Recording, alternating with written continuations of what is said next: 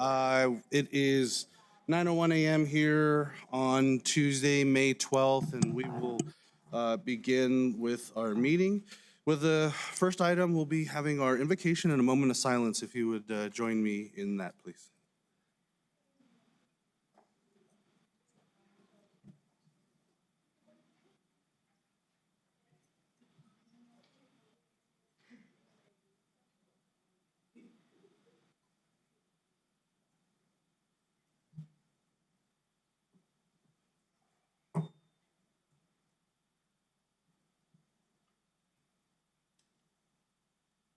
Thank you.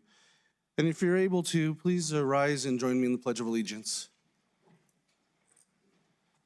I pledge allegiance to the flag of the United States of America and to the republic for which it stands, one nation, under God, indivisible, with liberty and justice for all. Thank you. And Brandy, if you'll do a roll call, please.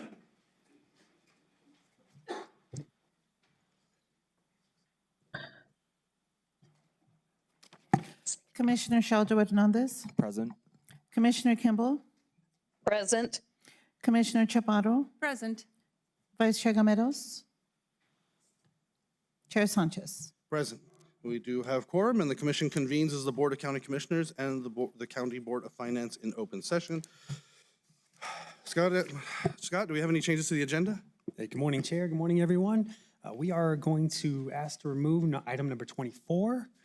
And then I know there was a plot approval we wanted to move up. Yeah, so I think, I don't know which ones, but if there's no objection from the board, what we'll do is we'll move 25, 26, and 27 right after agenda item 21. So we'll go 21, then 25, 20, 26, and 27 before we do number 22.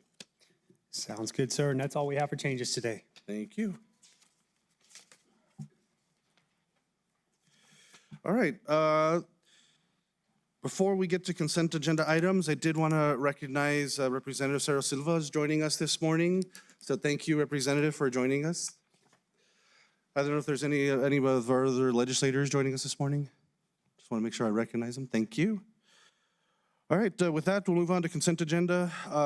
Items 1 through 13. Commissioners, are there any items that will be pulled from consent for separate consideration? Mr. Chair, if I may, I'd like to have 10, 11, 12, and 13 pulled. Okay. Thank you. All right, with that, then can I get a motion to approve consent agenda items 1 through 9? So moved. All right, I have a motion. Second. Motion by Commissioner Chaparro, a second by Commissioner Shelter Hernandez. Are there any questions, comments on items 1 through 9? All right. Brandy, if you do a roll call on consent agenda items 1 through 9, please. Commissioner Shelter Hernandez. Yes. Commissioner Kimball. Yes. Commissioner Chaparro. Yes. Chair Sanchez. Yes. Okay, we will, oh, sorry. I apologize. We do have some resolution numbers. Item number 2, 2026-60. Item number 5, 2026-61. Item number 8, 2026-62. And item number 9, 2026-63. Thank you, Brandy. All right, agenda item number 10, it's a budget revision resolution for fire fund in the amount of $614,838.59 from Doña County, along with the associated budget revision and resolution. If I get a motion and a second to. So moved. Second. All right, a motion and a second. All right, Commissioner Chaparro? Thank you, Mr. Chair. Mr. Chair, in just reviewing the agenda and the packet, I'm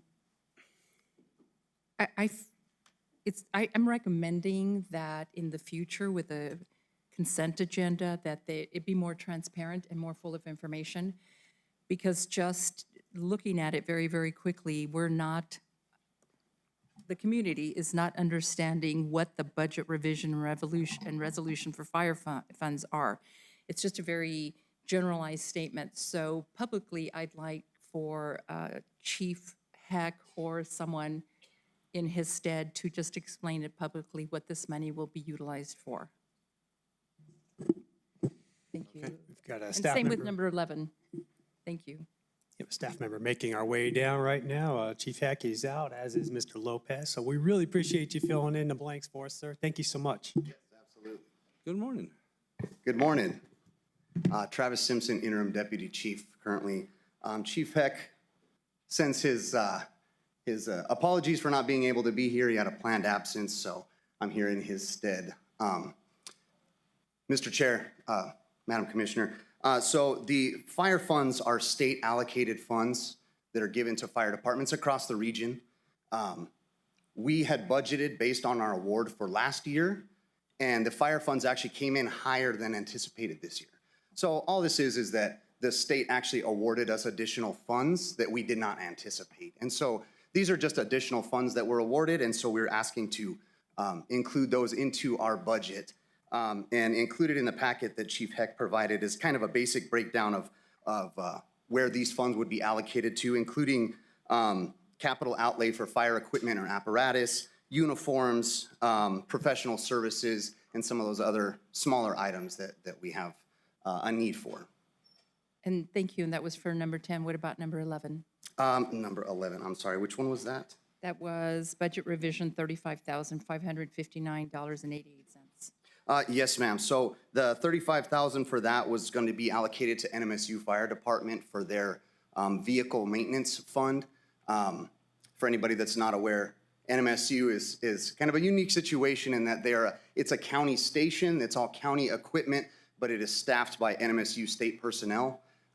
And so we still maintain the equipment that they use to provide service to the community, both on and off the campus. And so their vehicle maintenance fund is kind of depleted somewhat this year.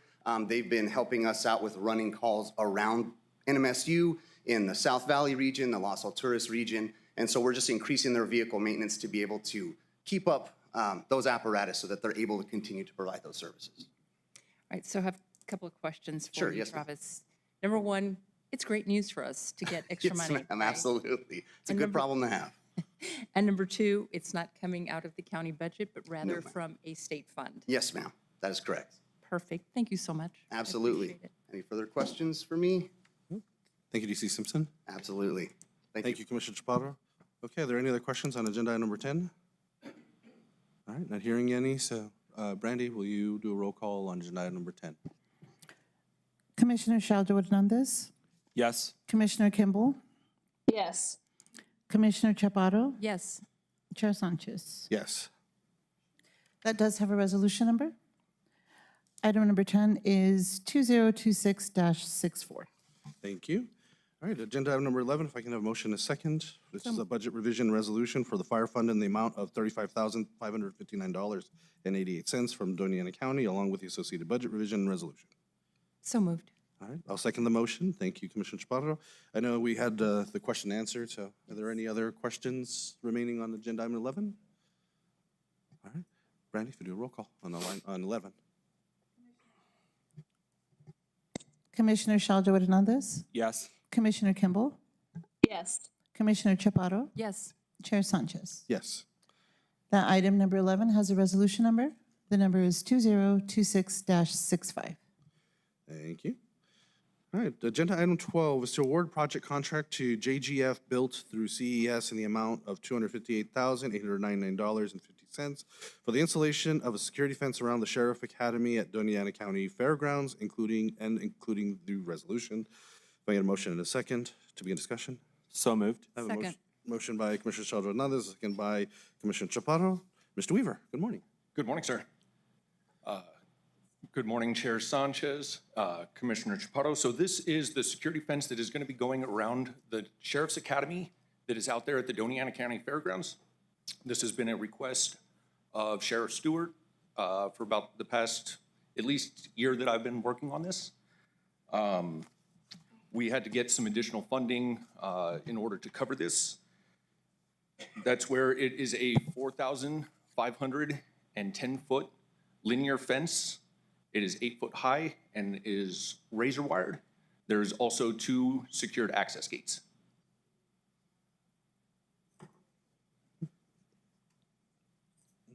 And one of the questions, if I may, Mr. Chair, one of the questions that was asked of me is, why is this needed? And I wasn't positive of the response, so if you can enlighten me, I'd appreciate it.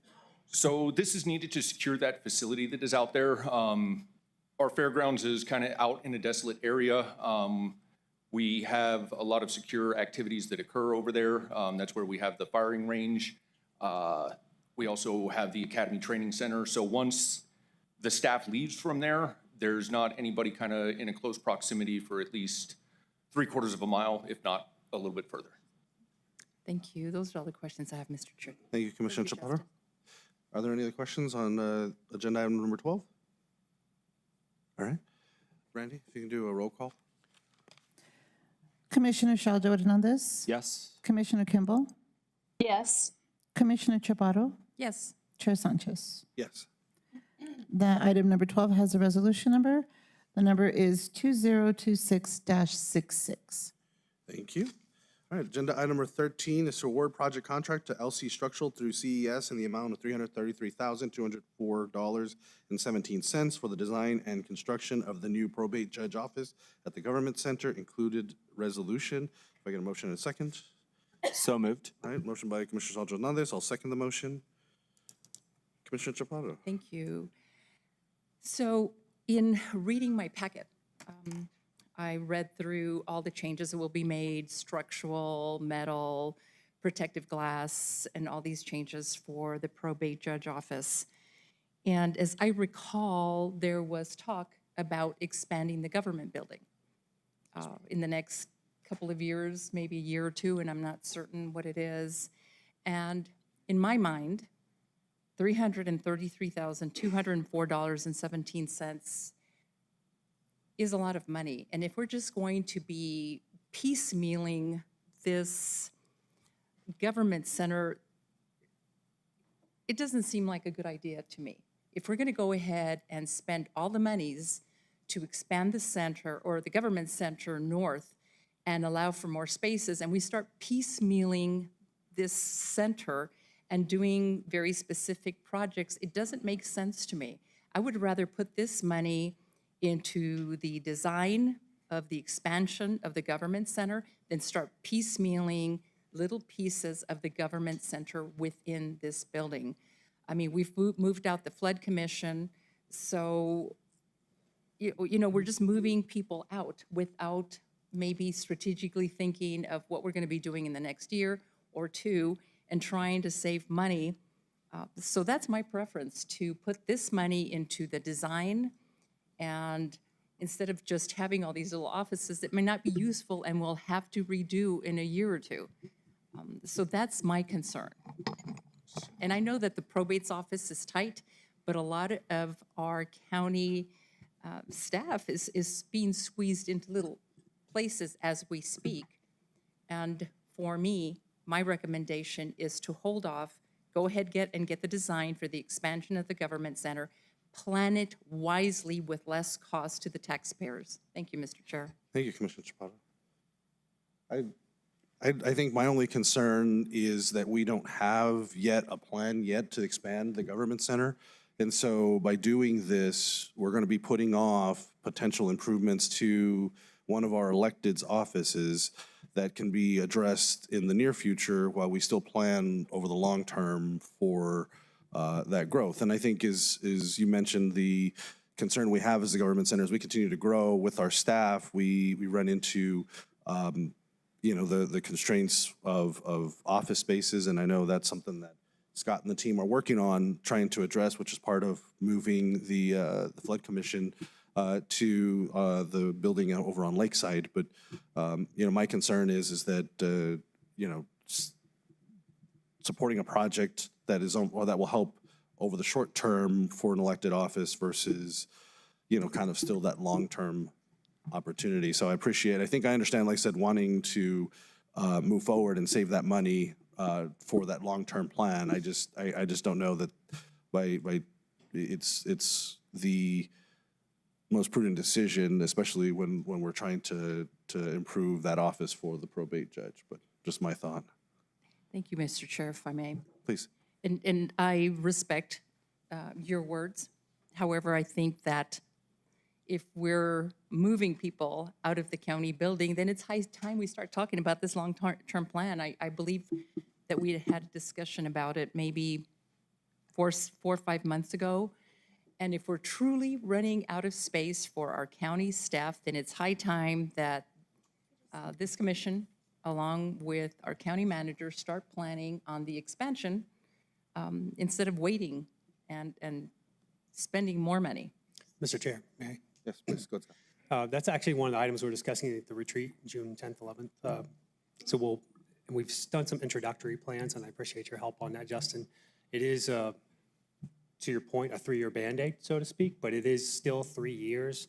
We are still overflowing. We will still have another area move out of the building here shortly, in addition to these other changes. So we have people doubled up in offices all over the place, and that doesn't include the staff that'll be coming on in this year's budget. So really, it is purview of the board. This is, to your point, a short-term plan, but we don't have any other solutions for the short term. Chair Sanchez, if I may. Yes, please, Justice. Yes. So we are actually fixing to issue the RFP, which is request for proposal for the expansion of the North Lawn. That's something that I'm looking to have out hopefully by the middle of next month. With that, the discussion is that that's primarily going to house a lot of our public works, so that way we can bring flood and a lot of people back. Right now, we are having, with the growth that we're seeing, we're having to create what we call swing spaces. These are spaces where people can go, i.e., I got moved out, we're over there at Lakeside along with flood. So that's where we're doing this in order to accommodate more space over here at Government Center. And there is a lot of flex, I agree, but that's where this is a short-term solution to hopefully get us to that long-term goal. Justin, just a quick question, and I guess for you and Scott. If we were to potentially postpone this just for a month to allow the discussion at the retreat to happen, is there any negative, anything negative that would happen with the project other than it being delayed by a month? Right now, we are kind of seeing some volatile construction costs just because of everything that's kind of going around around the world. But I don't foresee it being too much of an increase or anything like that if we were to postpone it a month.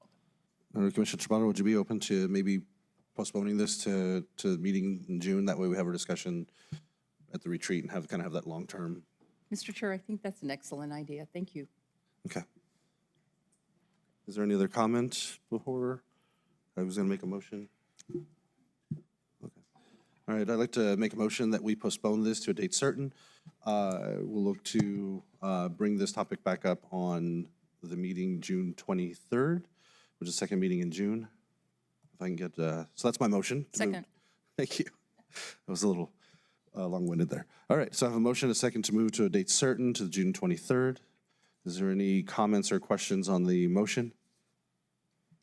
Okay. Brandy, if you'll do a roll call. Commissioner Shaljo Hernandez, Yeah. Commissioner Kimball, Yes. Commissioner Chaparro, Yes. Chair Sanchez. Yes. Okay. Thank you, Justin. Thank you. All right, next order of business is employee special recognition.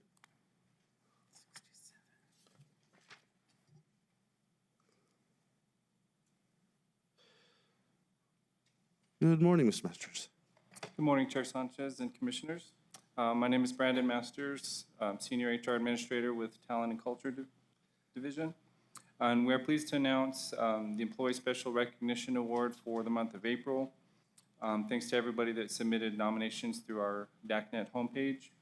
And for April, we have just one award, which is for Employee Special Recognition. This award is recognized an employee's exceptional performance, either for a single event or an ongoing basis. This month's Special Recognition Award goes to Corey Stone Fielder, who is our multimedia specialist with digital communications. And just to read from her nomination comments, Corey was nominated and selected in recognition of her outstanding work in digital communications. She does an excellent job keeping the county's social media accounts updated with current events and relevant information. She has consistently improved content on social media platforms, which has increased the number of followers who rely on the updates from the county. And even though her work is very public, she does operate in the background and deserves recognition for her efforts and long tenure with the county. So please join me in congratulating Corey for her exceptional performance and contributions to the county.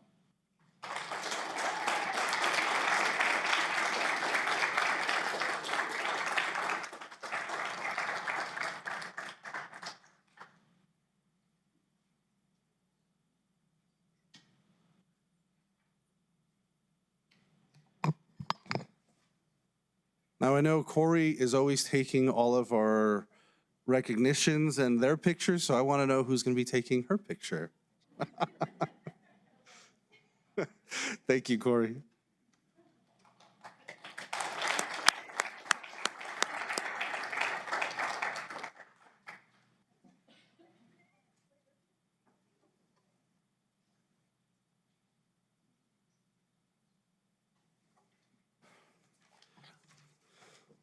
All right. Well, our next item is proclamations under agenda item 14. It's to proclaim the month of May as Motorcycle Awareness Month in Doña County. May is recognized as Motorcycle Awareness Month. We issue this proclamation not just as a nationwide designation, but as a response to what we are seeing here in our community. We've experienced serious crashes, tragic losses on our roadways, and even one life lost is too many. New Mexico is known for its wide open roads, long stretches of highway. That openness can create a false sense of safety where speed increases and attention can drift. But every roadway, no matter how open, is a shared space. New Mexico is motorcycles are smaller and can be harder to see. They aren't, but they are just as entitled to the road as any other vehicle.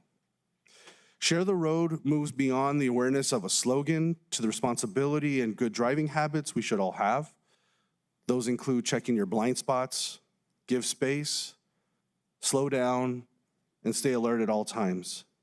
For drivers, please make sure you're staying focused on the road and your blind spots, and look twice because someone's life may depend on it. For motorcyclists, please make sure you're riding defensively, you're wearing your protective gear such as helmets, and make yourself visible and predictable on the road. Every crash affects more than those involved. It impacts families, first responders, and entire communities. We all carry the responsibility to look out for one another, whether you are behind the wheel or on two wheels. We all want to make it home and stay safe here in Doña County.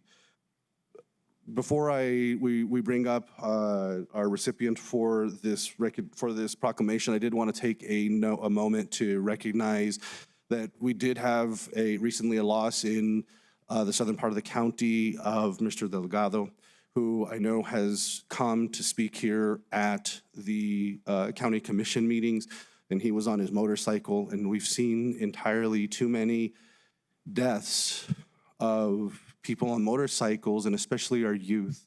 And I just want to take a moment to recognize his loss of life and sending heartfelt condolences to his family, to his friends on that.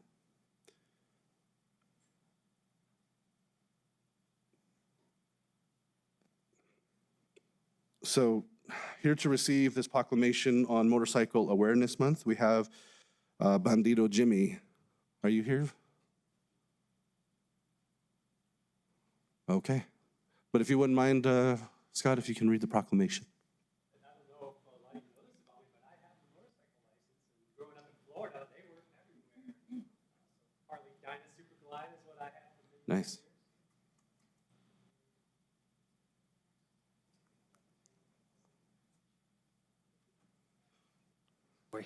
Check, check. There we go.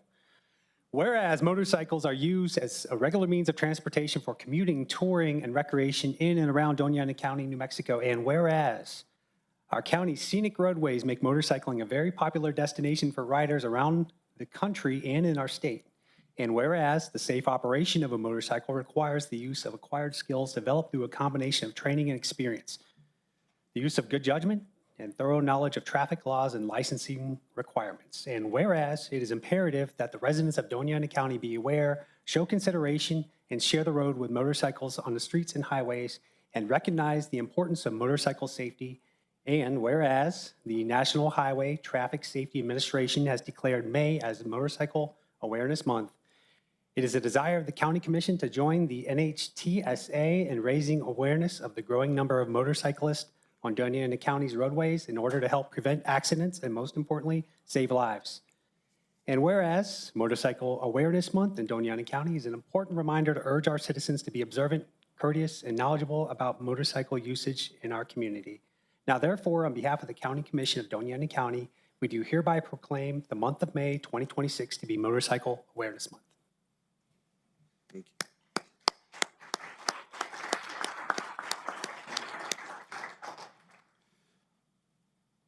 Thank you, Scott. And the next proclamation is item 15, to proclaim the month of May as Amyotrophic Lateral Sclerosis Awareness Month in Doña County, and I hope I got that correct. Good morning, Mr. Chair. Do we have Darcy Villa here today? Darcy? Okay.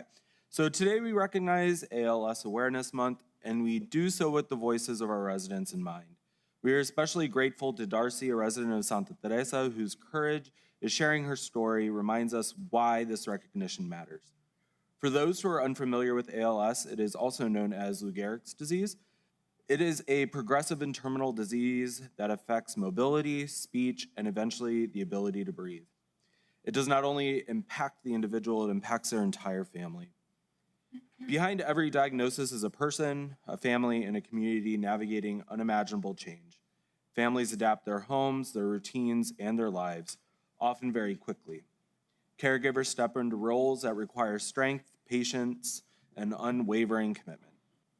Today, we honor individuals living with ALS, families walking alongside them, caregivers providing daily support, and healthcare professionals delivering care with compassion. Here in Doña County, we recognize that every one family affected is one too many. We stand with Darcy, who wanted to be here today to receive the proclamation, and others in our community whose lives have been touched by ALS. Lucio, go ahead. Okay.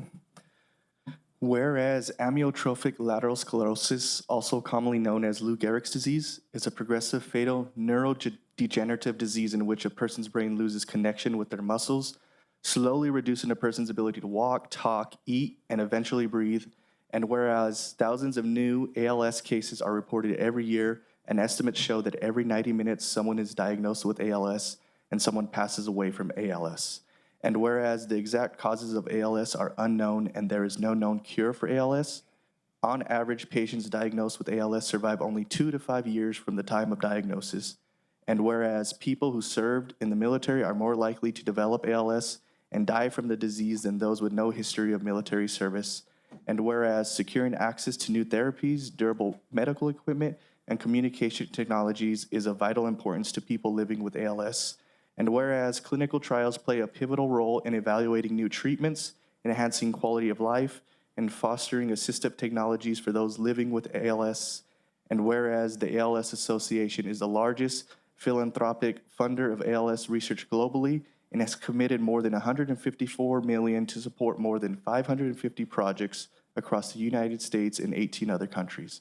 And whereas the ALS Association is committed to make ALS livable and cure it for everyone, everywhere, as we call upon all Americans to join in supporting ALS research, advocating for increased funding, and standing in solidarity with those affected by this relentless disease. And whereas ALS Awareness Month provides an opportunity to increase public awareness of the dire circumstances of people living with ALS, acknowledge the impact this disease has on those individuals and their families, and support research to eradicate this disease. Now, therefore, the Doña Board of County Commissioners do hereby proclaim the month of May 2026 as Amyotrophic Lateral Sclerosis Awareness Month. Thank you, Lucio.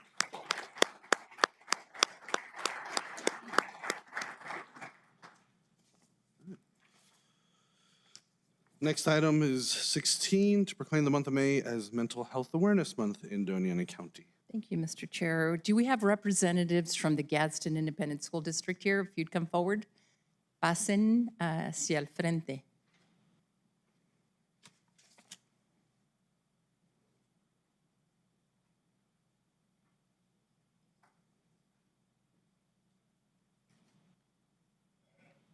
Buenos días.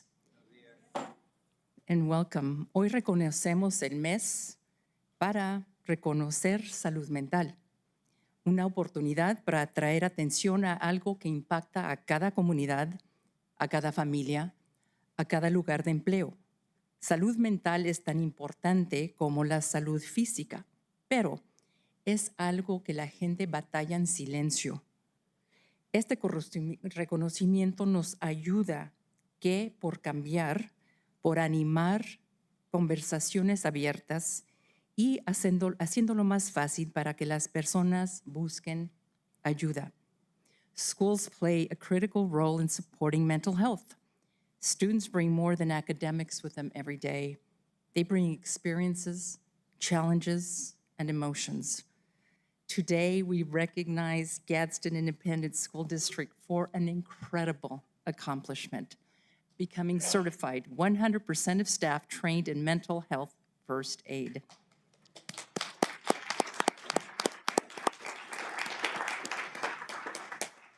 That means that every staff member is equipped to recognize when someone may be struggling and respond with care, cariño, y apoyo. This kind of commitment creates safer, more supportive environments for students. It also ensures that when someone needs help, there's someone ready to respond. Here in Doña County, our Health and Human Services Department plays an important role in supporting mental health across our community. Though mental health first aid training, we are helping more people recognize the signs and respond early. And through our work with the Crisis Triage Center, we are helping provide a place of refuge for individuals who may be going through a difficult time and need immediate support. I'm very proud to say that this county is investing in awareness, training, and access to care. To you, the staff of Gadsden Independent School District, para ustedes, las personas quienes representan a este distrito escolar, gracias por su desempeño, a sus estudiantes y más importante uno al otro. Thank you for supporting our students. Thank you for supporting each other, and thank you for being such a vital part of our community. And here to receive the proclamation are the representatives from Gadsden Independent School District. Would you all like to approach the podium and say anything? Aviéntese, señor. Good morning. Good morning, everyone. My name is Anthony Rodriguez. I am the mental health therapist at Gadsden High School. And the correction is that we did provide mental health first aid training for all of our staff at Gadsden High School with the support of Doña County's Health and Human Services. And together, just as the theme for this month, the Mental Health Awareness Month, we can face better days together. And so we're very fortunate that we have a team of staff, students, parents, community members through Doña County that really support this effort. The importance of mental health, just as important as our physical health. And so we thank you for this recognition today. Good morning, everyone. My name is Alma Forti, and I am a district coordinator for Gadsden ISD. I help to support our mental health therapists, our school counselors, and our social emotional learning for all of our students. I'm extremely proud of our district. I'm extremely proud of Gadsden High School, Principal Legareta and Anthony Rodriguez. We've done a lot for our district in reference to the youth mental health first aid, to QPR, to our wellness rooms, to the amazing work that our mental therapists, we have 6 of them that actually provide therapy to our students in the district, and our 38 school counselors in the amazing role that they do. So I want to just make sure that we acknowledge Adriana Luna because of her and the partnership and the grant that she's brought over to Gadsden High School. We continue to strengthen those partnerships. And I just look forward to whatever we have, in the future for not only Gadsden High School, but the remaining of our secondary campuses and all of our campuses at Gadsden. So thank you for this opportunity and for the recognition.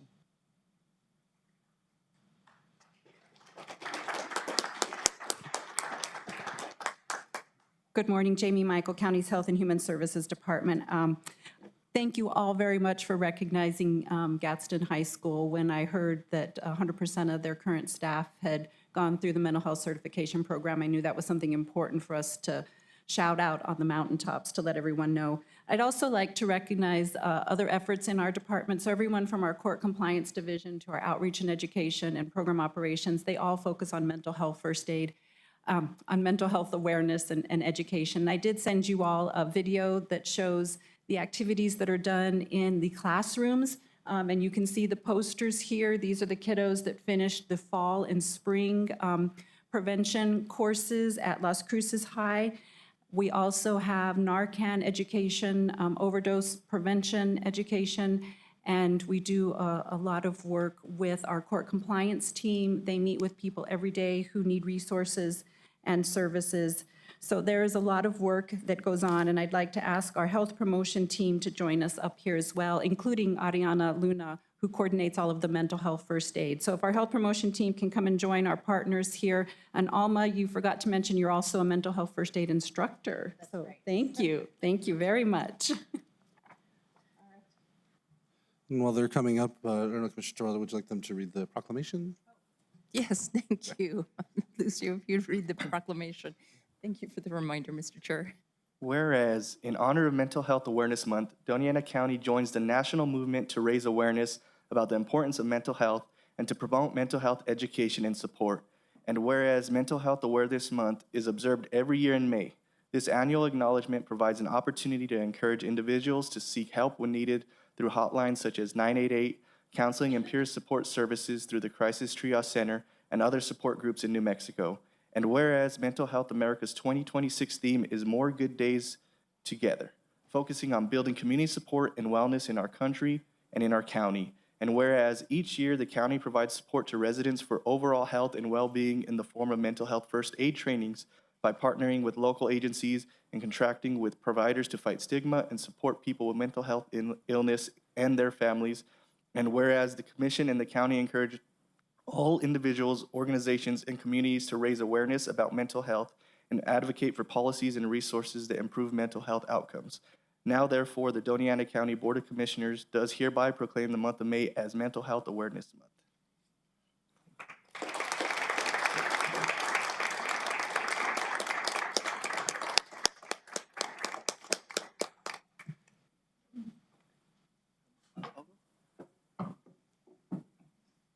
Would you like to hold it?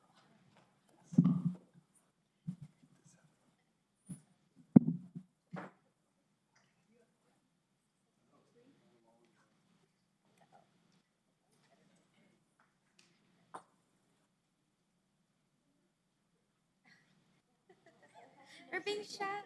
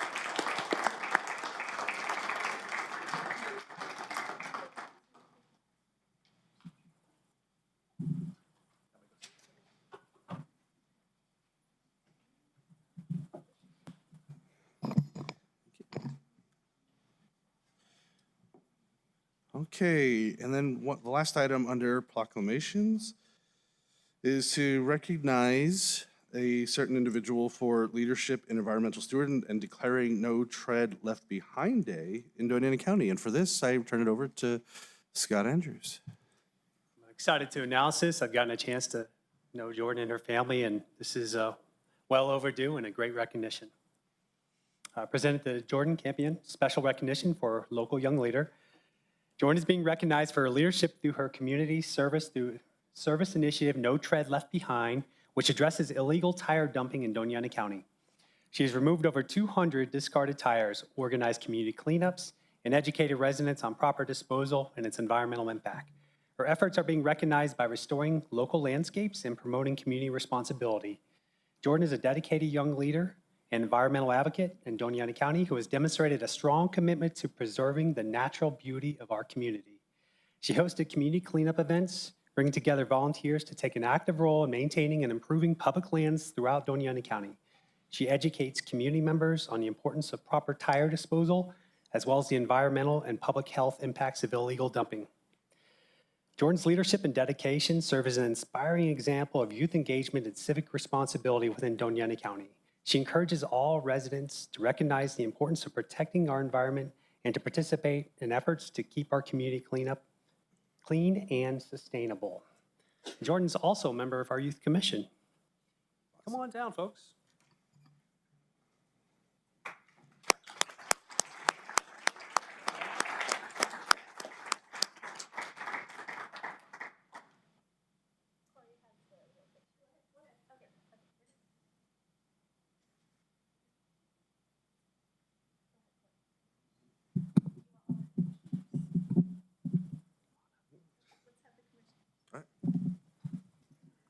Parents, you want to come on up too? Okay.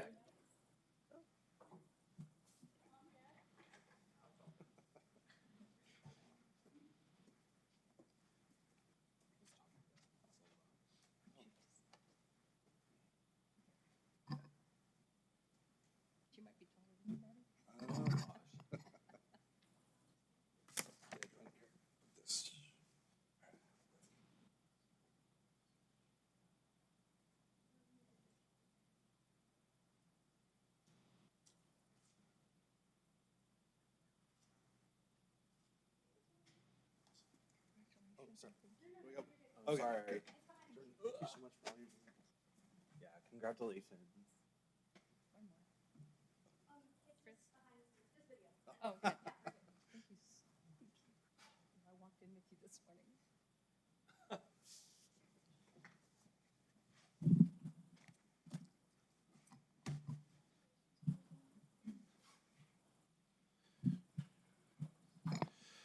Jordan, I just want to say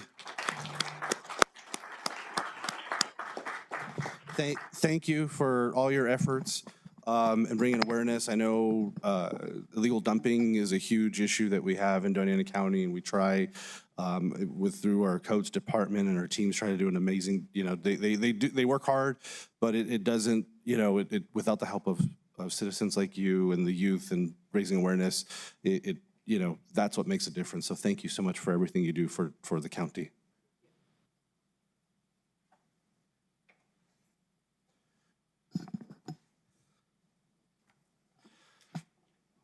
All right.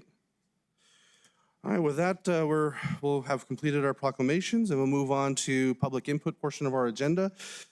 We invite the public to participate with 3 minutes to speak. If you are here for an agenda item, we do ask that you wait for the agenda item to come up to discuss that item.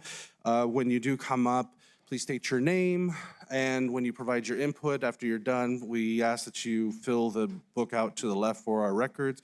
When you do come up, please understand that you are addressing myself as the chair, and that we as commissioners do not respond to public input. And with that, I'd like to welcome anybody up for public input.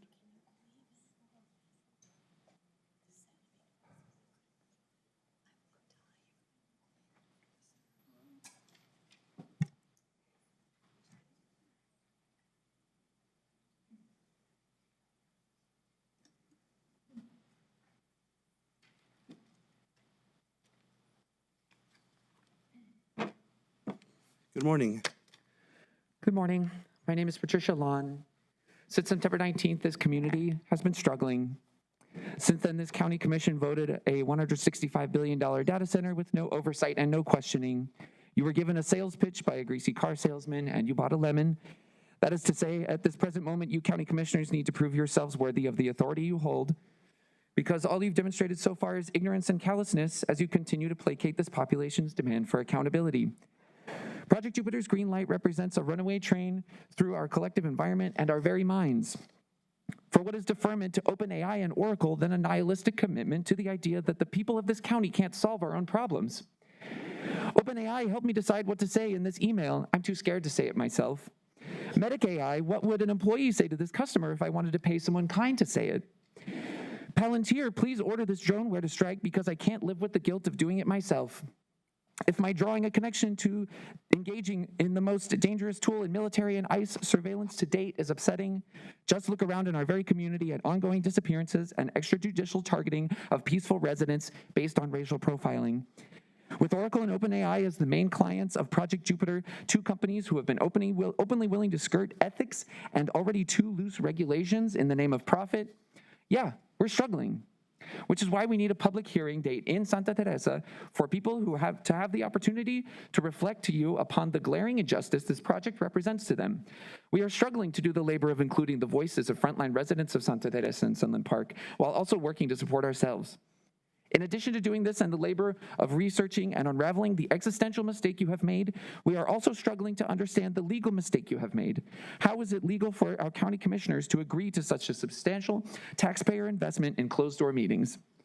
We need these questions answered. So even if you don't give us our Santa Teresa public meeting date for accountability with company partners in June, this group of citizens has scheduled a People's Forum on Project Jupiter with experts on AI, environment, and energy speaking that will be held on May 24th at 1 p.m. in the Roadrunner Room at Brannigan Library. The citizen experts invited are not company appointed and will bring their concerns on their own terms, and other community members are invited to share their concerns as well. Furthermore, I would like to request a human staff member or two from the county office to distill the 1,500-page IRB agreement so the public can have accessible information on clawbacks and commitments the company partners are beholden to. In any other financial agreement, the length and jargon in this document would be considered predatory. I believe this represents another gap in justice this body must deliver on. Thank you again. Come to Brannigan Library, May 24th at 1 p.m. for a more robust discussion than this. Thank you very much. I'd like to yield my remaining 7 seconds to John Delgado.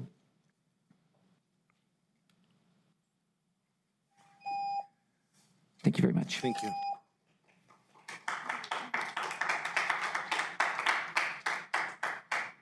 Good morning. Good morning. Thank you for giving us space, and also thank you for the recognition of Mental Health Awareness Month. As a mental health professional in the community, I think it is really important that we bring, awareness to the need for mental health services.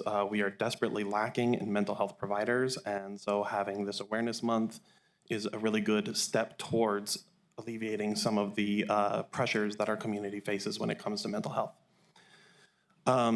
One of the things I wanted to speak on was campaign financing.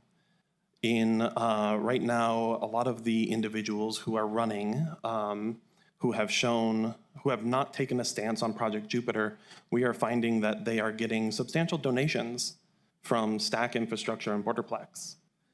Nathan Small got a $10,000 campaign donation. And I bring this up because in one of the court hearings for whether or not the lawsuit could go through, the county attorney said, well, people can just run for office, and that's what they're doing. And that is true. However, in our country, the vast majority of elections are won through money. It's who's bought and it's who's paid for. So if you're getting substantial money from these bigger corporations, then you're more likely to win, and you're more likely to support the corporation that gave you the money in the first place. And I think, that's not something that this board can really rectify. That's a federal problem, right? But I bring it up because I think it's really important to show that we have this really large corporation that is taking a vested interest in our politics and paying our representatives to vote in their best interest. And I bring this up because, again, this company has shown that they really only care about the information that they have, and that they really only care about getting their business built and extracting from an already highly extracted area.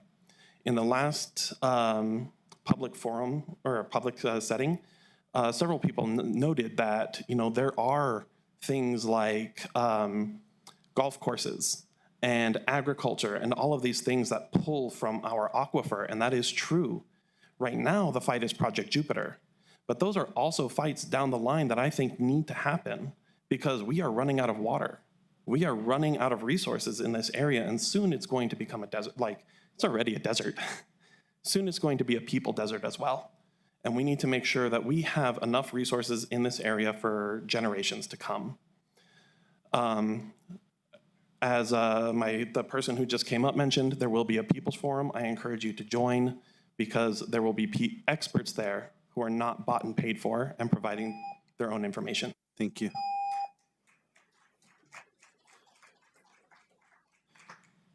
Good morning. Good morning. Hello, Chair and County Commissioners. My name is Rogie Dilf. I'm a local drag artist here in Doña County. Over the last few years, I've been incredibly involved within the community and pride myself on the connections I've formed within it. One of the most important things I've learned within that time is how important it is to make information understandable and accessible. A lot of individuals countrywide are struggling with elementary reading level. In one of the least educated spaces in the country, it's abundantly clear how much of a need there is to give all of Doña County a concise summary of the information of the 1,500 pages for the guidelines and information provided for Project Jupiter. Not to mention, a huge portion of our population is bilingual or primarily Spanish speakers. And for those whose task it is to comprehend this huge document, there still continues to be a huge discrepancy when it comes to the information being released and given about this particular project. I continue to urge you to stop this project altogether. But as of now, I ask that we consider how many more of our community, how many more accommodations will be and are necessary for our community to really be involved and make the changes I want to see in the world and in our community. Please designate someone to lay out that document in a more digestible format for those whose lives will be most impacted in this community. Please set a date for the community to comprehend the magnitude of what this project will do here, something Scott Andrews promised would be done this meeting. This jargon is giving conflicting ideas of what the project will really accomplish. Information is coming in half-baked, and there's a need to be fully considered before those who are able to come to these meetings. This is including people from places like Santa Teresa, those with a language barrier or live with a handicap that limits them from attending such events as this. I want to uplift something like the People's Forum as well, which is again happening on the 24th of this month at 1 p.m. at the Brannigan Library in the Roadrunner Room, which is aiming to give members of Las Cruces and Doña County more transparency, understanding, and control to make educated decisions in regards to their shared resources. Thank you so much.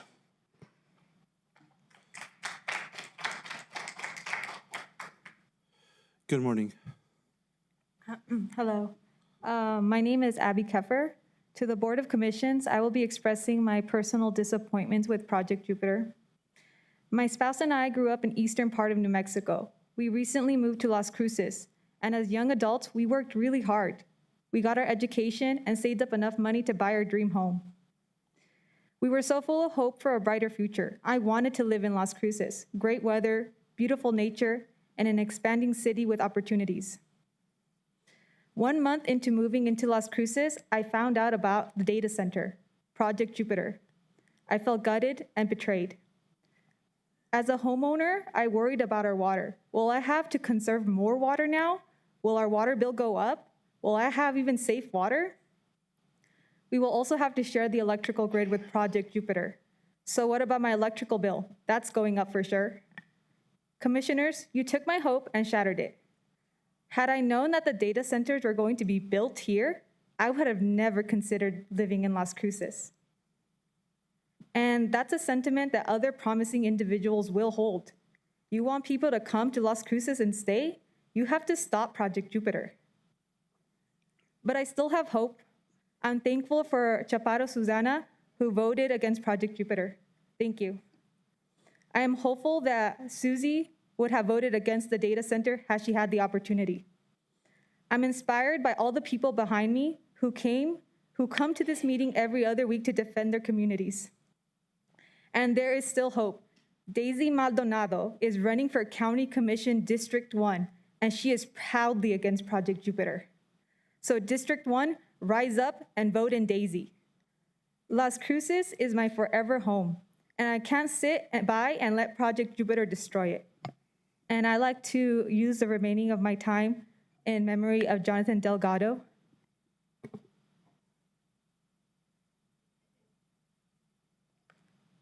Also, side note, Jonathan Delgado was one of the first people to organize against Project Jupiter. And so with his memory, he also gave me strength to talk about Project Jupiter.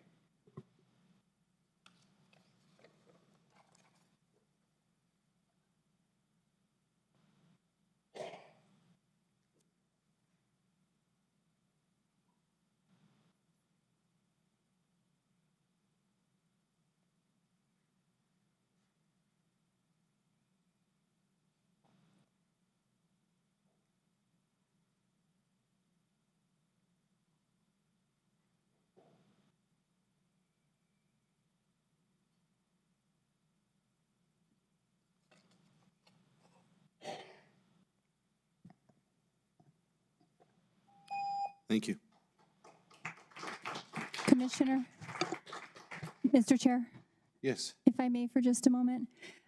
Many of you are aware that we currently have a primary election taking place down the hallway. So I would like to respect our electioneering laws, and there should be no campaigning or connection to any candidate publicly. I understand your passion, but we want to make sure we're compliant with our election law. Thank you. Thank you, Madam Clerk. Good morning. Good morning. I'm here to present recordings of people who couldn't make it. Grand Valley for more than 3 years, particularly in the Las Cruces area. As an agricultural engineer, during that time, I have spoken with many farmers, and what I have heard from them is alarming, and many are extremely concerned about the region's growing water crisis. Some southern New Mexico aquifers have experienced groundwater declines exceeding 60 feet during severe drought periods. In parts of southern Doña Ana County near the border, hydrologists have reported groundwater declines of 30 to 50 feet over roughly 10 years, about 3 to 5 feet per year in the hardest hit areas. Now we are considering bringing in a data center that will use 1 million gallons of water per day, or about 1,120 acres feet per year. That amount of water could irrigate approximately 560 acres of green chili annually, or provide water for about 2,300 household residents each year.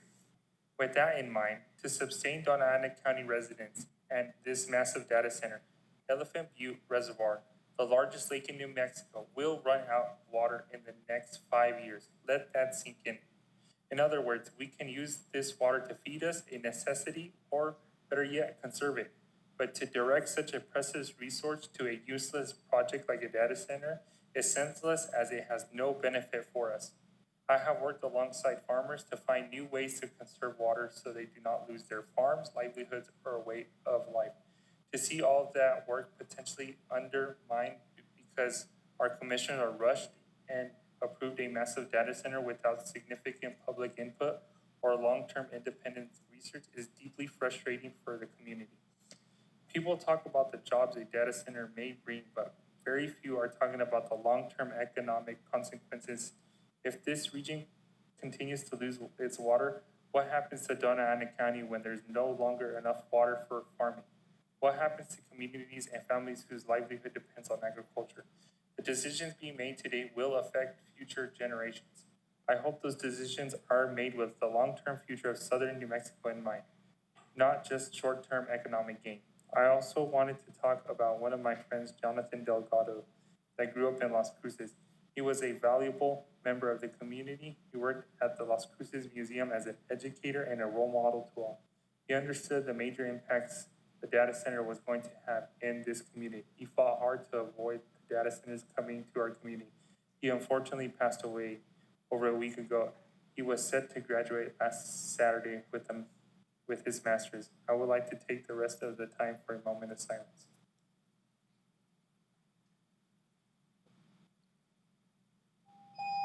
Thank you. And sir, sorry, excuse me, sir. Excuse, what was, Excuse me, I didn't catch your name. Justin, okay, thank you. Okay, so, good morning. Good morning. My name is Desiree. I am really grateful to be here. This is my first time being before you all, so I'm very appreciative. I do a lot of stuff for NMSU and advocacy, so I am here today because I am a citizen. I live here, I'm a resident. I used to be in District 4, very, very proud of my county commissioner. I found out last fall that there was going to be a giant data center put into to the borderlands, and I was very concerned. I am from Idaho, where it has the most headwaters in all the country, and so I'm very big about water. And moving here, that was something very shocking, was to see all the pecan trees. My daddy's is from Tallahassee, Florida, and so with that being said, we grew up with pecans, but it's because it was Florida. And so what I realized here is that there's a big problem with New Mexico being a dumping ground and being a space of extractment and extraction. And I find it very devastating because this is a place that I have come and that has made me feel home. Las Cruces is somewhere that has nurtured me. Doña County has been a place that has nurtured me and loved me. My child was born here, and his family has many generations of living here. And I fear now that I won't be able to raise my children here because of the decision of Project Jupiter. And I'm devastated because I see there's a lot of structural issues when it comes to ecology and it comes to sustainability. I study linguistics and anthropology at NMSU. I do international research for language, and there needs to be language visibility on the ground for the community. A lot of people had no idea what this was, and I'm seeing the giant data center being put in Salt Lake City and affecting my own family that lives in Salt Lake, and I'm terrified. I've watched the Salt Lake dry up, and I just moved here. I don't want to live somewhere where there's no water, and for me, I don't understand how we can't think of longevity for our future. And there is going to be no sustainable future if we do not lock in and have the language to be able to communicate with the public, not jargon, but true communication with everybody. Thank you. And if you can, just make sure to fill out the book when you have a chance. Thank you.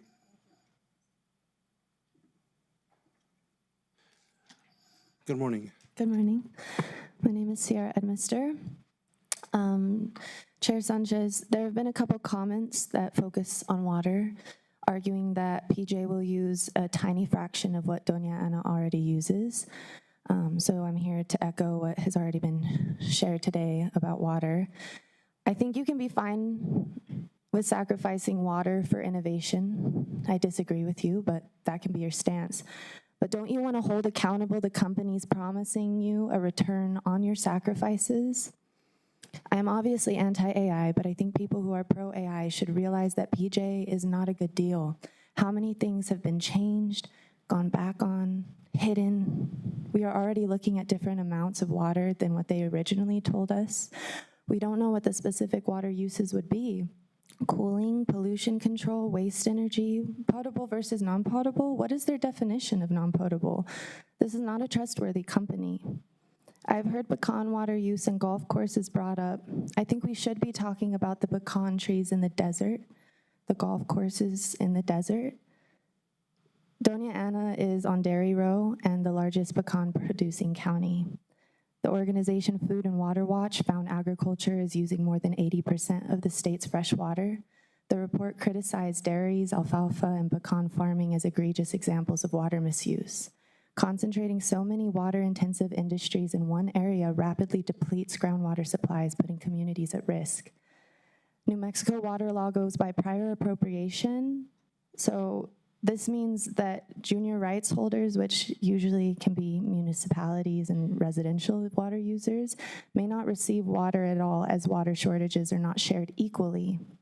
Across the American West overall, as many as 1 in 30 wells built since 1950 have run dry. When water is scarce, farmers are forced to take on debt, switch crops, or dip into groundwater supplies, which means heavier burdens for small-scale farms. Corporations have been prioritized over the people that live here, but the reality is that the people that live here will feel the impact of water scarcity way more than any of these companies. We can't afford to look at water in isolation. We cannot simply cite an ever-changing water usage number and compare it to an unsustainable system of water usage in this desert. Yes, we are Doña Ana County, but water flow doesn't care about borders.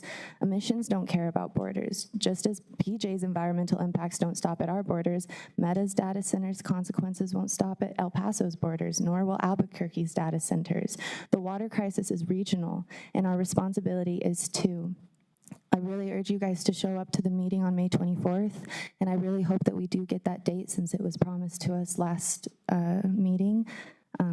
But yeah, just please join us on this conversation, and water is a really big deal here, even before Project Jupiter comes in. Thank you. Thank you.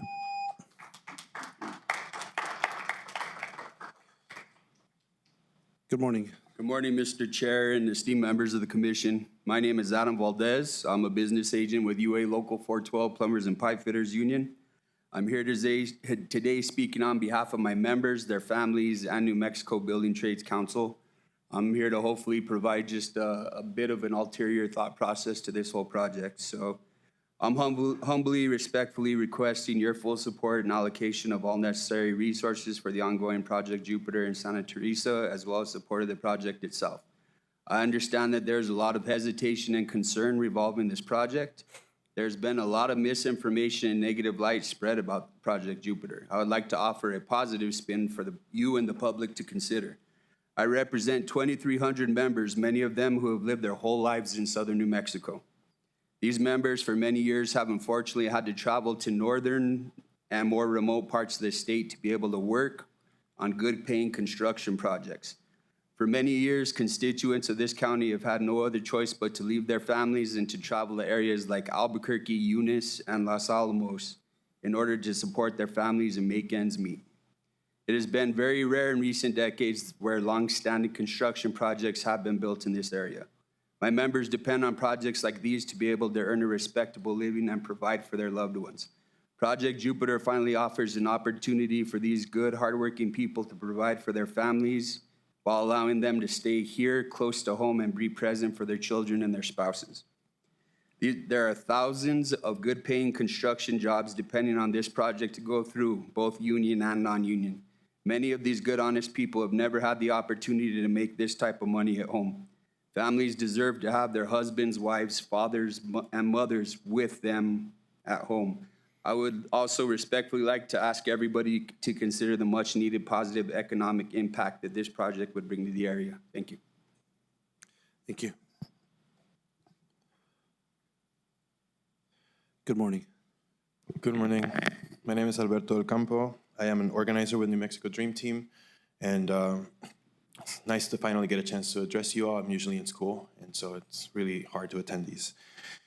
You're our elected officials. You decided to run for this position. You sought out this responsibility and power under the principled commitment to place your constituents' best interest above yours.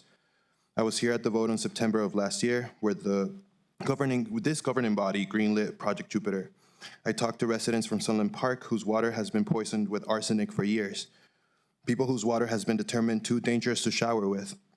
People who had to take the day off work to travel 45 minutes to get a measly 3 minutes to talk not with you, but at you. This format is not accessible or conductive to meaningful dialogue with the people who elected you to serve them. Working class families are the ones most directly impacted by the decisions made here by you. They're also the ones who will find it the most difficult to show up to these meetings at 9 a.m. on a Tuesday morning. You're paid to hold that seat. Every single mouthpiece from Project Jupiter is also paid to get you to align with them. These are billion-dollar corporations. Their entire model requires them to put profits over people. Their blueprint is clear. They find land that they can buy for cheap, enter closed-door negotiations, sign NDAs, sign a check for $10,000 for representatives like Nathan Small, then sign another $1 million check for the Boys and Girls Club to make themselves look good. And before you know it, they're breaking ground in our backyard. The communities who will be directly impacted are treated as nothing but an afterthought. Their lived experience and outreach is going to be received as disrespect. This is what happens when you lead putting people over profits over people. This is the extractive nature of these billion-dollar companies. In contrast to those whose paycheck depend on their ability to sell you this project, the community before you is here through sacrifice, sacrificing a shift at work, time with our kids, or our schoolwork to be here. We are the one party who is trying to appeal to you not for a check, but to advocate for our collective well-being. You gave this community 3 weeks before sacrificing our land, water, and air. But when we asked for a public meeting, you sit there and defend the need for 3 months to prepare. The project is being built already. You have a responsibility to your constituents. Assign a staff member as a point of contact for the community who can answer the questions and concerns raised by the 1,500 pages of jargon presented to you by Project Jupiter. This county should put its people first. We have been prepared for a meeting for months. Schedule a public meeting in Santa Teresa in Sunland Park with the same urgency you had when voting to approve this project, or just stop it altogether. Sal Mattman and Larry Ellison, those are the main guys behind OpenAI and Oracle. These are white, rich, billionaire men, and they are the ones benefiting from this. The people affected are going to be people who have had their generations, families here for generations. This is modern colonization.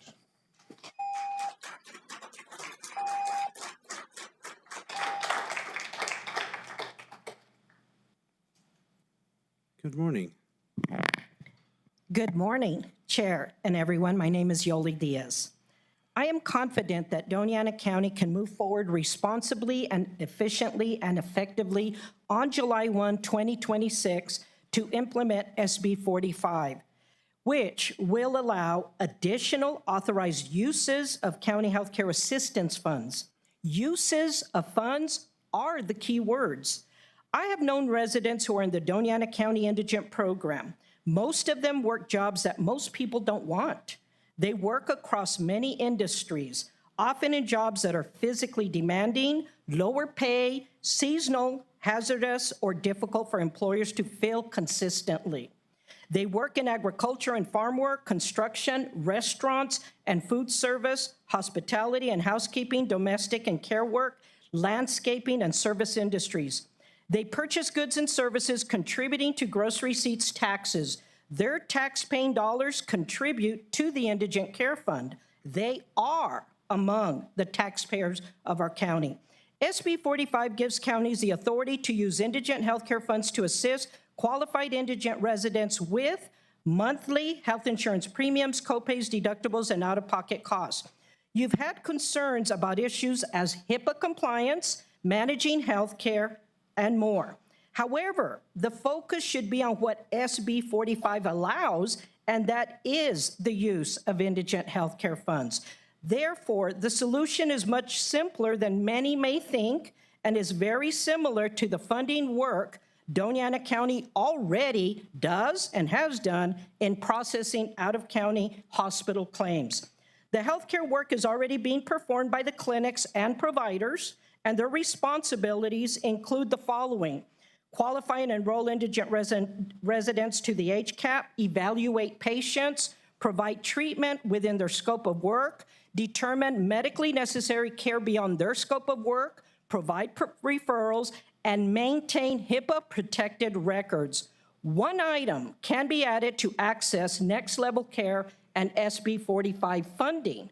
Clinics and providers can complete and submit to Doña County a provider certification for medically necessary care form. The purpose of the new form is to provide only the necessary information required for county financial assistance verification and payment processing. The county does not need to duplicate clinics and providers' functions. Instead, the county's role under SB 45 should be funding. In other words, the providers handle health care while the county administers public assistance funding authorized by state law. The structure greatly reduces HIPAA concerns because the county would not need to collect or maintain detailed medical records. Thank you. Thank you, Ms. Diaz.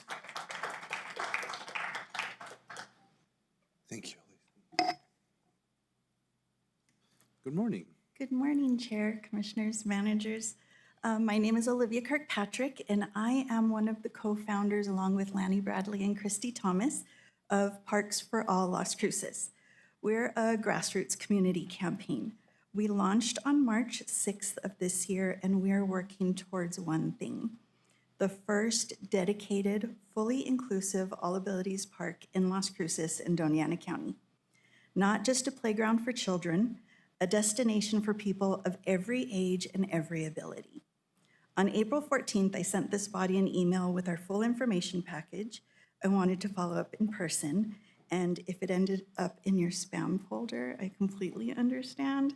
I've had that happen with other decision makers, so I'll make sure that I resend that to you today. Here's what I want you to sit with. The 2024 census puts nearly 18,000 Las Cruces residents and about 33,500 Doña County residents living with a disability. And that data is 2 years old, so the real number is higher. There's nothing in Doña County built for them, not one park that works for every body. And that is not a small thing. That is a gap that affects tens of thousands of people in this county every single day. Most of them have family, caregivers, friends who show up for them, so the reach on this would be substantial. I'm not here to point out a problem and walk away. I'm here because we see a gap and we want to work with you. We're doing two things right now. We are building a community design team, people who show up every single day for our disabled community, who between them carry the experience of hundreds of individuals. That is who we want to bring to the design table, so that this park is built by the community, not just for it. And we are actively gathering community support through an online letter of support. Every signature matters and every story strengthens the case, and we're actively working to grow it. We are early, but we are serious and we're doing the work. Next month, myself and another co-founder are traveling to Portland, Oregon to attend the Harper's Playground Design Workshop, one of the only programs in the country where communities can learn directly how to design and build inclusive playgrounds. And what we learn there, we'll bring straight back to this community. We are asking each one of you for the opportunity to sit down one-on-one and share more about what we are working toward. And I will follow up with each of your auspices this week to see about trying to schedule that. Thank you for your time. And you can find us on Facebook and Instagram at Parks for All LC. Thank you. Thank you, Ms. Kirkpatrick. Good morning, sir. Good morning. Name's Jim Hurst. One good thing about Project Jupiter is it's forcing us to address water policy in Doña County. Apparently, we have 18th century policies for water, maybe 19th century, but they're not 21st century policies for water.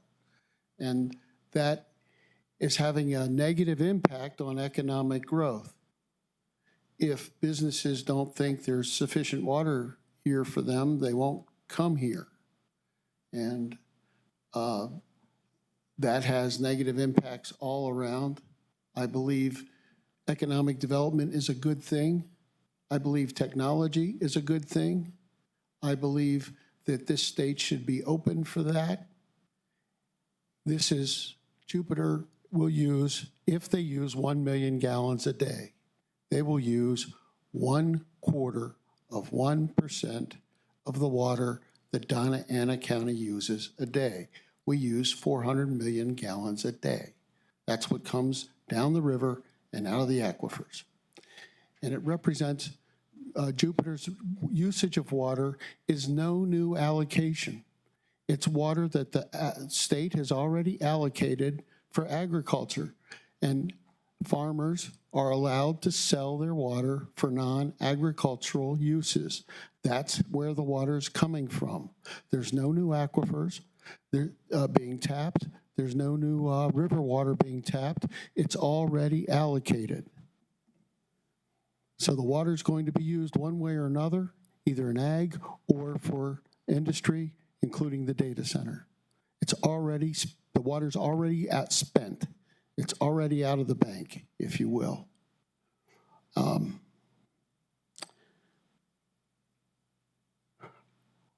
lot of the opposition to Jupiter is opposition to advanced technology. This is the 21st century. The world's going to change in ways we don't want it to. It's just that simple. It was always that way. The minute we let our minds free in what we call the Enlightenment, we said, we're going to learn from technology, we're going to master technology, we're going to use technology in every way we can to improve the human condition. We don't know what AI will bring. We didn't know what the computer will bring. It's going to change the world, and it's already here. We can't hide from it. We can't pretend it's not here. We're either going to master it or it's going to master us, but we can't avoid it. Thank you. Thank you. Good morning. Good morning, Chair. Good morning, Commission. It's been a minute since I've been here. My name is Mary Ann Hendrickson. I live in District 3. I'm sad that my commissioner is not here. Oh, you're on, you're listening. Fantastic. I would like to talk briefly about Project Jupiter. I think most people have covered the water use fairly well, and I'm not going to kill that again. And certainly there are issues with air pollution because of the type of power they're going to be using. It's not renewable. It's going to cause problems. But beyond that, the morality of the people involved with the project and with this AI concerns me. These are people like the CEO of Palantir, the OpenAI people. Much of the AI use will be turned against us. If we could have some assurance that AI would not be used to surveil us, control us, I would feel generally better about it. If we could have some assurance that AI was not going to be used against us, that it could be controlled, if you will. And furthermore, one of the problems that we're seeing with AI, educators are seeing, is the lack of critical thinking by students in universities and even high school because of AI. They let ChatGPT write everything for them. So teachers, professors, they're working very hard to find ways around it. But what I'm hearing from academics is they're seeing a wild softening of the American mind and a lack of critical thinking. So beyond that, let's be thoughtful about the uses of AI. And I don't know if I want to trade clean air, water for life, and some temporary jobs for government surveillance and control of Americans. Thanks a lot, y'all. I appreciate your time. Thank you.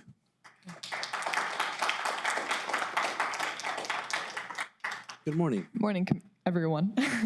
My name is Annie Erzinghaus. I'm going to start with a little quote from Brian Richter, who did a study about overconsumption along the Rio Grande. What we're seeing in the Rio Grande and in many other river basins in the Southwest and the Western U.S. overall is that climate change is reducing the amount of water available to work with, water for humans to use, and water to support our natural ecosystems. And now what we're seeing is we're failing to adequately respond to that reality. In the paper, we estimated something like 17% lower flows coming into the Rio Grande system as compared to last year.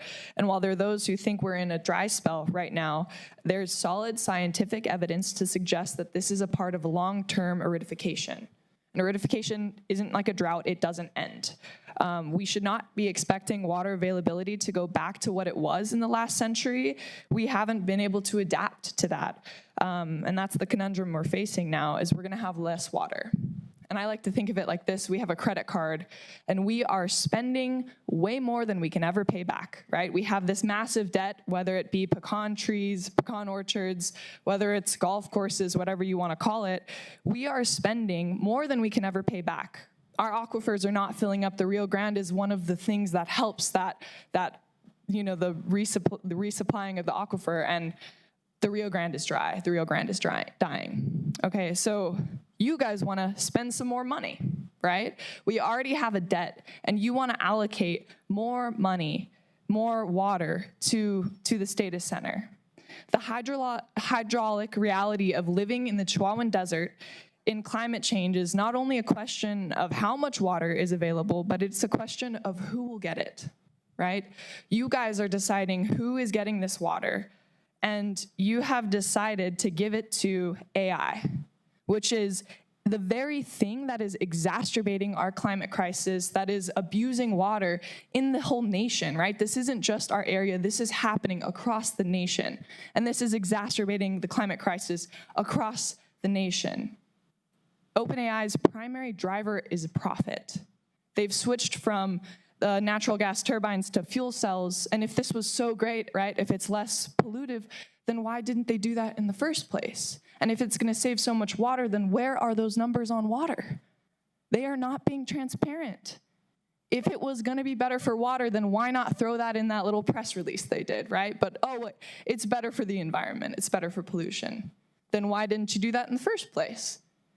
OpenAI's primary driver is profit. They do not care about the people. They do not care about what they bring to this community. They care about getting their data center in and making money. And that is it. Thank you.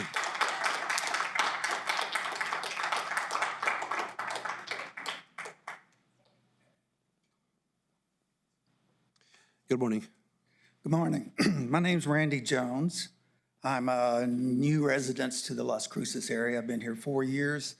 And if I talk long enough, you'll figure out where I'm from. I'm from the Mid-South. I lived in North Mississippi most of my life and West Tennessee. I'm sure everybody here knows about the debacle of Musk's data center there in the Memphis area. I have friends and relatives that still live there that has told me all kinds of horror stories about the noise, the pollution, and just how they came in there and just railroaded everybody. That thing was built in a very poor part of town. It's basically a black community, low income, and they just came in and stuck it in there. Now, I'm not saying that's what's going on here, but my big question is, well, let me tell you a little bit about my background. For 20 years, I was a field surveyor for a large corporation of 10,000 employees. I had I was also a licensed electrician. I also have a background in engineering as far as AutoCAD and other engineering software. When I started as a field surveyor, I had a crew of 4 people. We went from 4 to 1, and that was me, with a college student.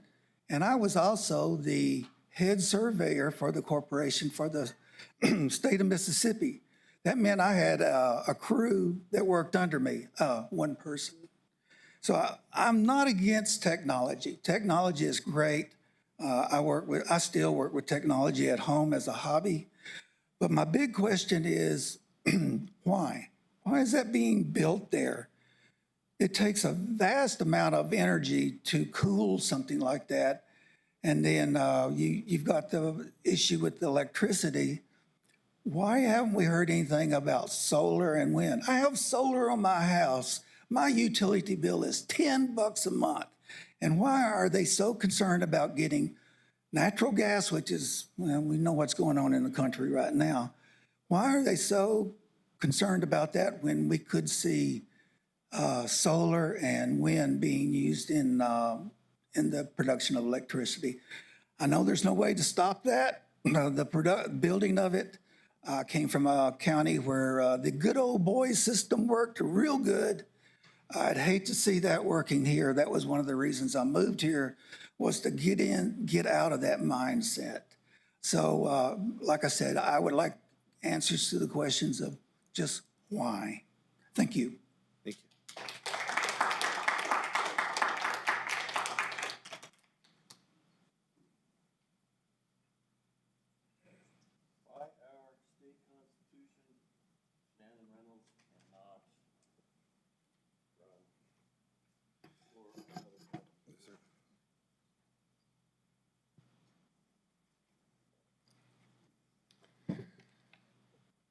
So Shannon, according to the state constitution, Shannon cannot run for another county position. I got that information yesterday. Otherwise, if I'd have got it 2 weeks ago, you would have had it 2 weeks ago. Adrian Rogers, Pastor Adrian Rogers, was talking about Cain and Abel, and that Abel had a personal relationship with God, but Cain was religious, and he just did it because that's what he was supposed to do. Cain became jealous. He killed Abel. And I thought, you know, that's the way it is today. If you are a follower of Jesus, then the other side wants to kill you, as they did Charlie Kirk. And I was told, well, he got what he deserved, really. That's pretty sad. Anyway, it seems that that's just how things go. Cain trying to take out Abel, say that he's a liar, whatever else. So on May 17th, and we'll probably get told that our founding fathers were politicians, they just said stuff because they were trying to make everybody happy, which would make me believe that they must have been Christians if they were being told Christian stuff.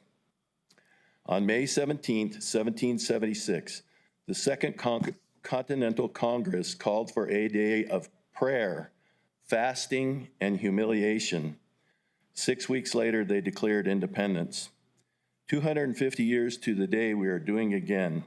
On Sunday, May 17th, 2026, thousands of believers will gather at the National Mall to worship, pray, and rededicate this country to one nation under God. The White House has called for it. Speaker Mike Johnson is calling for it. President Trump will deliver a message to the nation.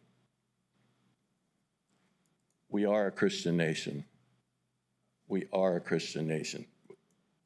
Fight it as much as you want. We were founded on Christianity. Thank you. Have a good day. Thank you. Good morning. Good morning. My name is Abigail Saluk-Sagan, and I have been living in Doña Ana County since I migrated from the Philippines, and I plan to stay here even if an AI data center will take my livelihood. I come here today for two things. One, to continue to speak up against Project Jupiter, and two, to show my support for a safe community for all residents. Of course, I won't talk about safe community for all residents in this comment because it is on the agenda. So I will talk about Project Jupiter. For a while, I've been thinking about what makes a very important place in my life safe for everyone. I have a few things on my mind. I think of a place where our community have water to drink, clean air to breathe, and to live a healthy life.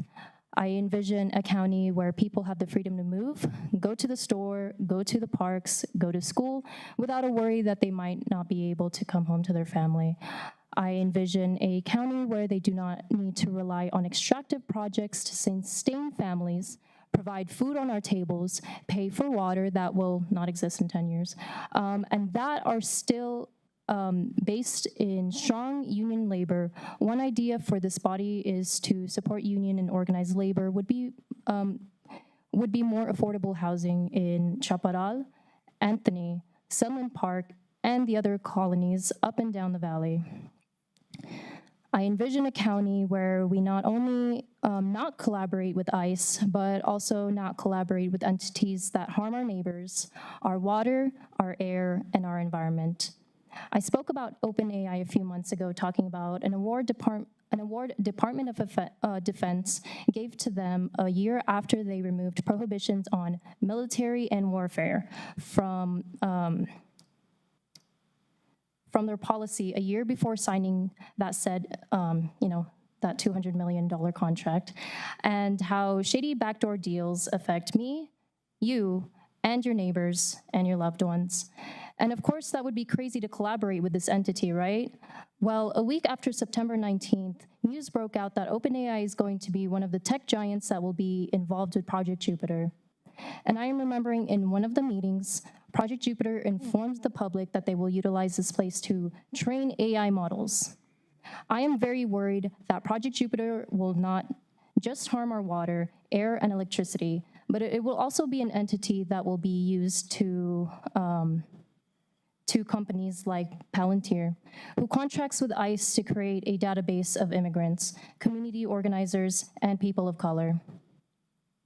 So when we talk about the safety of our communities and all residents, that means putting an end to Project Jupiter. My demand is to have a solidified date for a community meeting in Santa Teresa and expect that date to be announced in the commissioner's input. Thank you.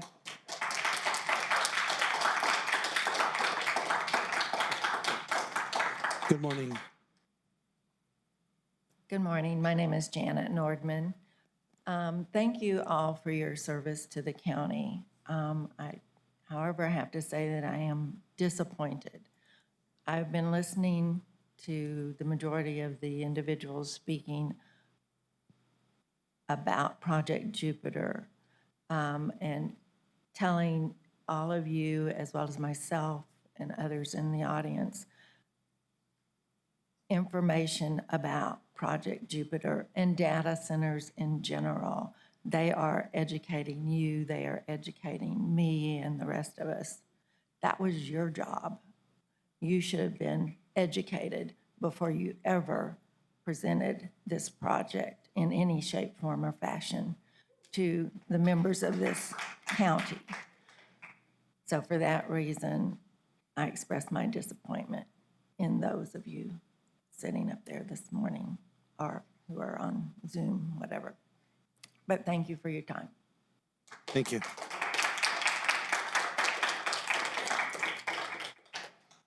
Any other public input? All right. Thank you all for participating this morning. Next up is commission input. Is there any input from the commission? Mr. Chair, Yes, Commissioner Kimball, please. I would just like to say how proud I am that we're recognizing the things that we recognize through the proclamations today, but especially Mental Health Month, because that's very important to me, near and dear to my heart.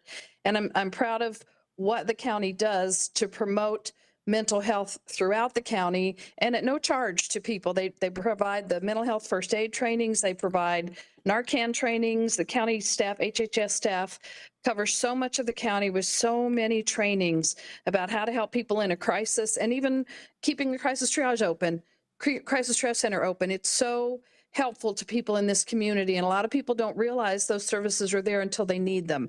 And I'm just very proud of that. And I'm very proud of Mental Health Awareness Month and that we're a part of that and that we're, working with schools and agencies and providers and all kinds of people. And I would just like to say that. Thank you. Thank you, Commissioner Kimball. Is there?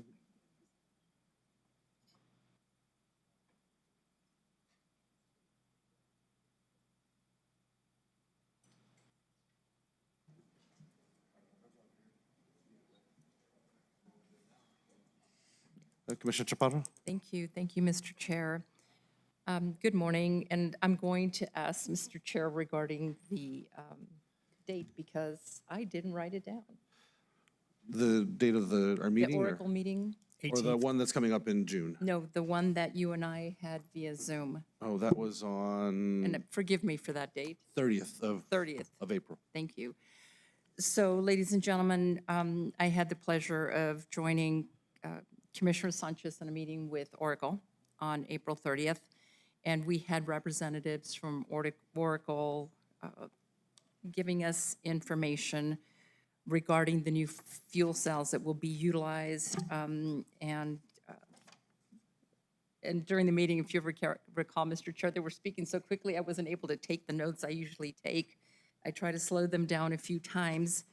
But the things that came most to mind, it was presented by Bloom Industry, saying that they have reliable, clean power, the lower water use, land efficiency, quiet use, relies on non-combustion, minimal water use that was used several times, no fuel burning, reliable clean technology, 83% reduction of particles in the air and reduction in CO2 emissions, 960,000 gallons for the first fill to utilize the fuel cells, and then going forward, whatever 9 households would use of water. Let's see.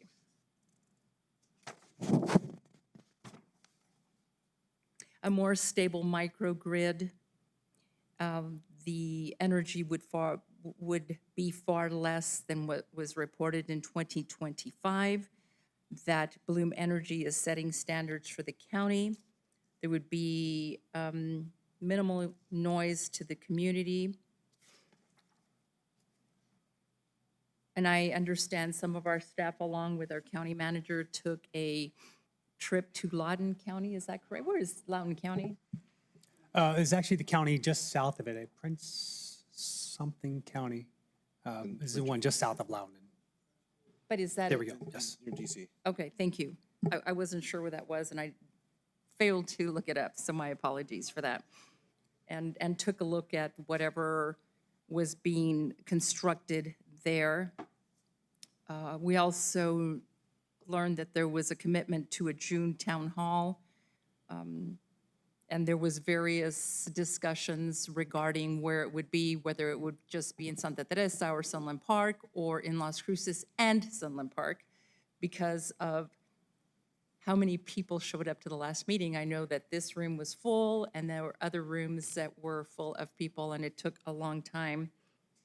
And then I heard the comments this morning from our public.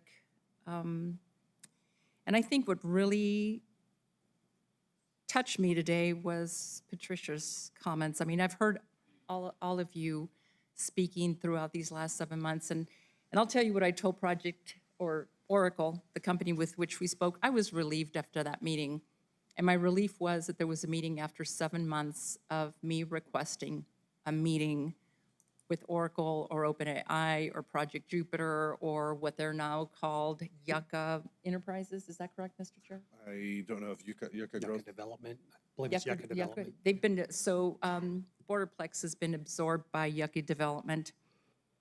But we talked about farmers being able to grow food. I also attended an EBID meeting a couple of weeks ago, and I was shocked. Farmers will get 4 inches of water this year, 4 inches of water for the food we grow, and 1 watering. And so they either use up their 4 inches of water in 1 watering, or they use up 1 inch of water and divide it by 4 waterings, or however they can grow the crops that we eat. We're an agricultural community. And when I heard those numbers from the experts, I was shocked. But in going back to the meeting with Oracle, I was grateful that we had a meeting. And during the meeting, they shared with the chair and I that they would be bringing in their own subject matter experts. Well, I come from the court system. And when you go to a trial, both sides present subject matter experts. And so I'm going to go forward with that way of thinking. One side, Oracle, OpenAI, Yucca Development, will bring in their subject matter experts. I'm going to insist that we as the county, as people that are representing our constituents, bring in our own subject matter experts so that this commission can glean the correct information that we need as we move forward. That's what we do in court cases. The jury sits there and hears 2 sides of every case. And I just don't have enough information, and I don't think that any commissioner has enough information, and I really don't think that our staff has enough information. No disrespect meant. But there's just so much information that is changing so quickly that I don't feel confident in moving forward without hiring our own special or subject matter experts. But I thank Oracle for the meeting, and I thank you, Mr. Chair, for joining me during that meeting. I think your questions as an engineer were spot on. So I appreciate your time. Thank you. Thank you, Commissioner Chaparro. I know we're probably, I know you had some updates on staff input regarding the upcoming meeting. If you're okay with it, I'll just go ahead and turn that over to you, or do you want me to? So I think what we've seen is that, given the last discussion we had, we've had a outreach by Oracle, and there's a commitment by the developers to have an ongoing discussion moving forward, to be able to answer questions that we have, and that's what we've seen. I think one of the representatives on the call, as Commissioner Chaparro noted, was from Bloom Energy. And so, if I'm not mistaken, I don't have the document in front of me, but one of the questions that was talked about was water usage for the new fuel cells, and it was in, Oracle had posted on their website regarding this, and I think they had an initial fill, I think, or you just mentioned it, 920,000 gallons, and after that, it's negligible. There won't be water needed for emissions control, and so they are still committed to the original commitment in the IRBs of 20,000 gallons of water on average, 60,000 max. And so that was a good thing to hear. We talked a little bit about the emissions, and I know when we look at emissions, one of the things that we've seen is that they noted NOx emissions being down by like 92 or 93%. Why that's important? It's because we already know, as it's been noted, that the area in Doña County, El Paso County, is a non-attainment zone, in particular around ozone. And NOx is a precursor to ozone. And so when you look at the reduction in NOx emissions because of the technology, and it's something I'm not as familiar with, but that is on their air permits. That is a good thing from what we can see, in that it will not affect the ozone numbers significantly, and that's a huge improvement. And so we'll continue to kind of work on that, understand their process to get to their agreement of being carbon neutral by 2045, because that is still a key part of this IRB. But we look forward to having further discussions. We did have a tentative date set for the meeting to provide information from Project Jupiter. That will be on June 18th. It'll be June 18th. And it'll be, I think, we're planning from 5 to 8 p.m. We're still working to identify a exact location in the Santa Teresa Sunland Park area is what we are trying to identify, one that can accommodate what we anticipate will be a large crowd. And so that's one of the things we're still working on, but it will be right now June 18th, 5 to 8 p.m. is what we're targeting. Once we have it is solidified and locked down, we will communicate that out through the county. But that's what we're looking at, and I believe it was originally tied to their NMED testimony or their permit application. I don't know with the new air permit application, how that necessarily is affected, but regardless, we're still going to be having this meeting on June 18th is what we're looking at. So with that, I don't know, Scott, did I miss anything else or any other information? You got it, sir. You stole my update, so I will have not much else there. But that is all correct. The 18th from 5 to 8 p.m. I know Doña Community College in the south part of the county has been requested. It isn't confirmed and locked in yet, so we will share that as soon as we have that information with everyone. Okay. Thank you. That's all I have. I don't know if Commissioner Saldrón, if you had anything, or give you a chance before we move on to county elected. No, I'll report back in the board comments. Okay, very good. All right, we'll move on to county elected officials' input. Sir.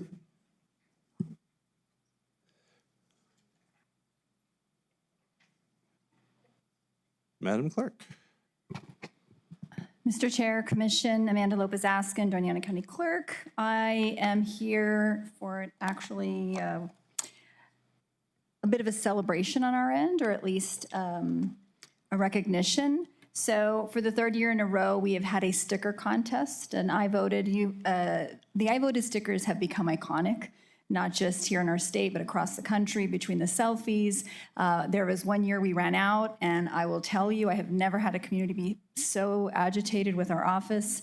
And so we overstock now. But what we also recognized was that it would be great to have some kind of local flavor reflecting that. The I Voted stickers, on the I Voted stickers. And so we started a contest, and this is the third year. So it was open to county employees. We invited them to submit the original sticker designs celebrating voting and our community. This year, the office received 18 unique submissions, and county employees voted to select their favorite design. I am going to make a pitch for next year to administration that potentially we could tie it to the winner to maybe 4 hours of admin leave, some kind of incentive to get more folks involved. The winning sticker was created by Cecilia Bermudez from Health and Human Services Department. They are always stepping up and participating and very active in our county activities, so we appreciate that. Her design features the New Mexico flag alongside a green chili, cotton, and pecans, highlighting the rich agricultural heritage of Doña County. The winning stickers will be available to voters during early voting at the County Government Center. That would be here. While supplies last, and additional stickers have also been provided to the county commissioners so you can share with your constituents. And I will say I've received no less than 10 text messages with screenshots of their sticker, which is very sweet. And people have voted. They're sending me the proof that they voted, as well as really appreciative of the sticker and our local flavor. So if you would come up here.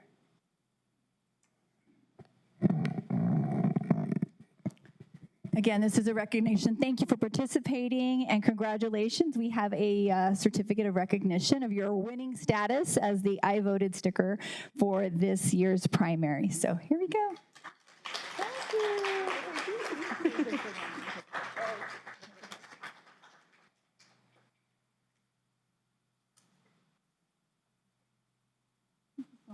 Thank you.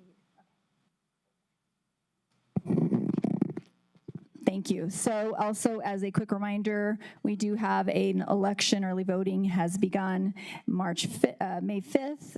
The expanded sites will be opening this Saturday, the 18th, as well as Election Day is June 2nd. So feel free to visit dacelections.com for more information, as well as there's still an opportunity to work our elections, which we always appreciate, especially when young people step up. Often that means that they are lifelong voters. So again, you can also check your voter registration status at nmvote.org. Thank you. Thank you.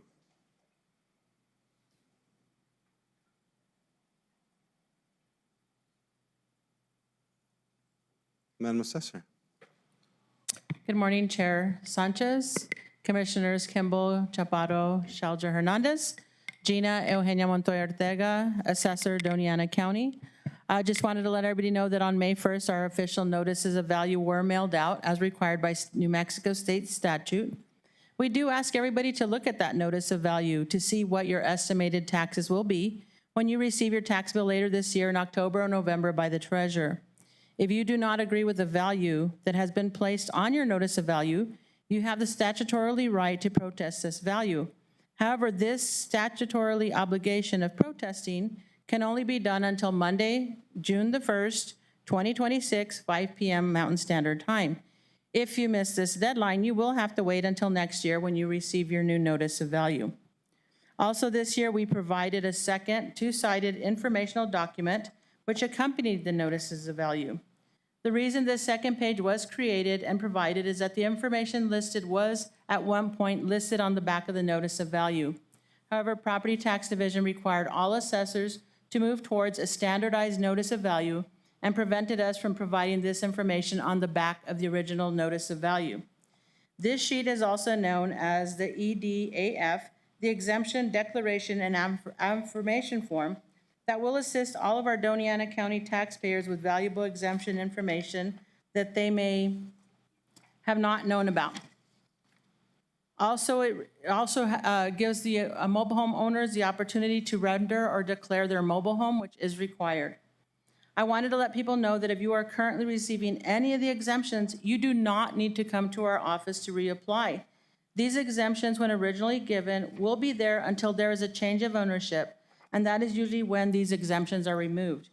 You can see the notices of value, on your notice of value, the exemptions that you're receiving. It's in the right column under the burgundy column, and it says head of family, veteran, or the % disabled veteran exemptions. So if you look at your notice of value and you see those exemptions already on there, you don't need to come back into our office and reapply. They will just continue to roll over, like I said, until there's a sale of your home. Once again, as usual, if you have any questions, don't hesitate to reach out to our office. We are here to serve and assist. We ask that you be patient with us this month, as we are extremely busy with customers walking in now for the protests. If you're calling our office as well, by the end of the day, we're having like 60 or 70 messages. So please bear with us. They are working, staying a little bit late to try to get to those phone calls.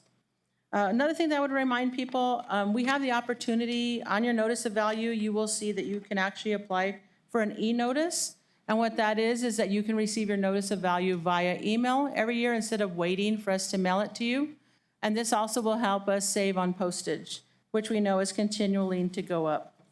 So once again, that EDAF form, it's a two-sided form. It has where you can actually see all the exemptions that you have, and then it kind of explains a little bit about the notice of value. Last, I would like to just leave with, I wanted to clarify for the record that I am not opposed and have not ever refused to meet with any commissioner or county management regarding my New Mexico statutory obligation 7-36-16, which is the responsibility of county assessors to determine and maintain current and correct values of property, or any topic or item any one of you would like to discuss, as I am here all the time. On or about April 2025, my chief appraiser, Ms. Tanja Hazen, myself, the county manager, legal, and finance had a very positive, informative conversation, which we were able to explain and have a two-sided discussion about the reappraisal process. Everyone present was hopeful that we would be able to come to that next BOCC and present this exact same original informative conversation and presentation. Regrettably, this was not the case, and the BOCC meeting did not follow the favorable meeting that we had on or about April 2025. I am still waiting to meet with commissioners, county management, legal, etc., so that when an agenda item is created for the near future meeting, we can have, hopefully, a productive outcome. Thank you. Madam Assessor, I just want to point out, we did have a work session on the 5th, a week ago, where we discussed the budget. You were not present, and there were a lot of questions regarding your request of the budget. And so without you being there, it's hard to know what it is you're requesting and why, because part of our statutory obligations as a commission is to approve the budget. And we're the ones that have to do that. And we want to work with all county elected officials. Unfortunately, you have not attended a work session. I don't recall any work sessions that you've decided to come to. And if there's no willingness to work with us in open session where all 5 of us can talk, have an open discussion, then it's really hard for us to be able to I think, really support what you need. And I think the issue around you've continued to make accusations of misappropriations and other accusations which are totally unfounded. And so what I appreciate is if you want to have an open discussion and to be productive, please, like I said, when we're discussing things that involve your office, that the support you need, like I said, aside from coming every 2 weeks to county elected officials' input, I would invite you to do that or have discussions with us. I have not had one request sent to me, whether to myself or my assistant, to meet with you or your staff to determine this. And so I just, like I say, for that, you want to read this into the record, but again, we've asked you to participate. You refuse to participate. And so please, I said, we do want a productive relationship, but we're not getting that from you either. Commissioner Sanchez, with all due respect, of the work session that you had the last session, I am actually in the process of my annual review with Property Tax Division, and they set the dates when they were supposed to come. And so we were actually on a meeting with her going over my annual report. One of my staff members should have been present and should have reminded us that we had that meeting, so I will accept that. I have come to other work sessions. That's actually the work session that we had, that we weren't able to explain kind of what the reappraisal project was. So I have come to work sessions. Also, I'm in my office all day long. If somebody could have said, hey, we need her, I was there. I could have pulled out of maybe the PTD evaluation, and I would have been more than happy. As far as you saying that you were not aware, I have the emails that are iterable, and maybe I hope that somebody does request that, because I have reached out to county management. I have made my schedule available to meet whenever you are, because I know your schedules are a little bit more crazy. My schedule is I'm here every day, all day long. So by all means, it's a two-way street. I'm here to work with you. I'm not here to fight. I am here to represent all the taxpayers of Doña County fairly and equitably. So I believe the statement that you made that I have not come is not accurate. Oh, I think it's very clear, because when we were, like you said, we've had several work sessions that we've invited you, and you have indicated your unwillingness to come. So, like I said, we're here, but you got to remember, the only time that we as commissioners can meet together in an open session is during a agendized meeting where we have a public notice. That is part of the Open Meetings Act. So, like I said, I want all five of us, we are all responsible for this, and we all five want to work with you. So that's all I'm asking is, if you want to have the meeting and have a discussion with all five commissioners on what we're working on or how we can support you, it has to be in an open session. It has to be an agenda item, and it has to be in an open session with the public. And real quick, Commissioner Sanchez, commissioners, when we did meet with, like I said, in April of last year, that we had met with county management and legal, we were under the assumption that we could meet with at least two to kind of get you on the understanding of what the reappraisal what process was. And if that wasn't the case, I wish that had been made to us very clearly that time, because we were under the assumption that we could at least meet with two to hopefully get you all to understand. Because when we come to the work sessions, a lot of the questions that we might have been able to add and get clarified prior to coming into a work session could have happened there. I have refused to come to a work session where it's going to turn into you're accusing people, you're pointing fingers, talking down to my staff. I didn't appreciate that, so thank you. Madam Assessor, you are the ones that have come in and made accusations of this Board of County Commissioners of misappropriations, and we've already gone to the state.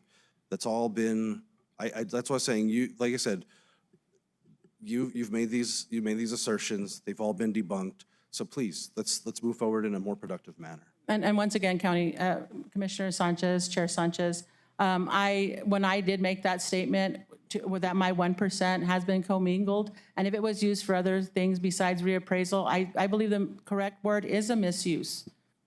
I don't know what else you want to call it, unless you can maybe give me another word that I might have been able to use.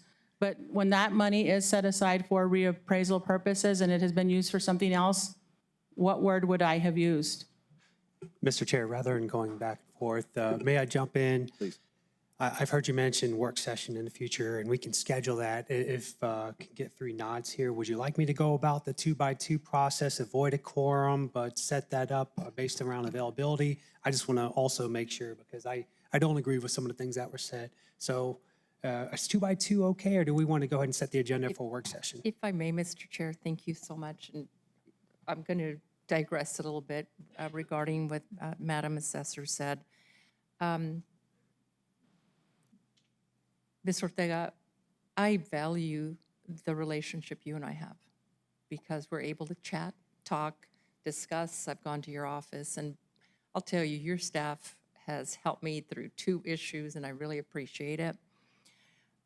What I found difficult during the last presentation is that I didn't have anything in my hand or on the screen regarding your presentation, and I couldn't keep up with your numbers. It was just so much information for me. It was numbers after numbers after numbers, and I was not able to follow your presentation without reviewing it previously to our meeting or reviewing it during the meeting. And in my mind, that was the biggest obstacle to understanding what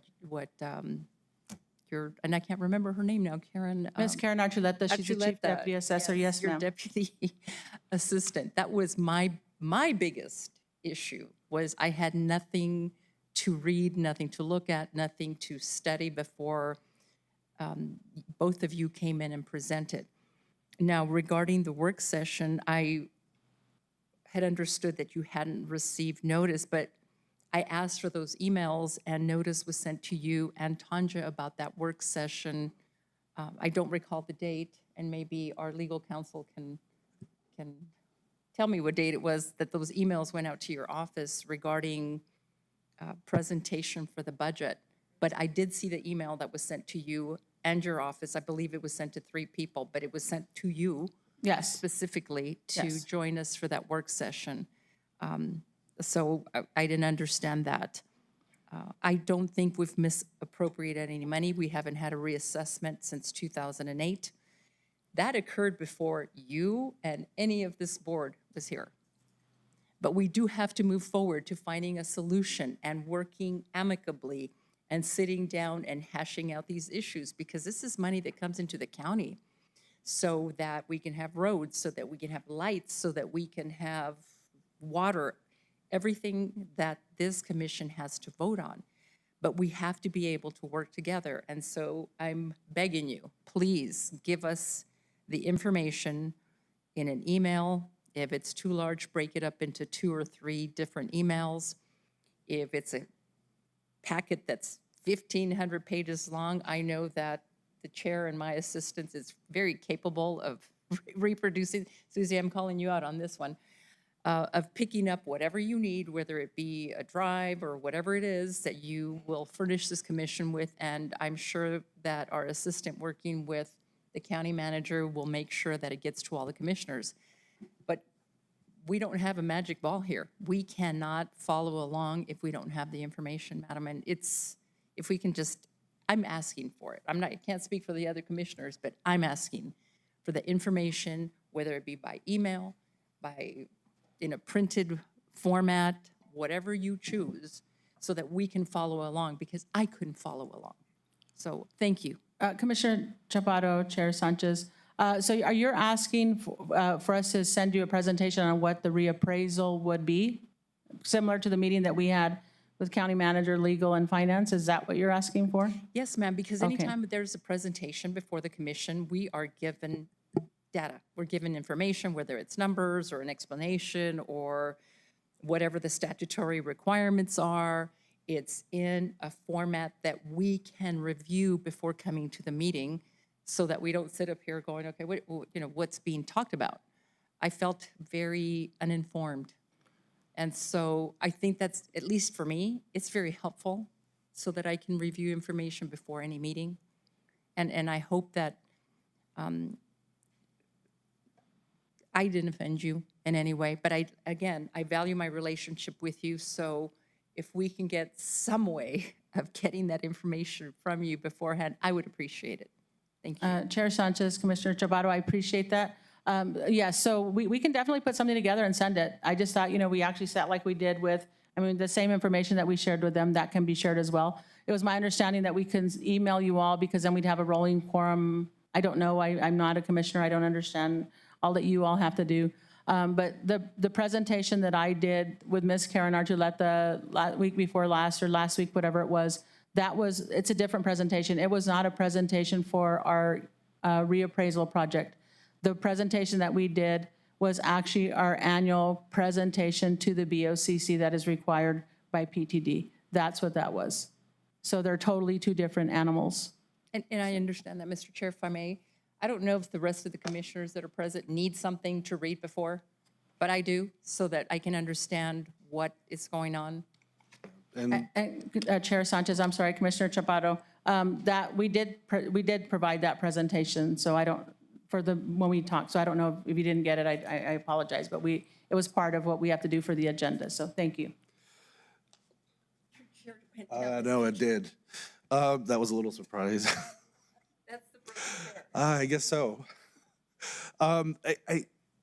Madam Assessor, thank you. And I think one of the things, Commissioner Chaparro, I think one of the things that I had been concerned with, and this is what was raised, and I don't want to speak for Commissioner Shelter Hernandez, but I think when we talked that report, it made assumptions of the upcoming annual budget, then decisions that that had not been made. And so I think if we were going to accept that, which is it was on item for approval, and you want us to accept it, then those are the discussions that need to happen up front. And there was no discussion in advance of that budget or the budget request. And so I don't feel comfortable as a commissioner, where I said my vote to approve and say that that we're going to approve a certain budget allocation if we haven't had those conversations. And I think that's where I was asking is, you know, my concern wasn't the report, and I do agree with Commissioner Chaparro, just understanding, you know, some of these things. But if there's going to be we're signing on for approving something that says we're committed to doing something. To me, it was in there and not discussed with the commission beforehand, and I wasn't going to be able to support something without having that discussion first. And it's not wanting to work with you. It's just, I think I just need to know what it is we're approving, but we haven't had that full discussion. I know the RFP is in process for the reappraisal. RFI, sorry. Or the RFI. And so that way we know what the budget is. And I know it's in process, I know it's in work, and we're committed to working with you. I think it's just for us, I'm trying to understand and understand what you're trying to do with the 1%. But I think we just need to have an understanding of how much comes out of the general fund versus the 1%, because you are trying to replenish the 1% and understand all that. Like I said, those are all discussions we need to have before we start burdening the general fund and our reserves versus the 1%. So that's where I'm at. I just got to answer your question. I think I'd prefer to have all three, at least three commissioners on like an open meeting, but I defer to the rest of the commission.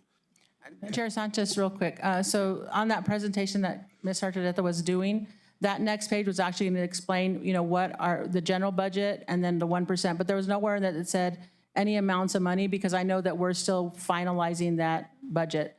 So we didn't expect, you know, you're signing off that this is what we're going to do with the budget. It was just presenting what is required on the annual report by Property Tax Division. Okay. So yeah, so hopefully I'm looking forward. I mean, like I said, I've come before. It sounds like I'm fighting with you. I am not trying to fight with you. I am fighting for the taxpayers of Doña County to make sure that their property taxes are fair and equitable. And that's every taxpayer in this county. So that's where I'm passionate about. I'm doing my job. I'm trying to do my job. And it requires your assistance so that I can do that reappraisal. So no, I will be looking forward to, you know, hearing from somebody when we can get together. We've been waiting, and maybe this is what it took, so hopefully that we can all come to the table. All right, thank you. Thank you. Appreciate it. Thank you, Madam Assessor. All right. Sheriff Stewart, did you have any? Okay. All right, then we're on staff input. So gave the brief update earlier on Project Jupiter in that meeting. I'll call Jamie up shortly, but just to clarify the conversation that just happened, hearing that we wanted the majority there, I will look for the next work session dates to set that up. So I just want to go ahead and echo that. Come on up, Jamie. Thank you so much. Good morning, Jamie Michael, County's Health and Human Services Department. I have three brief updates for you all. First, a follow-up from the discussion about the HCAP, the Healthcare Assistance Program. We were unable to amend the existing contract with the consultant to help us look for a third-party administrator, but our staff worked very quickly and we released an RFP on Sunday. It will be open for the shortest amount of time possible because we think that's a more common type of service and we're more likely to find somebody to respond to that RFP. Our staff also put together the RFI seeking agencies that might be interested or able to be to serve as the third-party administrator, and that RFI was also released on Sunday. So those are two big steps that have already happened since we had the meeting about the HCAP program. Second is good news about funding. The Pastel Norte Health Foundation has 2 open solicitations, and they invited us to submit a proposal for both. One related to the developing systems for the maternal child health population to help with moms, babies, and families impacted by opioid overdose. So again, we'll be able to reserve our opioid settlement funds for direct services, and we're applying to the foundation for more of the coordination, consortium building, and supportive services. And the second application we'll be submitting is to continue our mental health first aid classes. Our SAMHSA grant will be ending in September. We want to continue to do that. Again, the grant funding allows us to provide the classes at no charge to the individuals. We're able to purchase the books and all the supplies and do honorariums for our instructors. So 2 bits of good news. And second, we are changing the platform for our Connect Doña program, which is actually going to give us a broader reach and more support from the state and save us money. So instead of us having to contract with the online closed loop referral, the state is covering that cost and we're partnering with them. So if everybody can take a minute and just type in your search bar, Connect Doña Ana. It should take you to our Connect Doña Ana landing page, which is now going to be branded as Yes DAC Connect. You'll see some information, and if you scroll down, you'll see that our Connect program includes connecting you with the community health worker from our department, helping you link up with essential health and social service agencies, and then receiving that referral and closing the loop. And if you scroll up, you'll see the Yes New Mexico Connect. So if you click on Yes New Mexico Connect, that's where our partnership is. So the community health workers are in our department, the contractors are in our department, but now this closed loop referral platform. So you'll go to Yes New Mexico Connect, you'll type in your zip code. So if you just want to type in one of the local zip codes in the area, search. You'll get a list of types of services. So I'm just going to click on housing, and I'm going to look for residential housing. It lists all of the agencies available near that zip code, and you can click on it, and it will give you names, phone numbers, emails. So you can use the platform as a yellow pages or just a resource guide for any of these services, or you can take it to the next step and use it to actually make a referral. The agencies that we're working with are receiving that referral and then will notify us or the referring agency when that has been closed. We also get access to a lot of the data. So we know how many referrals, for example, coming out of the detention center, how many referrals are we making to connect people to services when they leave the detention center? What is the most needed type of service? And kind of just as important, what is the gap in service? Where are we unable to meet the needs? So that can help us determine how to invest in filling some of those gaps. So 3 bits of good news, and just keep exploring that Doña Connect and promoting it for us. Thank you. Mr. Chair. Yes, Commissioner. Jamie, really quick before you leave. So I have a couple questions on, I see that Yes DAC also connects people to the 988 for crisis, if you will. And there's a lot of new kind of information that they're asking you on the 988 chat website.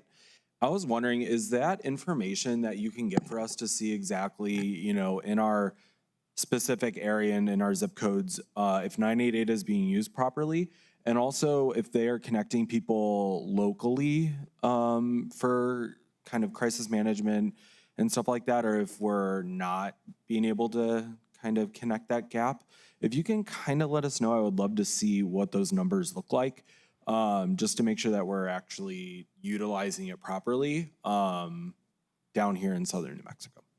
So yes, Mr. Chair, Commissioner Sheljo Hernandez, the state has a dashboard, and we can pull that data for you to show by county how many people are calling and the demographics for the call, text, and chat. And if you look at the little Hoy handout that I gave you, one of the things that we teach the high school students is how to use 988.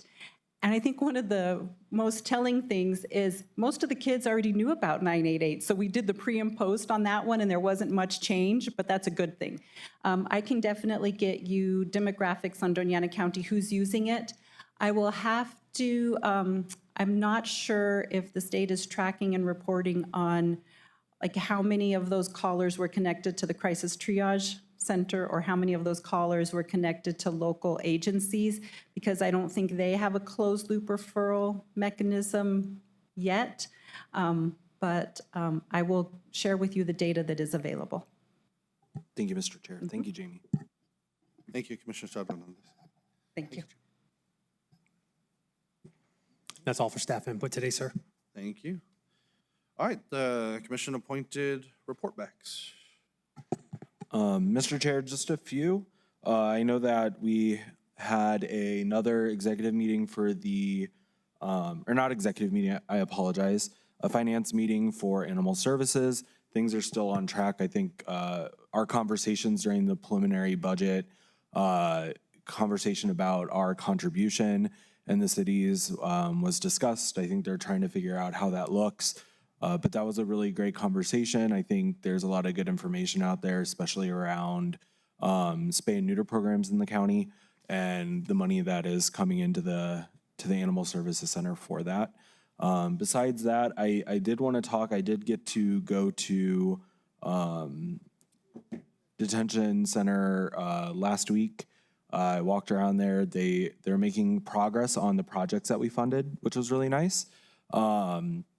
But I think definitely now that we have those project managers here in-house, they'll be able to get even more stuff done at the detention center. We've been funding a lot of projects out there to prolong the life of that facility. So Mr. Lopez isn't here today, but county manager, we just need to make sure that we're getting them the help that they need when it comes to the purchasing side of the county, as well as kind of the project management side. So we definitely need to bridge that gap. Because I think that there's a lot of projects that are getting forgotten about and or they're not being able to spend the money as quickly as they need. Yes, so that's all I have today. Thank you, Commissioner Hernandez.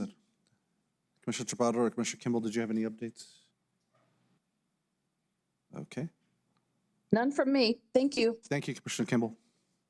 All right, then we're on to our presentations. Agenda item number 18, which is summary of Colonia's windshield survey and data collection project and examples of available results. And for that, we'll turn it back over to Ms. Jamie Michael.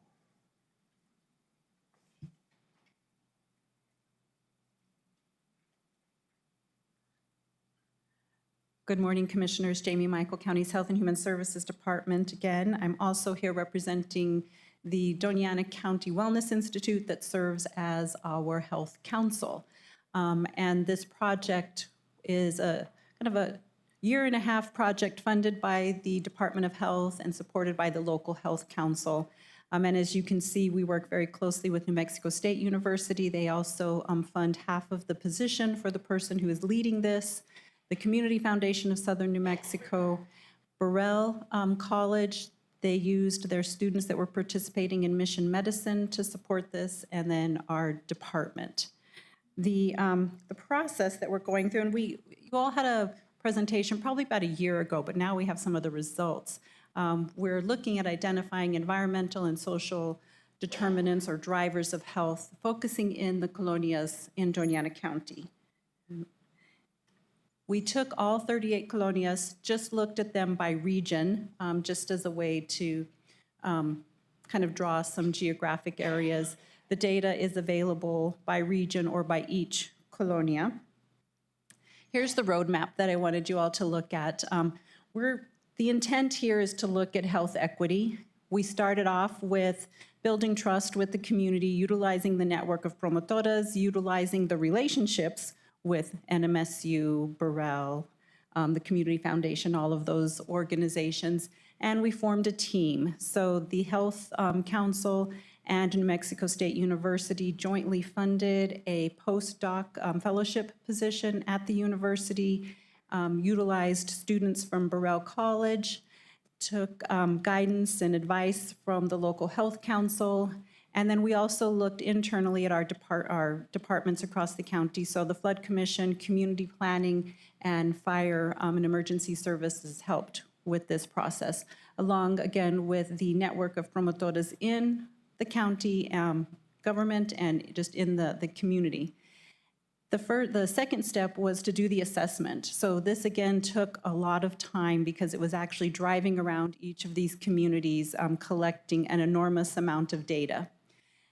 We have all of that assessment data available to you all now. You're going to receive a brief presentation this morning, but you will have access to the entire report and all of that data. And we are hoping that then collectively we can all move into step 3 together, which is using that information to strategize and step 4 to take action. So today to present the information is Dr. Sylvia Salinas. She is the postdoc that is working at New Mexico State University. It's been a pleasure working with her. So Dr. Salinas, I will let you take it from here. You can just use this down arrow here. Okay, right there. Awesome. Okay, thank you. Hi, good morning, commissioners. Good morning. Thank you for this opportunity. So as Jamie just explained, we are doing this project with a lot of agency. And just to, within our frame of our methodology, what we want to achieve is our main objective. And our project aims to integrate two complementary data sources. On the one hand, we have compiled surveillance data from the community data. And this is environmental and include demographic characteristics, health indicators, and other determinants of health. On the other hand, we have collected observational data via the windshield survey approach. With this, we have the opportunity to assess directly the conditions in the neighborhoods and the contextual factors across the colonias. So together, these two data sets will provide a more complete picture, a more comprehensive understanding of the social determinants of health and physical environmental conditions within the colonias. So we would like you today to give you a briefly show you the type of data and variables that we have collected, to give you an overview of the scope of this work, similar to a menu of the information that will be available to you through this project. Due to the time and amount of data that we have, we are only showing you the names of the variables that we have collected, and at the end, I will show you an example of this. So regarding to the surveillance data, we have this type of information in this data set. The following are geographic and demographic characteristics, and this information was obtained from the US Census. And it's important to note that these data were only available for 24 colonias out of the 38. Epidemiological data was collected from CDC places, and we have also some reference points from the behavioral risk factors surveillance system. This section provides an overview of key health indicators, including behavioral health, risk factors for non-communicable diseases, the most common chronic diseases, respiratory diseases, and other health-related conditions. Regarding environmental hazard information, this comes from the New Mexico Environment Department, and this data includes categories such as livestock operations, hazardous waste sites, and other potential environmental hazards located near the colonias. To conclude this section of the data, we also gather information regarding health services, emergency services, public transportations, and schools. And this was gathered from state and county websites, as well as using some short interviews with local contacts. So now, having reviewed the surveillance data, I will shift to the data collected via the windshield survey. And briefly outline the information included in this data set. But first, let me remind you that our observational data was collected through a windshield survey, conducted across all 38 colonias in Doña Ana by the medical students from Burrell College of Osteopathic Medicine and the public health students from New Mexico State University. But what is a windshield survey, right? It is an observational research method where the researchers drive through a community to collect data on its physical and social environment. It is worth mentioning that one of the first challenges that we had was to define the extension of each of the colonias. So we developed maps for each colonia using boundaries definitions from the New Mexico Mapping Environmental Site, which is based on the official US HUD designated colonia boundaries. This map served as an essential tool for the project, providing an operational reference to guide the visit to the colonias and support the data gathering. So now let's come back to the observational data collected via the windshield survey. Here we would like to briefly show you the type of variables captured using this online tool. The first two sections including the general information about the location, such as the colonia profile, the landscape, and the terrain features. The next two, transportation and safety features. The students compile data information regarding the type of public transportation present in the colonias, the condition of the main roads, the presence of sidewalks, crosswalks, and their general condition, among other things. The students also gather information about the type of schools and their surrounding features, as well as the type of housing, the presence of utilities, and potential health risk factors around these areas. And lastly, the students identify the services in the colonias and the community resources available in them. So we are currently finalizing the data analysis, and our objective is to develop a holistic perspective on this for these communities. So far, we have shown you the overall type of data we have acquired, and now allow me to provide you with an example of the results. Here, we show the census status recognition of the colonias that comes from the geographic characteristic data. According to the 2020 US Census, 55% of the colonias are recognized as census-designated places. 5% are recognized as incorporated cities. 3% is recognized an incorporated village. The remaining 37% of the colonias are unincorporated communities without US Census recognition. On the right side of the slide, you can see the 40 names of the unrecognized colonias stratified by region. Non-census recognized communities are systematically undercounted, and they do not have independent public data available for them. This means that they are likely undercounted, and this might lead to compounded infrastructure deficits and hidden health disparities. Mr. Chair. Commissioner Sheldon on this, yes. I have a question really quickly. So when you did the surveillance data with the geographic and the 24 colonias, are these the 14 missing colonias from that data? Yes. Okay. Officially, there are 38 colonias, as Jamie showed you in the first list, that are recognized by the U.S. Department of Housing and Development. They are officially recognized since 1997, I think. However, when we go and look for information for these colonias, the census do not recognize them. Okay. So there's not available public information. There's only 24 of them that we can find information published on these colonias. Okay, so those 24 are the ones that are recognized under the surveillance data, which is different than the observational data, because the observational data you could do all. We could do all, exactly. So we have a list of 38, and only 24 are actually recognized. Okay. And you can Google it on Google Maps. If you put the name of the colonia, you will see the parameters and the boundaries, and it's easy to identify. However, with the other 14, they do not have that limitation.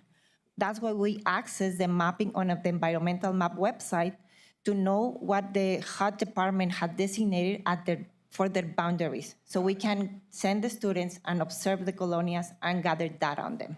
Perfect, thank you.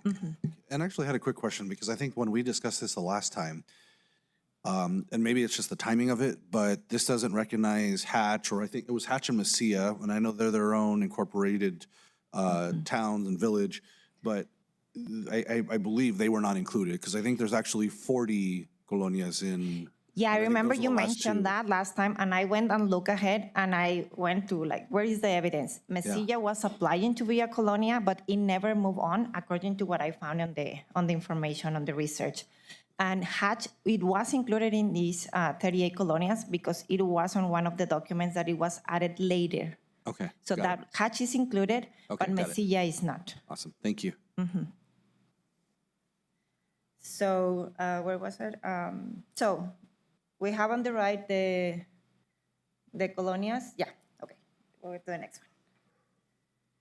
So on this slide, we are showing you the access to healthcare services. On the left, you can see on the chart that 79% of the colonias do not have access to federal qualified health clinics within their boundaries. Among these 30 colonias without on-site health clinics, the estimated distance to the nearest clinic ranges from 1 to 9 miles, with an average of 4.5 miles. On the right side of the slide, we are showing this information stratified by region. The North region, the colonias in the North region, 9 of them do not have a clinic within their boundaries. The Central region has 11 colonias, and the South has 10 colonias without a clinic within their boundaries.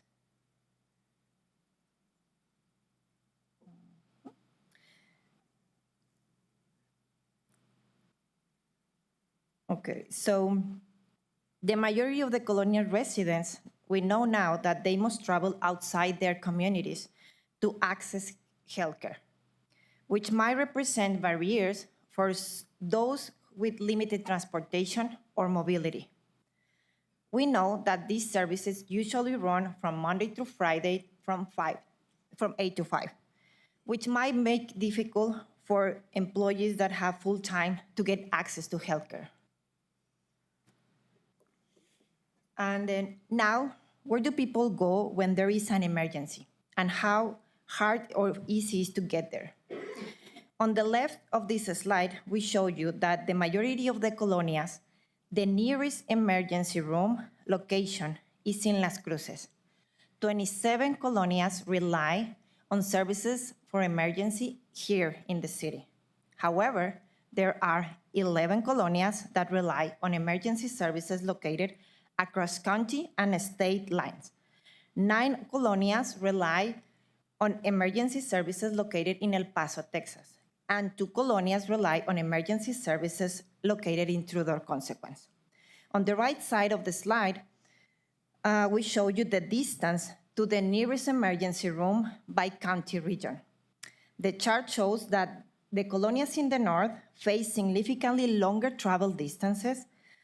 This ranges from 9 to 40 miles with an average of 28 miles. So followed by the southern region with ranges of 8 to 16 miles and an average of 12 miles. Often the South colonias depending on cross-state services in El Paso. Access to emergency care varies notably across colonias. So please note that the colonias in the north face the greatest geographic burden with substantially longer average travel distance to the nearest emergency room.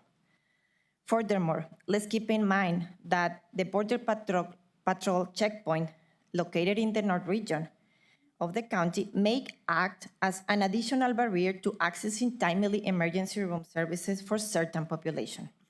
So both distance and jurisdictional boundaries shape timely access to emergency services in Doña Ana County colonias. This slide shows findings related to public transportation services across the colonias.